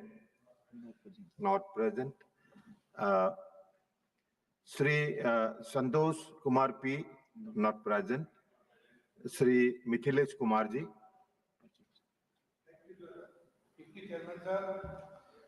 मेरा subject है demand for expanding environmental clearance for expansion of Ram Manohar Lohia hospital new Delhi. मैं नई दिल्ली स्थित doctor Ram Manohar Lohia अस्पताल में super speciality block के विस्तार कार्य में हो रही देरी का मुद्दा उठाना चाहता हूं मान्यवर, जो मुख्यतः प्रक्रियात्मक और पर्यावरणीय स्वीकृतियों में आ रही बाधाओं के कारण लंबित है। सुपर स्पेशलिटी ब्लॉक के विस्तार का कार्य कोविड-19 महामारी से पहले ही प्रारंभ हुआ था, जिसका उद्देश्य ऑन्कोलॉजी, नेफ्रोलॉजी, जेरियाट्रिक्स और उन्नत सर्जिकल देखभाल जैसे महत्वपूर्ण क्षेत्रों में आरएमएल अस्पताल की क्षमता को सुदृढ़ करना था, किंतु पिछले कई वर्षों से परियोजना बार बार अटकी रही। पहले महामारी के कारण, बाद में दिल्ली वन विभाग से स्टेप सेकंड वन स्वीकृति प्राप्त करने में देरी के कारण विस्तार के लिए चिन्हित 8.8 एकड़ भूमि पर पेड़ है और विस्तृत पर्यावरणीय प्रभाव आकलन रिपोर्ट प्रस्तुत करने तथा 10.1 प्रतिपूरक वृक्षारोपण की प्रतिबद्धता के कारण स्वीकृतियां वर्षों तक लंबित रहीं। अब ये परियोजना अप्रैल 2026 तक पूरे होने की स्थिति में है। हाल ही में 470 करोड़ की लागत से मेडिकल कॉलेज ब्लॉक के निर्माण हेतु एक नई विस्तार परियोजना को स्वीकृति दी गई है, जिसके तहत एमबीबीएस सीटों को 100 से बढ़ाकर 250 किया जाएगा और ये परियोजना तेजी से आगे बढ़ रही है। मैं सरकार से आग्रह करता हूं कि वो महत्वपूर्ण सार्वजनिक स्वास्थ्य अवसंरचना से जुड़ी परियोजनाओं के लिए स्वीकृति परियोजनाओं की पुनर्रचना की जाए और पारिस्थितिक संतुलन बनाए रखते हुए त्वरित स्वास्थ्य सेवाओं की आवश्यकता को ध्यान में रखते हुए स्वीकृति हेतु एक फास्ट ट्रैक तंत्र स्थापित की जाए। बहुत बहुत धन्यवाद। धन्यवाद। Miss Swati Maliwal. Thank you, Chairman, sir, for allowing me to speak, to put up a special mention on a crucial issue. Sir, Delhi और अन्य बड़े शहरों में अवैध डेयरियां एक गंभीर समस्या बन चुकी हैं। गाय को हमारे समाज में मां का दर्जा दिया गया है, लेकिन कई अवैध डेयरियां मुनाफे की भूख में गौ माता पर अत्याचार कर रही हैं। दूध निकालने के बाद इन गाय और भैंसों को दिन भर सड़कों पर छोड़ दिया जाता है। भोजन और पानी के अभाव में ये कचरा खाती हैं और थक कर सड़कों पर बैठ जाती हैं। इससे दुर्घटनाएं होती हैं और गाय तथा वाहन चालकों दोनों की जान जोखिम में पड़ती है। 2023 से 2025 के बीच दिल्ली में ऐसी 2500 से अधिक सड़क दुर्घटनाएं हो चुकी हैं। इन बेजुबान गाय की कोई गलती नहीं है। डेयरी में इनके स्वास्थ्य, टीकाकरण और पोषण की कोई व्यवस्था नहीं है। बीमारियां, चोटें और संक्रमण आम हैं। दूध निकालने के बाद इन्हें बेसहारा छोड़ दिया जाता है। दिल्ली में सैकड़ों अवैध डेयरियां बिना लाइसेंस और नियंत्रण के चल रही हैं। मैं सरकार से आग्रह करती हूं कि इन अवैध डेयरियों पर सख्त से सख्त कार्यवाही की जाए और नई और आधुनिक गौशालाएं बनाई जाएं, जहां गाय को सुरक्षा, सेवा और सम्मान मिल सके। यदि हम ये कर पाए तो गाय और आम जनता दोनों की दुआएं लगेंगी। Thank you sir. धन्यवाद।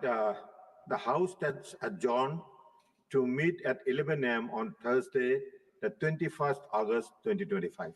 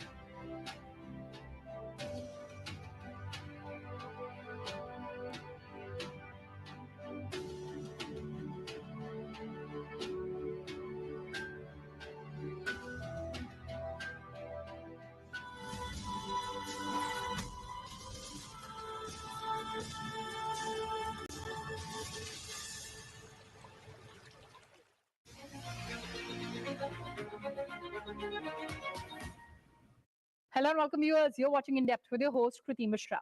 The PM Gati Shakti National Master Plan has transformed India's infrastructure landscape with a coordinated, efficient and integrated approach. It integrates ministries and national schemes like Bharatmala, Sagarmala, Udan and various industrial corridors, creating a unified framework for roadways, railways, ports, waterways and airports. The plan addresses inefficiencies in India's traditionally compartmentalized infrastructure development approach. Here's everything you need to know about PM Gati Shakti. Come along.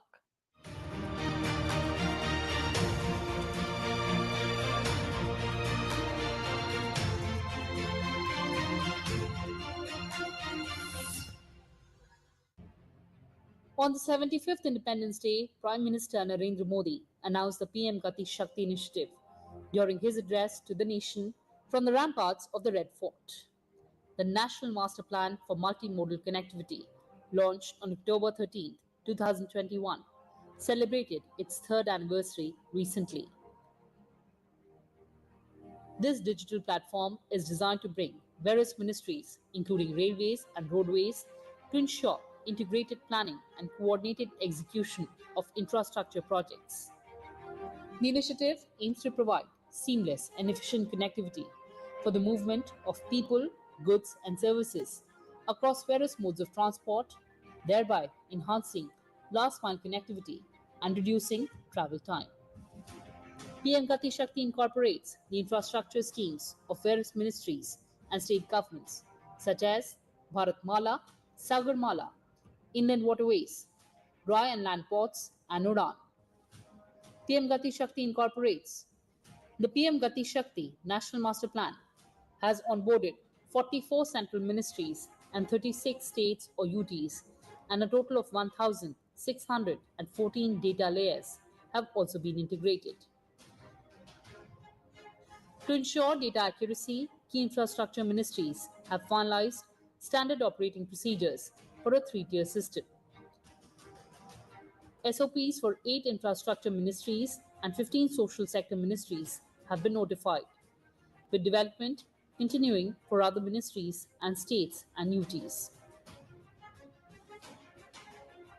A milestone of assessing 208 big-ticket infrastructure projects worth 15.39 lakh crore rupees of various ministries adhering to PM Gati Shakti principles has been achieved. Additionally, 434 projects under 3 economic corridors of the Ministry of Railways have been evaluated and shared with the PMO, and they are energy, mineral and cement corridors, high traffic density corridors and rail sagar.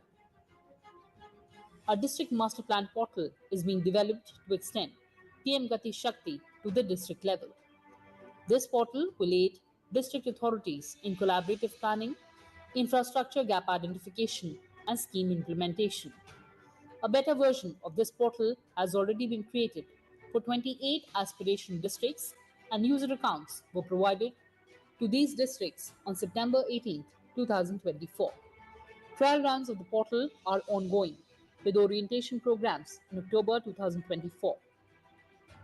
The portals for all countries' districts will be developed in a phased manner and completed by March 31st, 2025. Let's take a look at the key accomplishments under PM Gati Shakti National Master Plan. The PM Gati Shakti has resulted in numerous achievements across various sectors, significantly improving project planning, speed, and execution. The Ministry of Road Transport and Highways planned over 8,891 kilometers of roads using NPM, while the Ministry of Railways used this to plan more than 27,000 kilometers of railway lines. Railways also accelerated the completion of final location surveys, completing 449 final location surveys in financial year 2022 compared to 57 in financial year 2021. The Ministry of Petroleum and Natural Gas streamlined the process of detailed route